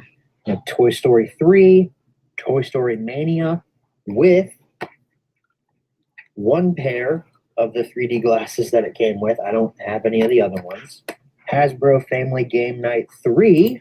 The Game of Life was my favorite one. And that Mousetrap was fun too. New Carnival Games, not the original Carnival Games, but the new one. And then Carnival Games Mini Golf. Super Monkey Ball Banana Blitz. This got a remaster on the Switch, I'm pretty sure, and I kind of want to get it. That was a fun game. Wipeout the game. I was obsessed with Wipeout when I was a kid, and I really wanted to play Wipeout the game, so there's that. Lego Star Wars 3, Lego Star Wars The Complete Saga, Star Wars The Clone Wars Lightsaber Duels. This game is actually fun. I like it. I might do a Let's Play on it at some point. I was so excited to get it when I first heard of its existence when I was a bit younger. And then my last game on the Wii is The Force Unleashed. First time I ever played, and the first time I ever finished this game was on the Wii with its bad graphics. All right, because we have a lot of dead space over here, let's move the camera slightly over here so we can take a look at my Xbox collection. This includes the OG Xbox, the Xbox 360, and the Xbox One. So we'll start with the Xbox One here. This is Guardians of the Galaxy, the Telltale series. I miss Telltale games, man. They were great. Game of Thrones, the Telltale series. I don't miss Game of Thrones. That show had a terrible ending, but I do miss Telltale Studios still. The Disney Infinity 3.0. There's another franchise I miss. I miss the Disney Infinity stuff. I've got a whole bunch of figures for it. We have the BioShock collection, which includes BioShock, BioShock 2, and BioShock Infinite. I think I got this at like a GameStop closeout sale or something. It was pretty cheap. Borderlands 3, which I picked up on Black Friday a few years back with my brother. I got it for fairly cheap, and it was pretty cool considering it was a newer game up at that point. This one, unfortunately, I just have the GameStop case for. This is the Gears of War Ultimate Edition, which is Gears of War Remastered for the Xbox One. Minecraft Story Mode because of the memes. The Avengers game, which I thought wasn't bad, but then I played through it and it's very repetitive. I haven't finished it yet, but I don't know. It's going to take a lot for me to go back to that. This one isn't an Xbox One game, but it's optimized for the Xbox One. Red Dead Redemption, it's also in an Xbox One case. Grand Theft Auto 5. Rockstar will never let this game die. They're just going to keep milking it until it's completely bone dry. I mean, they're literally bringing this to the Xbox Series X and PlayStation 5. This released in 2013. Let it go already. Lego DC Supervillains. The weirdest part about this entire game, Mark Hamill is voicing Joker. I was used to the guy who voiced Joker back in Lego Batman 2. That was always the Lego Joker to me. And to hear Mark Hamill's voice come out of that figure, I don't know what it is. I like his voice. I don't hate Mark Hamill as the Joker. I love him in Batman, the animated series. It just, I don't know, hearing his voice come out of the Lego Joker, kind of jarring for me. Nicktoons Kart Racers, the Lego Ninjago movie video game. Funny enough, I just picked that up on the Switch for $8 on the eShop. Lego City Undercover. This is a fantastic Lego game. Lego Worlds, an interesting concept for a Lego game. I haven't played it much, but from what I have played, it's fun. South Park, The Fractured But Whole, Rise of the Tomb Raider. I think I have the original Tomb Raider in here somewhere. Mortal Kombat X, which is Mortal Kombat 10. The Lego Harry Potter collection. This includes both Harry Potter 1 and 2, the Lego games. The Lego Movie 2 video game. Here's Tomb Raider. We have 2016's Doom, Assassin's Creed Odyssey, the game my brother wanted, as well as Mafia 3. Here's Batman, the Telltale series, and then the sequel to that, Batman: The Enemy Within. Both of those are fantastic. I love that Batman storyline that Telltale came up with. Star Wars Battlefront Deluxe Edition. This is a bad game. Star Wars Battlefront 2. This is an improved game, but still not great. Star Wars Jedi Fallen Order. This is a fantastic game. Marvel vs. Capcom Infinite. Decent game. I finished it. It's okay. And to round out the Xbox One, Injustice 2. Whew, my arms are starting to get tired here from sitting here on the floor and moving all these games around. But let's keep going here. We have the original Xbox next up. the Batman Begins tie-in game, published by EA. The Burnout 3 Takedown. This is one of the first games I ever found at Goodwill. The Fantastic Four game. I once again restate that I like bad comic book video games. Finding Nemo. This was a request by Hope to get because she likes Pixar, I guess. This one's just funny. Ford Mustang, The Legend Lives. I just like that tagline, and I want to do a Let's Play on it. This one's also hilarious to me. Ford versus Chevy. Two bad car brands fighting it out to find out which can be the worst. I apologize to you if you have a Chevy or a Ford. I drive a Pontiac, which is a GM, which also owns the Chevy brand. So I feel your pain. How could I have the original Xbox and not have Halo? I'd be sacrilegious if I didn't. And then how could you not have the sequel, Halo 2? I mean, come on now. I have Halo 4 and Halo 3 on the Xbox 360. Spoiler alert. Up ahead here. The first Incredibles 2, Incredibles Rise of the Underminer, Lord of the Rings, The Return of the King, Max Payne. I thought this was cool because it's got an EB Games sticker on the front of it, and it was also found at Goodwill along with Burnout 3. Simpsons Road Rage. I still need Simpsons Hit and Run. Spider-Man, and one of the best superhero games of all time, Spider-Man 2. Star Wars Clone Wars makes a second appearance here, but you flip it around, Tetris Worlds. Episode 3 tie-in game. This one's actually pretty fun. It's got a great lightsaber duel multiplayer feature. Star Wars Obi-Wan. I'd actually never heard of this game prior to seeing it on store shelves at used game stores, so I picked it up and can't wait to give it a try. Thrillville. This is a LucasArts game. I like LucasArts because they made some great Star Wars games and some great Indiana Jones stuff, and they were just a great studio, and I miss them. I wish they'd come back, but Thrillville, I've never actually heard of this. Well, that's a lie. I haven't heard of it. I've never played it, though, I should say. But excited to have it now. And finally, X-Men 2 Wolverine's Revenge. Okay, Lord have mercy on my soul. We are getting close to the end here. These are all the Xbox 360 titles I have physically. Let's jump right into this. The Amazing Spider-Man 2. Assassin's Creed 4 Black Flag. I'm at a pawn shop for like 50 cents. I think the guy gave it to me for. Batman Arkham Asylum, the Game of the Year version. Playable in 3D, apparently. I don't have a 3D TV. Arkham City. And before I move on here, I want to show you this cool little thing. I have the statue from the collector's edition of Arkham City. I've never had a chance to show this off on camera, so I just wanted to show you here. Check it out. It's really awesome. I keep it in here on top of my Xbox 360. The Bourne Conspiracy, Call of Duty Black Ops 2, Call of Duty 4 Modern Warfare, Call of Duty Modern Warfare 2, Captain America Super Soldier. This will be coming on Let's Plays before the end of the year. Cars 3 Driven to Win, Crackdown, Deadpool, Disney Infinity 2.0, and 3.0. It always bothered me that they cheaped out on the poster art after 1.0 came out for Disney Infinity. Like, the first case had this great poster, and then the other two, you just get one color.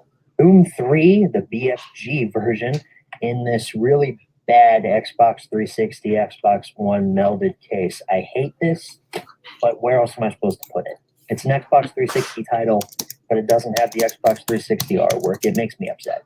Forza Horizon 2, Gears of War 2, another Goodwill find, Grand Theft Auto 5, Halo 4. I have Halo 3. It is just not physical. It's digital, or else I'd own all the Halo games physically, unfortunately. Hellboy, The Science of Evil, The Incredible Hulk, which is next on our Marvel series over on Let's Plays. That'll be coming out soon. Iron Man, I don't know my thoughts on that game. Iron Man 2, blah, not much better than the first one. Wipeout 2. Kinect Star Wars, huge disappointment. Kinect Sports, and a Kinect Sports 2-pack, which includes the first one and the second one. Never really got into that. It was a shameless ripoff of Wii Sports. Kinect Joyride, Marvel's Avengers Battle for Earth. Not a bad game, actually. I kind of enjoyed that. It was like an arcade-style game.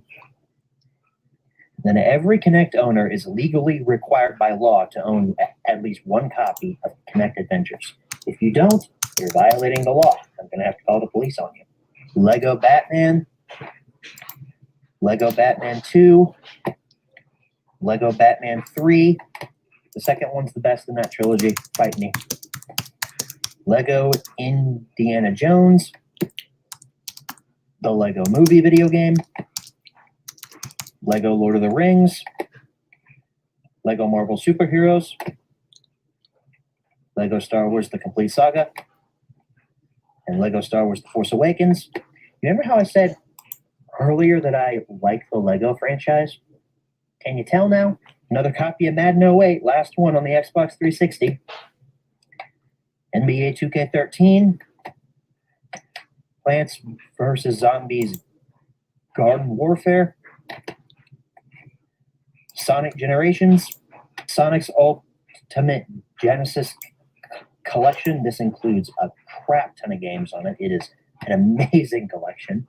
Star Wars The Clone Wars Republic Heroes. People crap on that game too much. I kind of like it. And finally, wrapping this all up, Thor, God of Thunder. Very underwhelming ending because this game is presumably not good. Oh, and you can see my Atari 2600 back here with the game Combat inside of it. So I guess there's actually one more game because Combat there. This was my dad's when he was a kid, and it's up here just because it's a game room. There has to be some kind of Atari inside of a game room. And it's sitting on top of an old MS-DOS PC, a compact to be exact.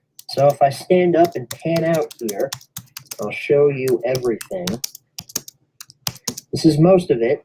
However, we forgot one very important aspect of my video game collection, and that is the Cars video game collection, because if you guys didn't know, I have every single release of Cars that has ever been put out on a home console.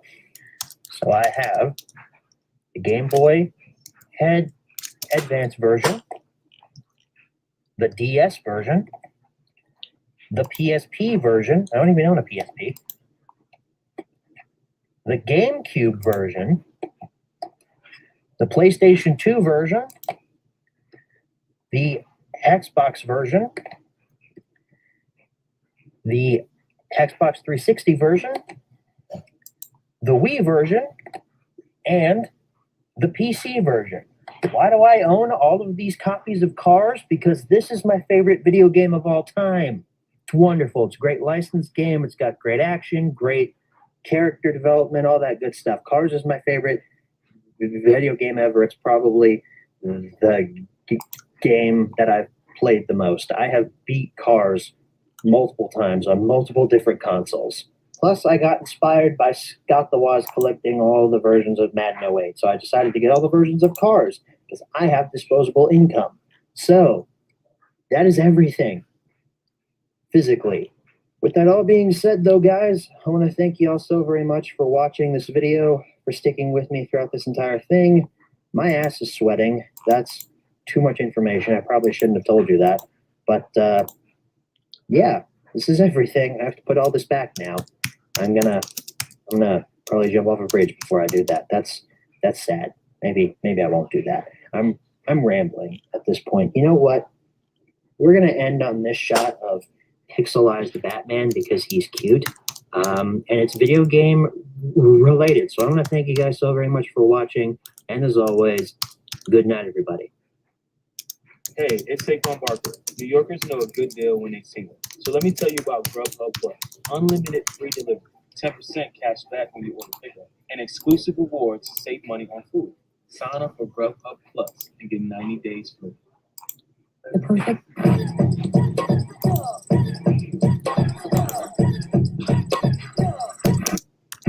Grammarly helps make your writing clear and concise, no matter where you are. Compose a cover letter that stands out, thanks to flawless writing and compelling word choice. Inspire your team with a presentation free of errors in spelling, punctuation, and grammar. Impress your boss with a proposal that gets straight to the point. And be sure your writing comes across the way you intend. Download Grammarly today to review your writing before you hit send.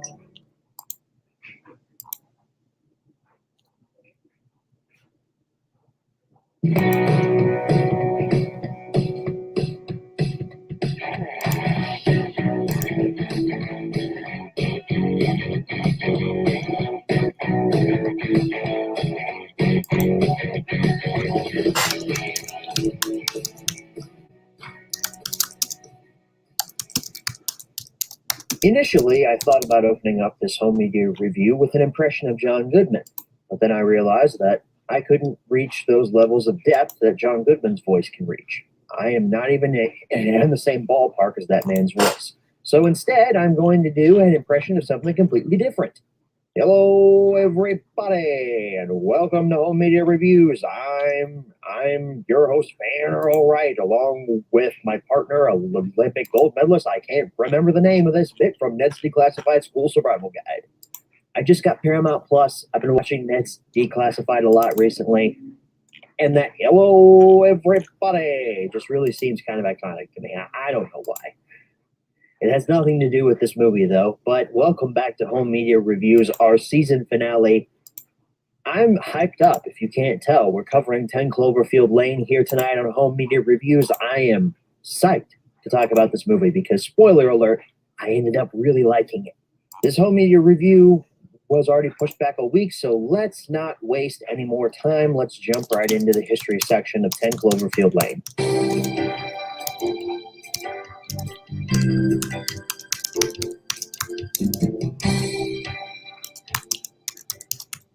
So 10 Cloverfield Lane hit theaters on March 11th, 2016. This movie prided itself on being a pseudo-sequel to the film Cloverfield, which I haven't seen that film yet.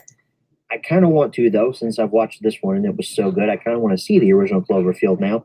I did not see 10 Cloverfield Lane in theaters. I had no interest in it whatsoever. I didn't know that this wasn't a straight-up horror film.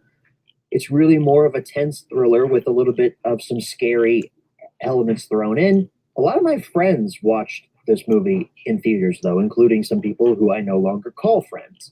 In fact, there was one specific person who, even to this very day, talks about 10 Cloverfield Lane being fantastic, and him and I have had our differences in the past, and we don't associate with one another anymore, and that's all I'll say on the matter. Nonetheless, though, I did not get to see this movie in theaters, which sucks because I feel like I would have loved this movie in theaters. This seems like a really great theatrical experience that I could have had back in 2016, but I was too busy, I guess, being hyped for Captain America Civil War and seeing Batman v Superman around this time and being disappointed. On June 14th, 2016, 10 Cloverfield Lane hit Blu-ray and DVD. Pretty standard release here by Paramount. There weren't a ton of exclusives for this movie, though. And I noticed something else here while I was doing research for this. Each release for 10 Cloverfield Lane uses the same poster art. Even later reprints have the same poster art. It's never changed. I always found that interesting. There was one exclusive, though. It was a Best Buy exclusive steelbook, which I think is the best artwork out of this entire bunch. It's simple, it's haunting, and it makes you think about what this movie is really about. It would then be a little under a year until we saw 10 Cloverfield Lane back on store shelves. We got a 2-movie DVD collection set on June 7, 2017, which included the original Cloverfield packaged with this movie. It's a franchise. You're going to see multiple sets with not all of the films included because there hadn't been a third Cloverfield movie at this point yet. so it's just bound to happen at some point. 10 Cloverfield Lane then got a 4K release on January 23rd, 2018. Pretty standard. A lot of films nowadays are getting 4K transfers put back out on the market to revitalize interest in them. So I'm happy that this got a 4K release. I personally own it in my collection, and it looks fantastic. Then a couple of weeks later, on February 6th, 2018, we got a Cloverfield and 10 Cloverfield Lane 2 movie collection on Blu-ray and also DVD. So you got another chance to pick up DVD if you didn't already have it from back in 2017 or 2016, or you could pick up the Blu-ray if you didn't already have that from 2016. I would say just get the 4K at that point if you don't already have Cloverfield, though. And finally, on February 5th, 2019, the Cloverfield 3 movie collection on DVD and Blu-ray hit store shelves. This finally included the final Cloverfield film, The Cloverfield Paradox, which was announced during the Super Bowl one year. That was a crazy marketing stunt. They literally played the trailer for The Cloverfield Paradox and then said that it would be available on Netflix immediately after the game was over.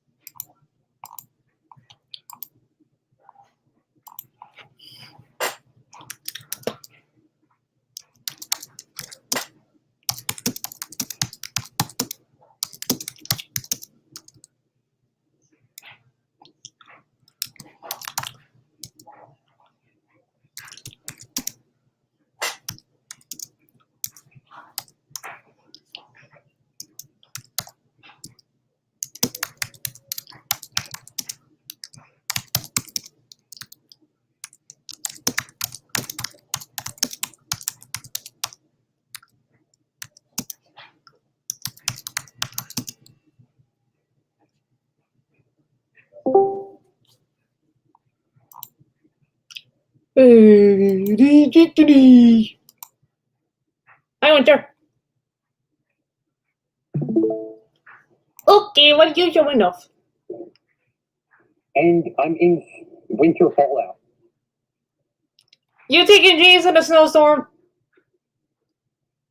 And before you ask, yes, it's a big snowstorm, and yes, James is trying to get there, and yes, the Vickerstown Bridge is out.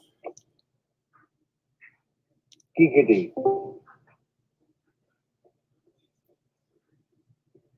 James looks pumped out. All happens in it.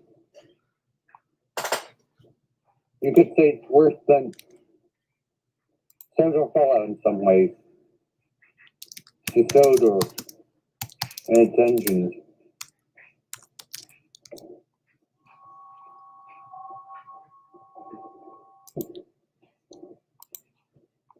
James is basically taken in with his passengers to Ember, into the Ember Railway. But first he had to go all the way down to the big station at the end of the line. There's the signal gantry. Ah. Well, I have to battle with it, sir. Buddy. One of the big engines near one of the big stations.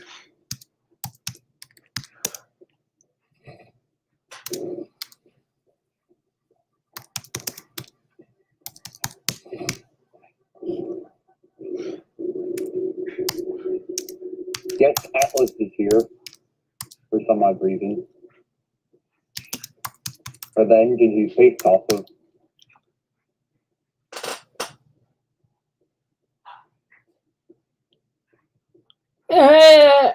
Are you displaying somebody's route?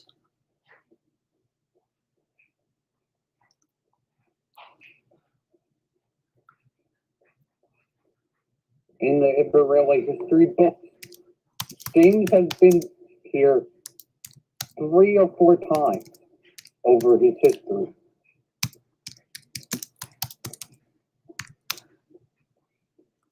And in Winter Fallout, he's like one of the main engines there. One of the main Sodor engines there. That's there. I know who's taking that train of coaches in the station over there. Do you know why James is supposedly there in Winter Fallout? Mostly because he's my freaking favorite character. Like, seriously, I based Winter's first form off of him because I like the Class 28 and his design most of all. Hey, wait a minute. P2. Oh!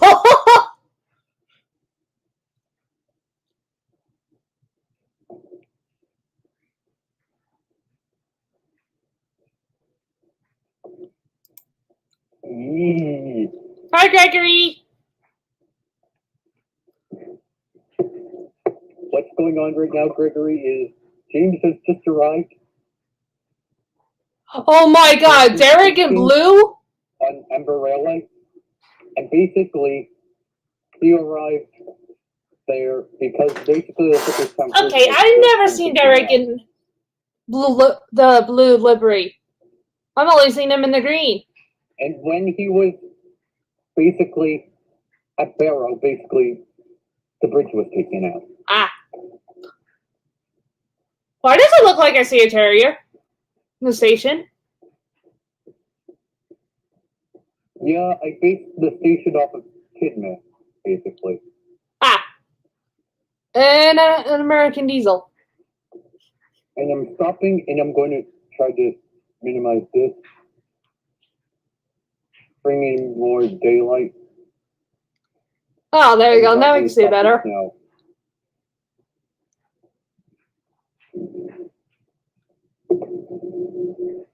6:19. The stone's finally lit up. As we got through. It looks like Jason's in America! Ember Railway.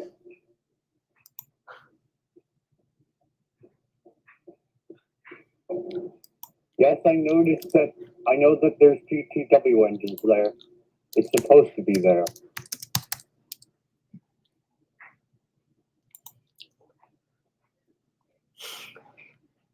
I guess Jason wants to go on a then chat.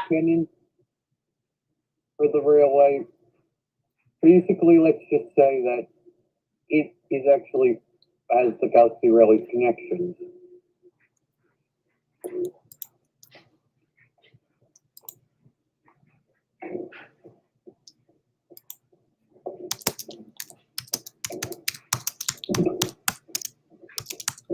Let's just hope that nothing else bad happens.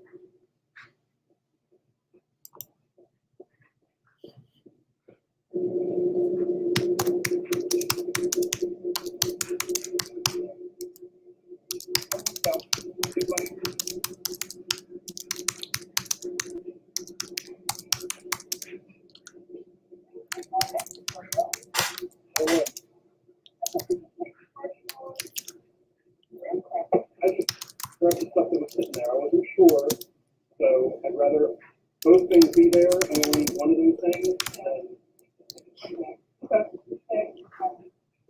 wanted to make sure that you hadn't gotten it for the party for some reason.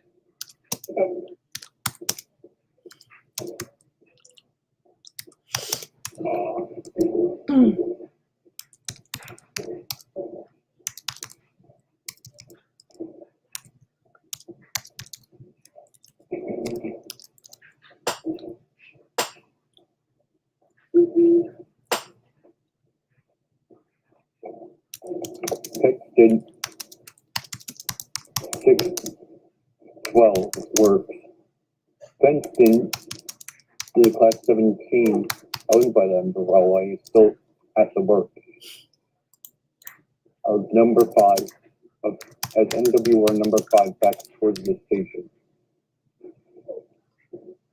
That's when we lost contact with them. Hope they're still doing all right.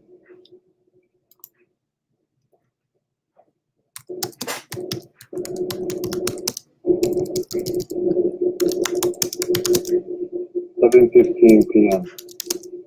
We've decided to stay there for the rest of the foreseeable future, at least until the Vickertown Bridge is back up and running. Let's hope everyone in Sodor is doing fine.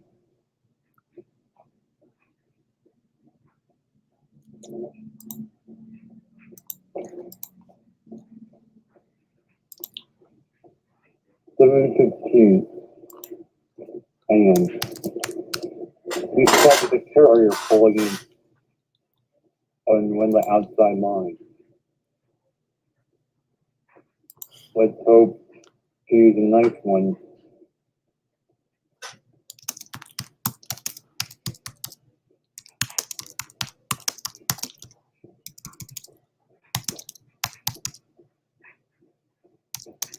$10:15 a.m.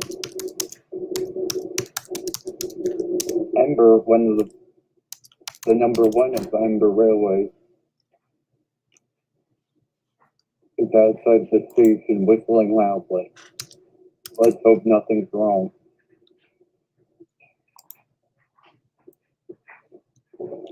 $12:15. Apparently, this happened so fast, and I can't really describe what happened. Let me catch my breath and then I'll explain what happened. 1:15 p.m. So basically, Ember spotted something flying over in the distance. They couldn't tell what it was. Let's hope it was nothing bad. Coming to destroy us all.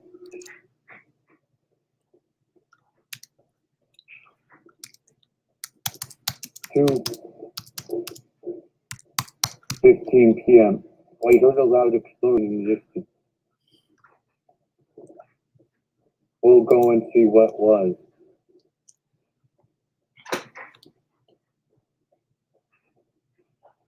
$9:12 p.m. Apparently it was Big One, OG Big One. We found it lying on its side, still barely conscious for some odd reason. Somehow it looks like it was brought there for some odd reason. Can't understand why though.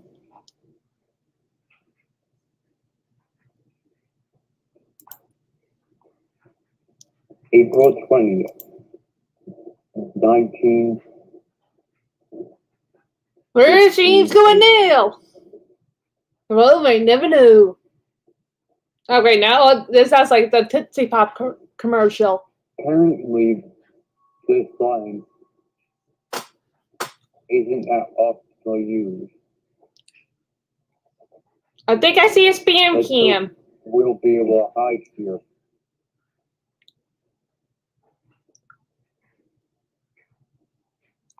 I know that's Bear's class right there. Behind like 19. Entry log. Wait, I think that is Bear. Most of the series takes place in 2019, by the way. Yep, that is Bear. Bridge is out. And Albert. It's right there. Worried about the safety of the passengers and crew. Yeah, it definitely looks like Albert. Everyone survived this frightful time.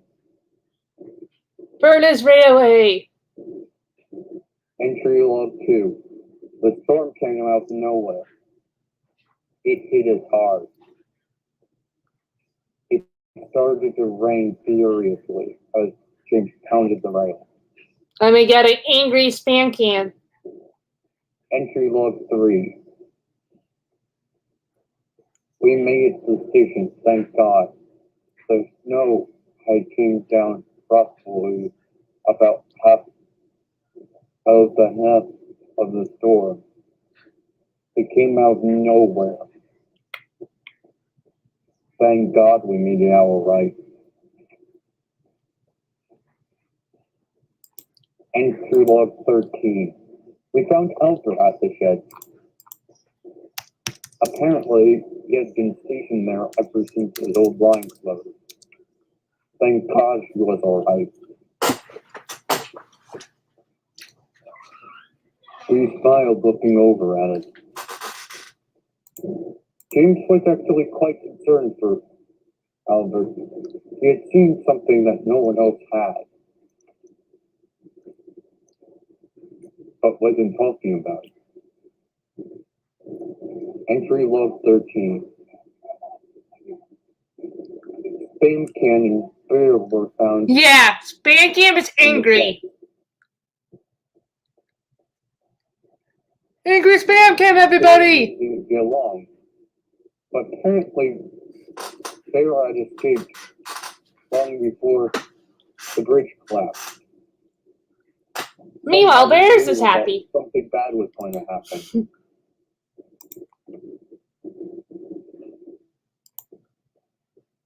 Thank God he got all right. Entry log 14. There's a small tank engine at the back of the shed, number 55, and it looks like it's from the Furness Railway. Hope it still works, so we can get this engine up and running again.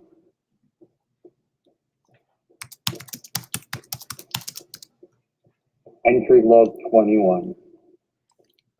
Yeah, that's the same bear that's going to be in the sort of dieselization series. We've been here for about 2.5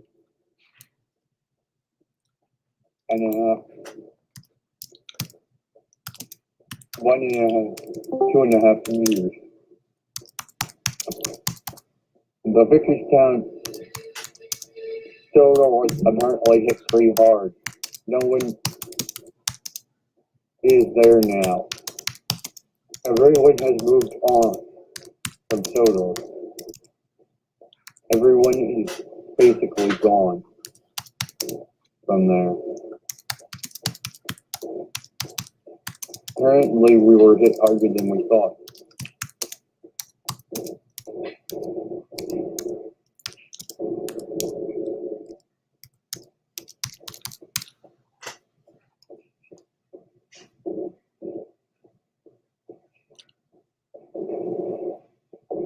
Thank God everyone got out all right now.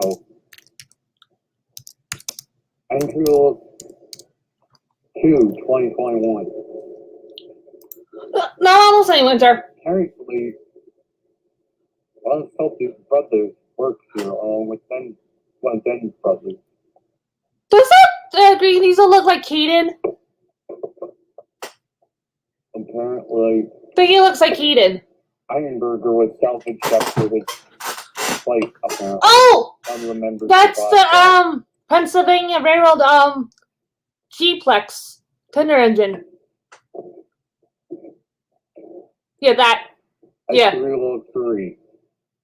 Apparently DMUs are still used here, even though we don't usually use them. Entry log 3. Okay, who's that engine with the scar? The engine with the scar. Who's that? I've been shipped over to the port. Oh no, Daisy's angry. Oh Lord, angry Daisy. You teased her off this time. Entry log 5. Apparently a classmate called Al arrived here a while back, along with an engine called Kitsune. Looks like Weaver. Kitsune and the tank engine, a Terrier, were both from the same railway. Entry log 5. Apparently 587 is here. Not the one that everyone knows, though.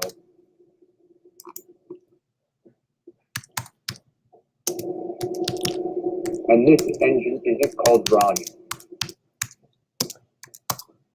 Unlike the 587 everyone knows.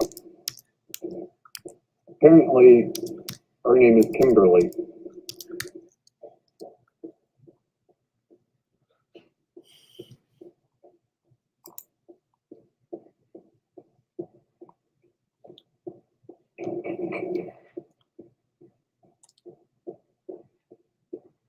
She was brought here a while back and built by Winter, customly made. Apparently, the other Ryan had died in a fire explosion trying to save another engine. Entry log 6, 2021. Apparently, Ryan's other friends have been over. Bye, Dad. Apparently, and luckily, they're still around here. Entry log 7.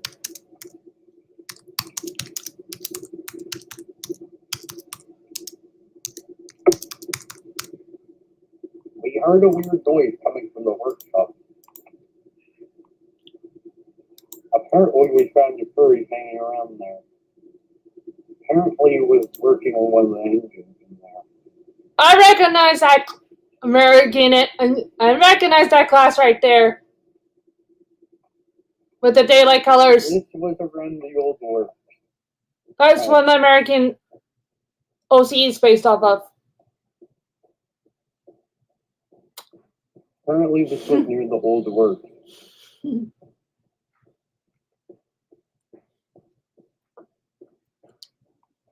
Near Brentford Station. I told she died. Entry log 8. Brentford. Okay, what else you got on that map? 2021.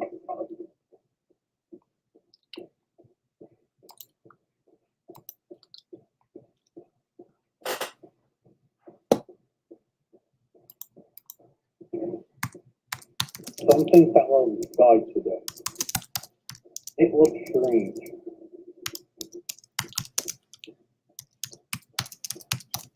We decided to put in the workshop. See what comes of it. Apparently, the engine was a Hudson and Western 280 engine. Number 35.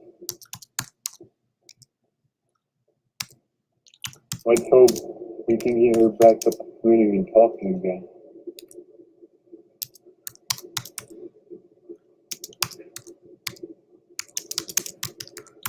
August 2021.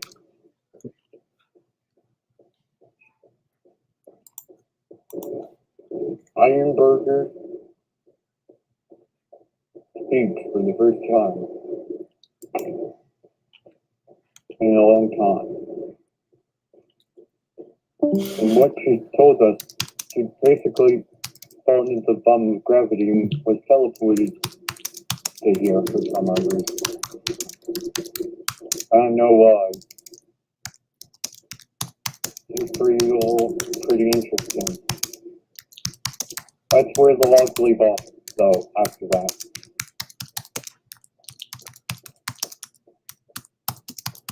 So you could fill in whatever you want in there, Katie, if you wanted to. Okay. But yeah, pretty much where the lunch leave off.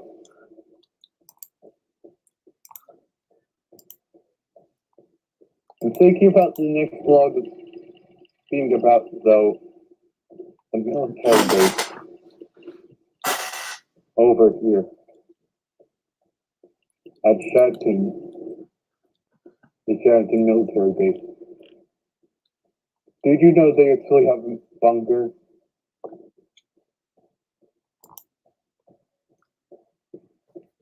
Back here. Munitions bunker. Yeah. Yeah, it definitely looks like a bunker. But as you can see, the line leads all the way through here, up towards the station.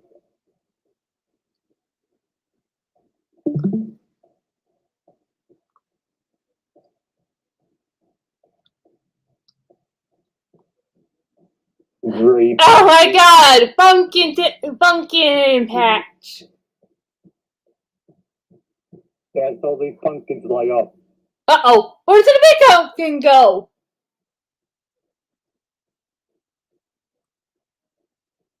Pumpkins. Oh.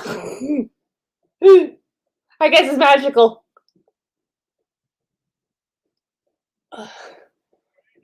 Don't you agree it's kind of creepy in the dark?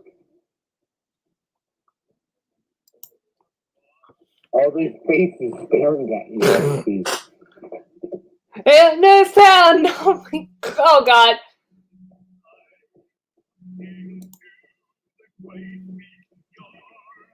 Oh, that is incorrect, Dad. I will actually be them because I'm going to the cat.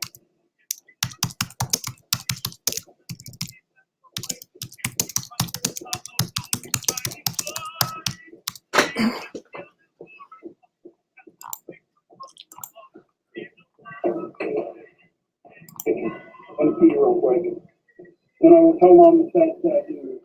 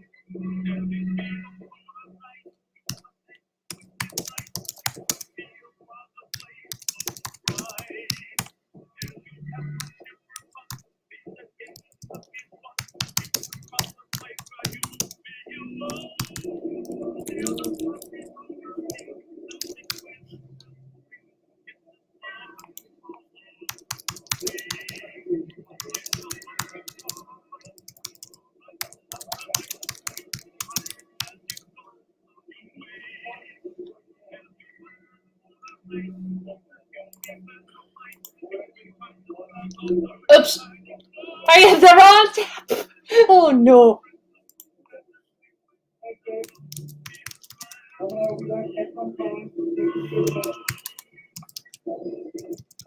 Thank you.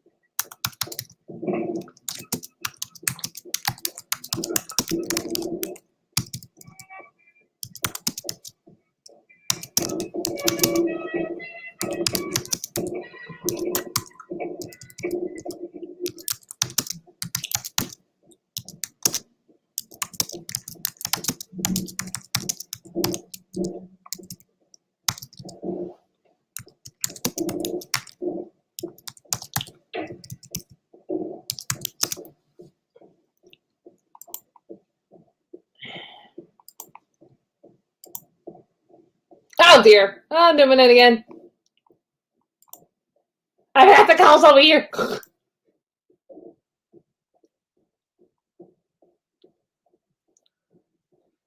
It's the magical pumpkin. In the snow, we go home. I want to say hail to the pumpkin song. What? I was playing that song today, okay? I like that they made it for Christmas.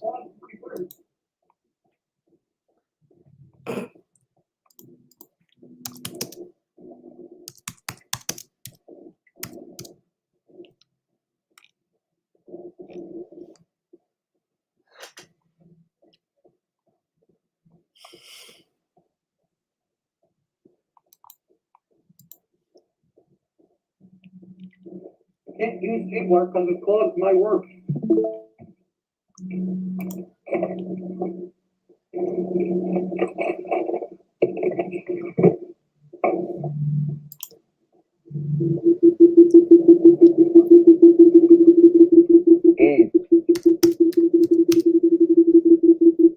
You know, I'm still here, Winter. We can't use teamwork because No, I'm listening. I'm listening. Sorry if my mic was cutting in and out. Oh no! Oh, what did you?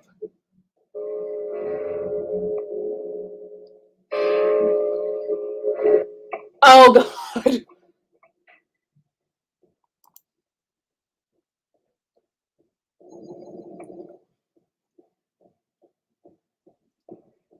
Dun, dun. Dun dun dun!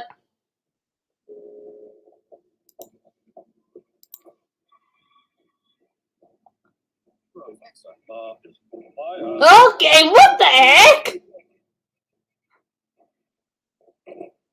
These engines have a gun. You must dispose of them immediately. I don't see Uh-oh, angry fat controller. I see.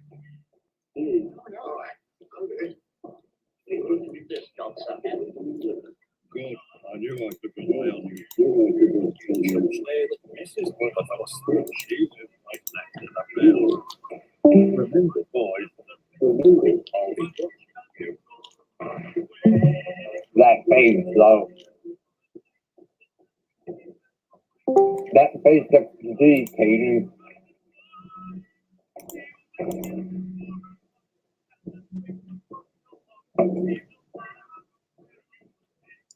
LOL.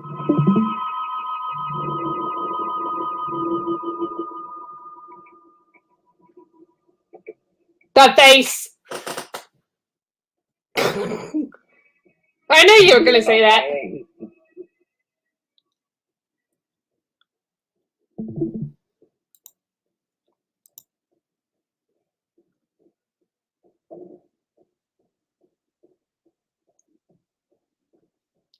I'm gonna stop watching. I may actually have to disconnect. Give me a second.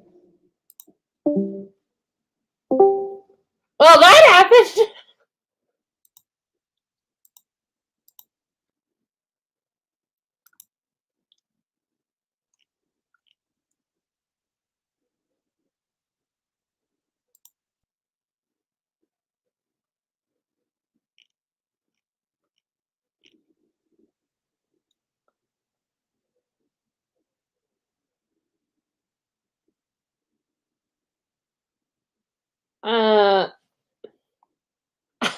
I don't know how to answer that question.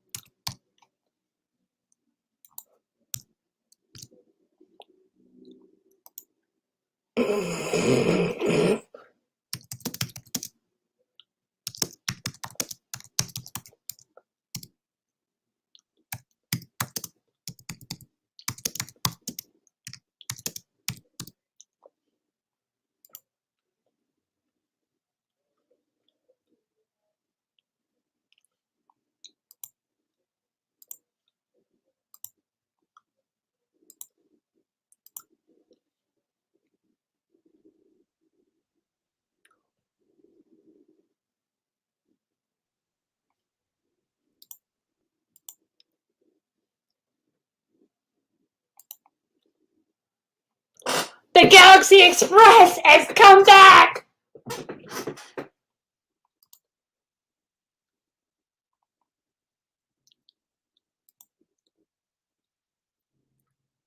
There it is.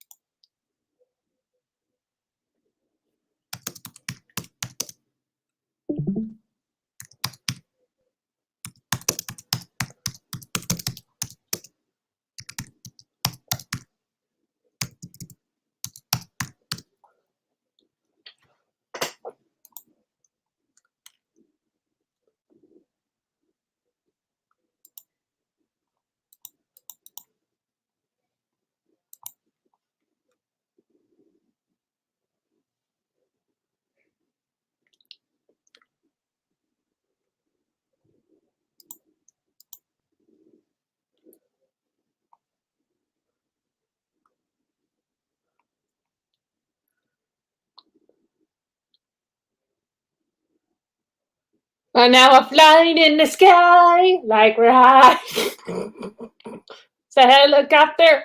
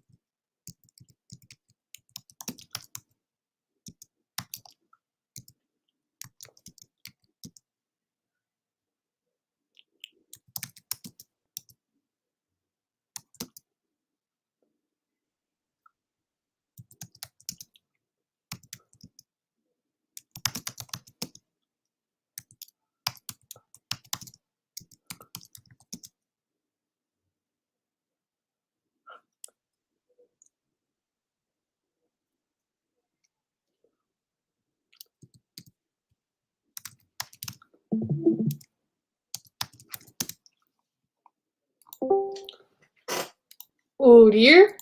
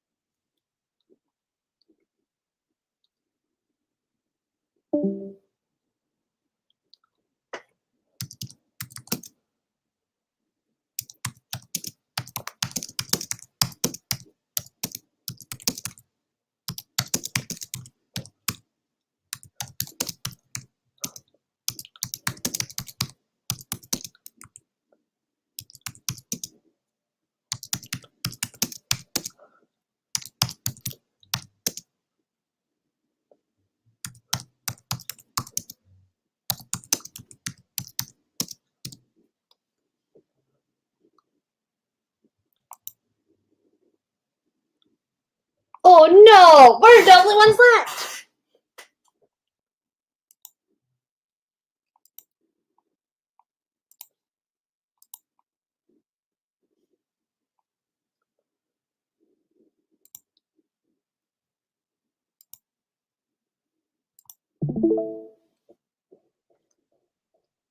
Katie, I'm still here.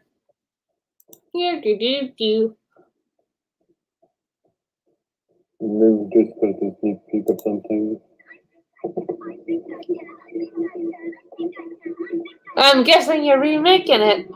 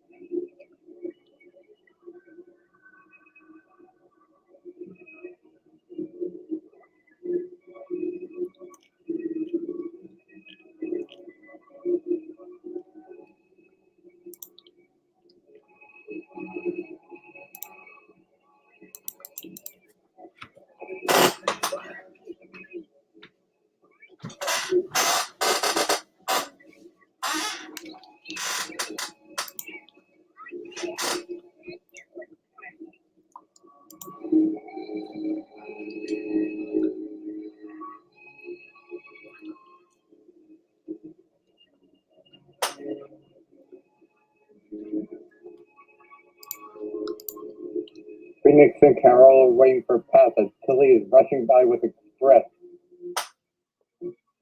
with Ember at the front, along with herself, Tilly.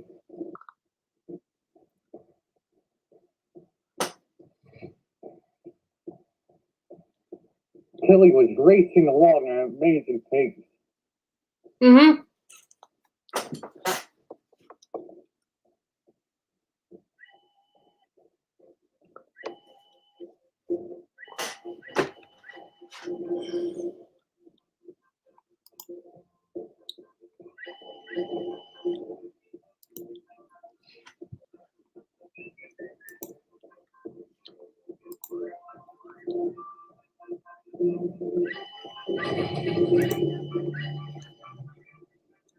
She zoomed through the junction to the TWIR.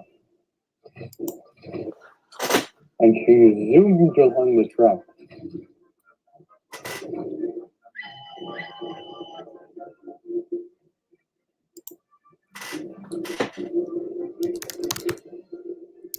Oh.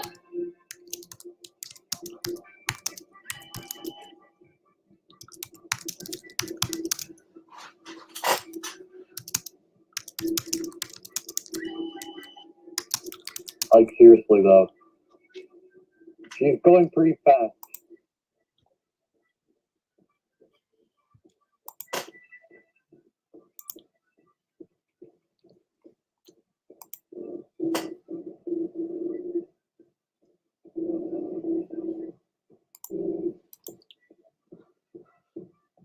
The weird thing is, she doesn't have any coal inside her, or a fireman.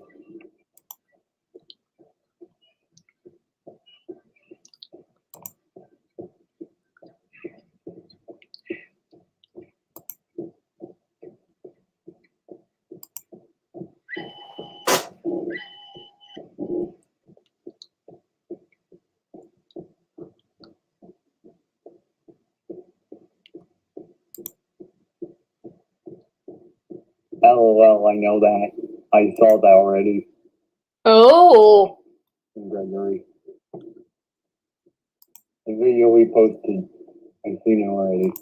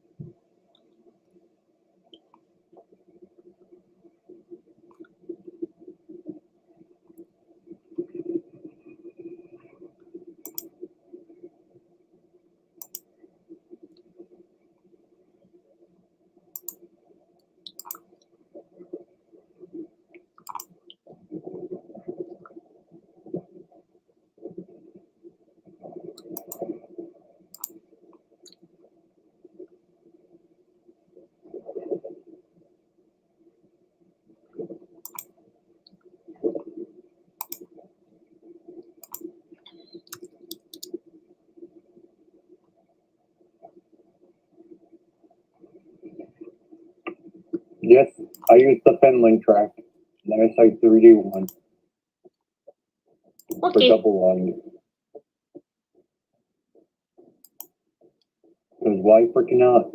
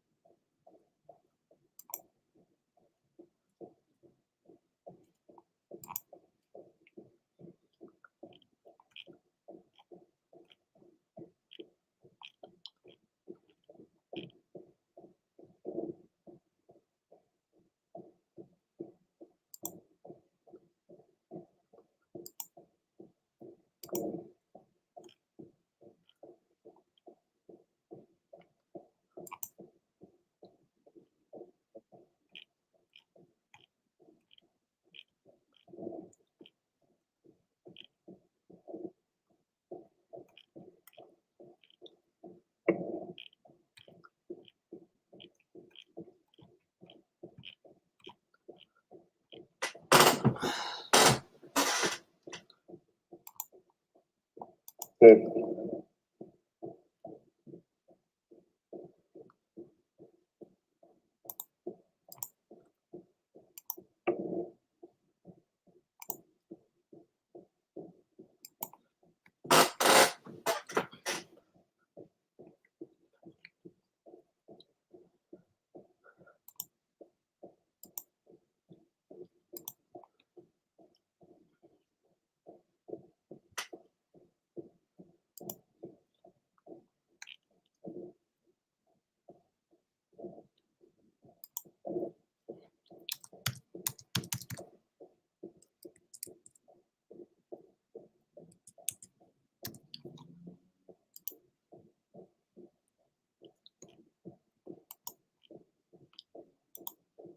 The marsh is weird. Mm.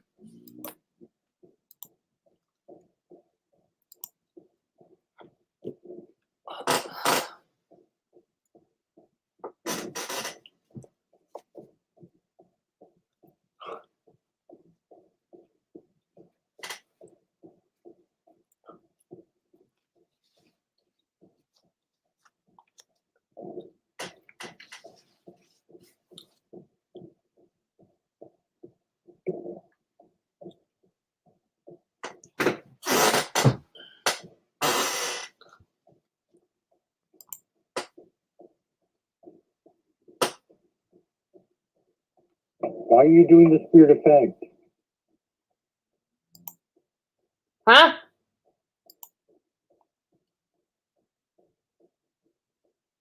Did you see what the water was doing? It was doing this. Okay, look at my screen. Was something It was raising my doing like head? a weird flickering effect. It was doing a weird flickering effect like that. Oh. Oh dear. Holy shit.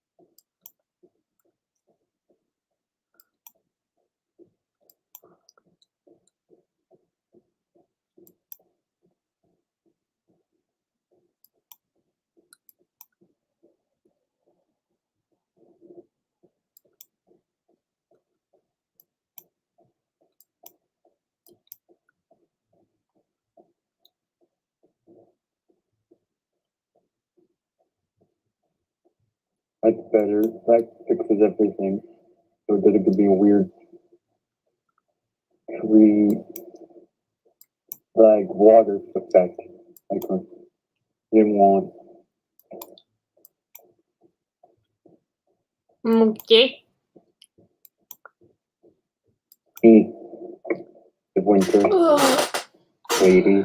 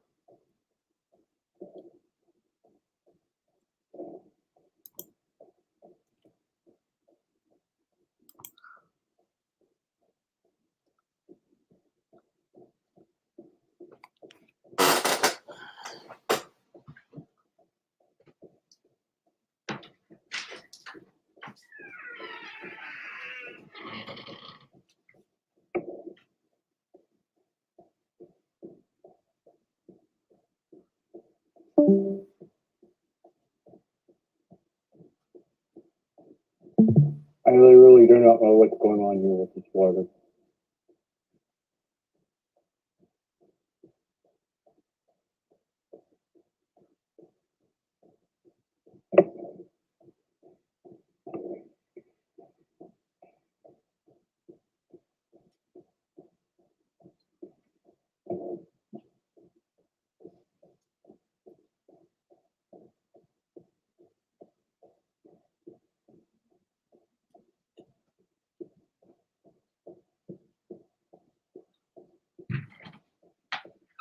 How do you delete a phone? I don't know.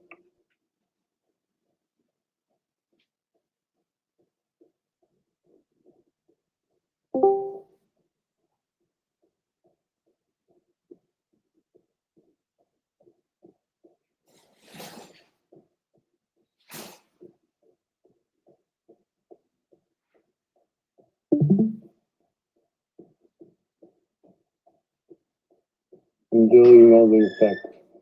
Mom, And then redoing all of it. Right now, I'm just saying I'm going to be redoing the water now.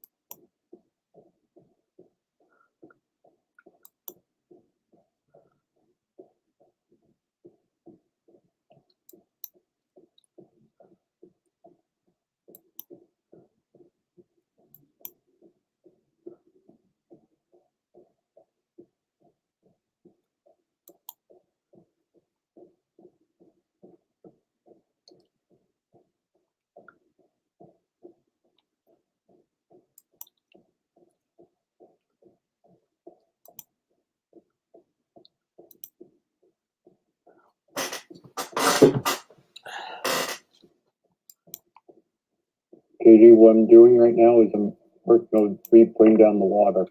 Ah. The effects are glitching, apparently, overlapping, and I didn't like it. Not one bit.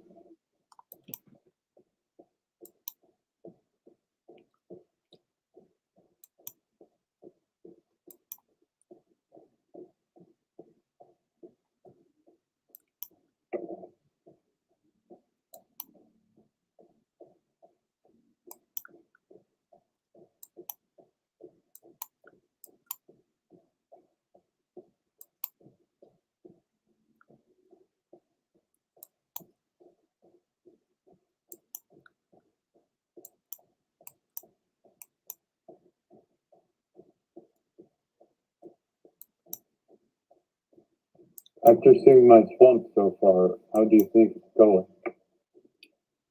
Does it look swampish to you?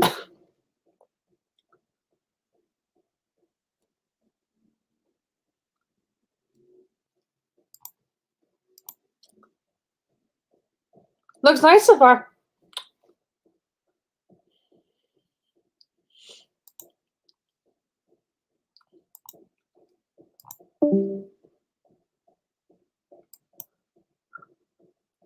I'm working on getting the swamp to re-waterize and stuff.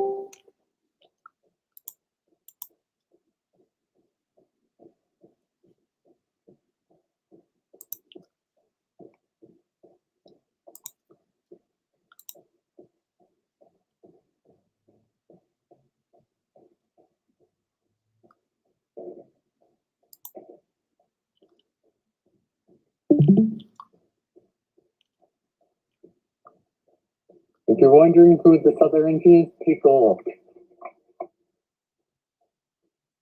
Katie. Oh, Yep. Reginald. E.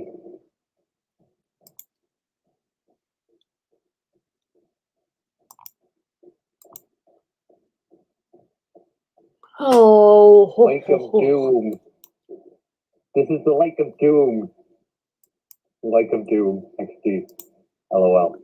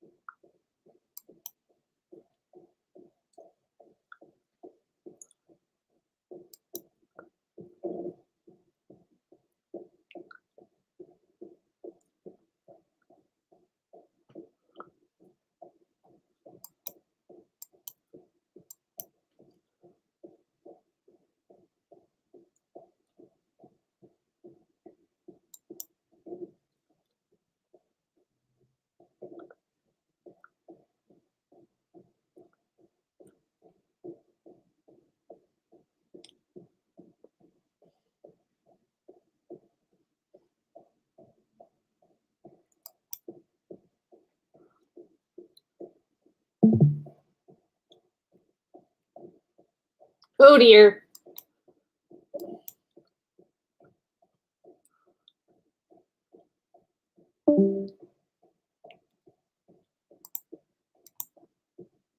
Oops. Trying to make it work best I can. I think I did it. I'm not sure though. I'm going to continue walking down the road. Looks nice. Yeah.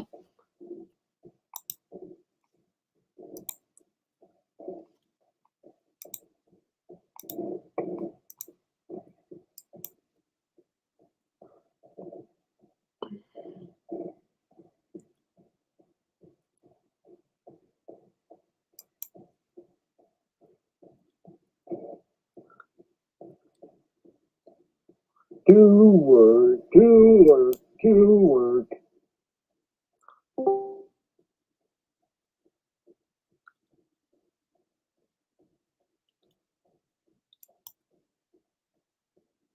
Do work.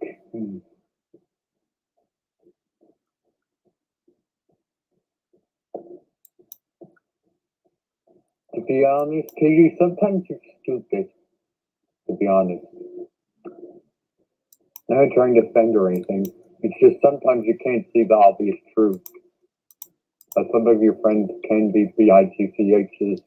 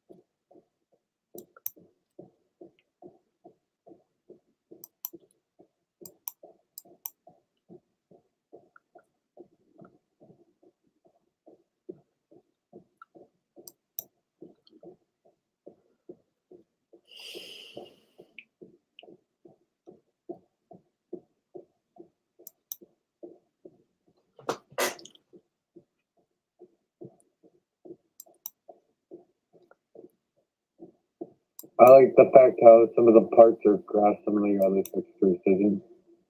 Like the underwear stuff.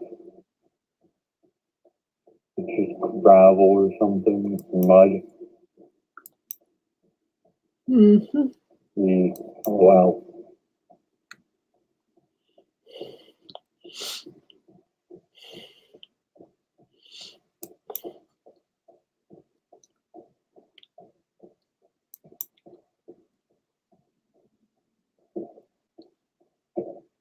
Yep. Works. Oopsies. Let me check everywhere else. I'm checking, making sure that this works. Dirt, dirt, dirt, dirt, dirt. Gasoline, fuses, and dynamite. To Ritzville and the logging camp. What's an alligator tongue, you say? Ugh. Excuse me. E? Question mark? I burped.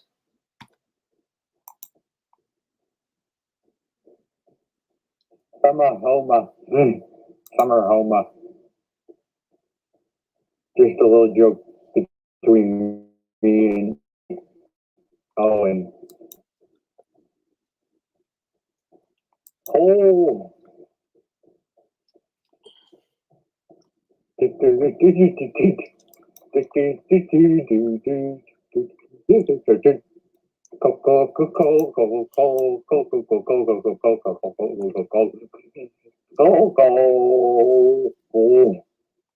Oh, feel that coal.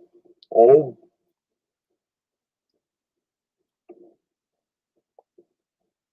the entire operation is run by coal. Oh.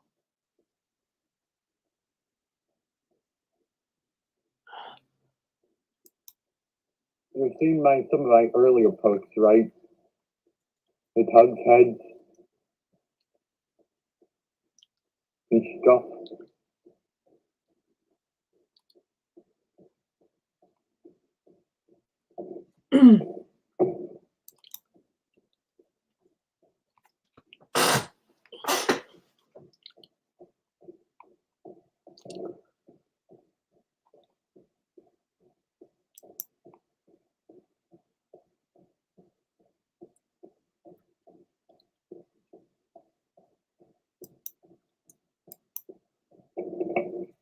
Look at all this water.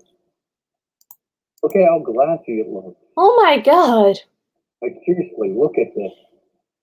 You can even see how it reflects the sky above. It's pretty.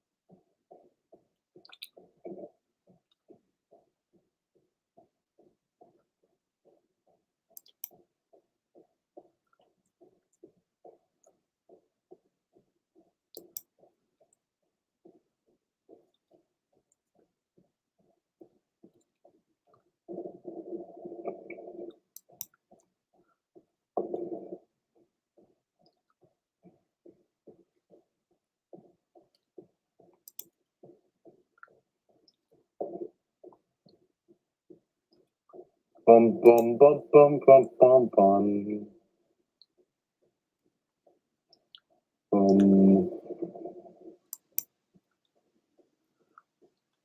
Ba-ba-ba-ba-da-ba-da-ba-ba-ba.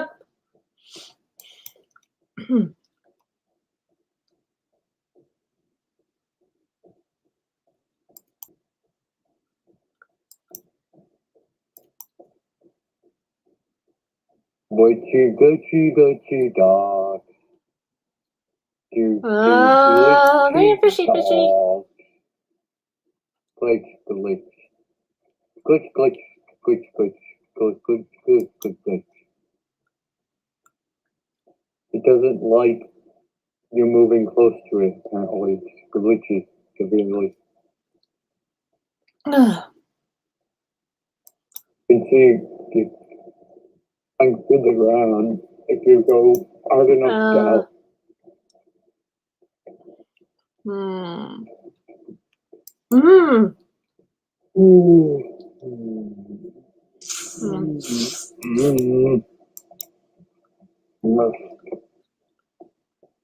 Yawn,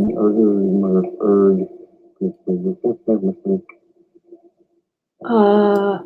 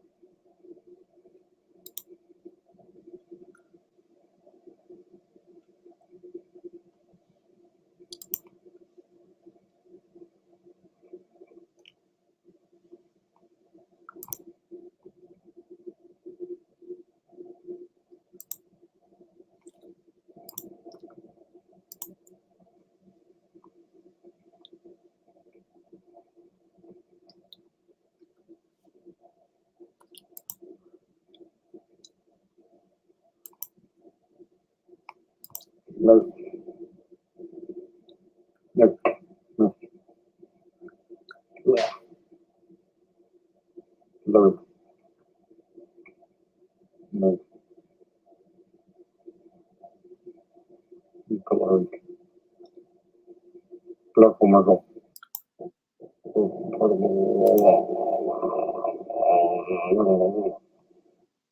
It winked weirdly.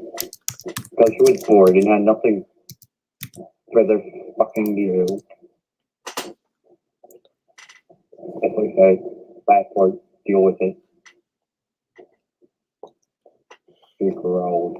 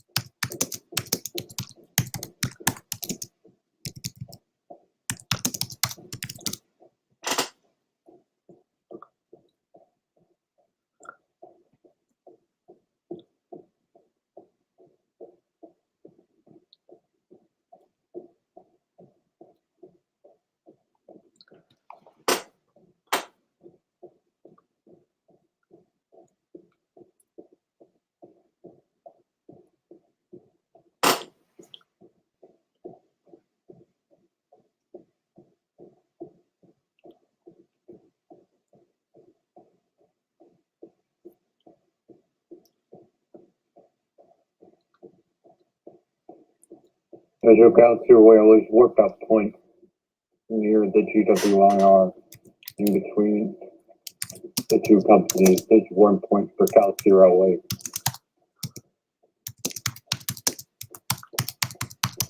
It looks like right about there, where the invisible portal is. Mm.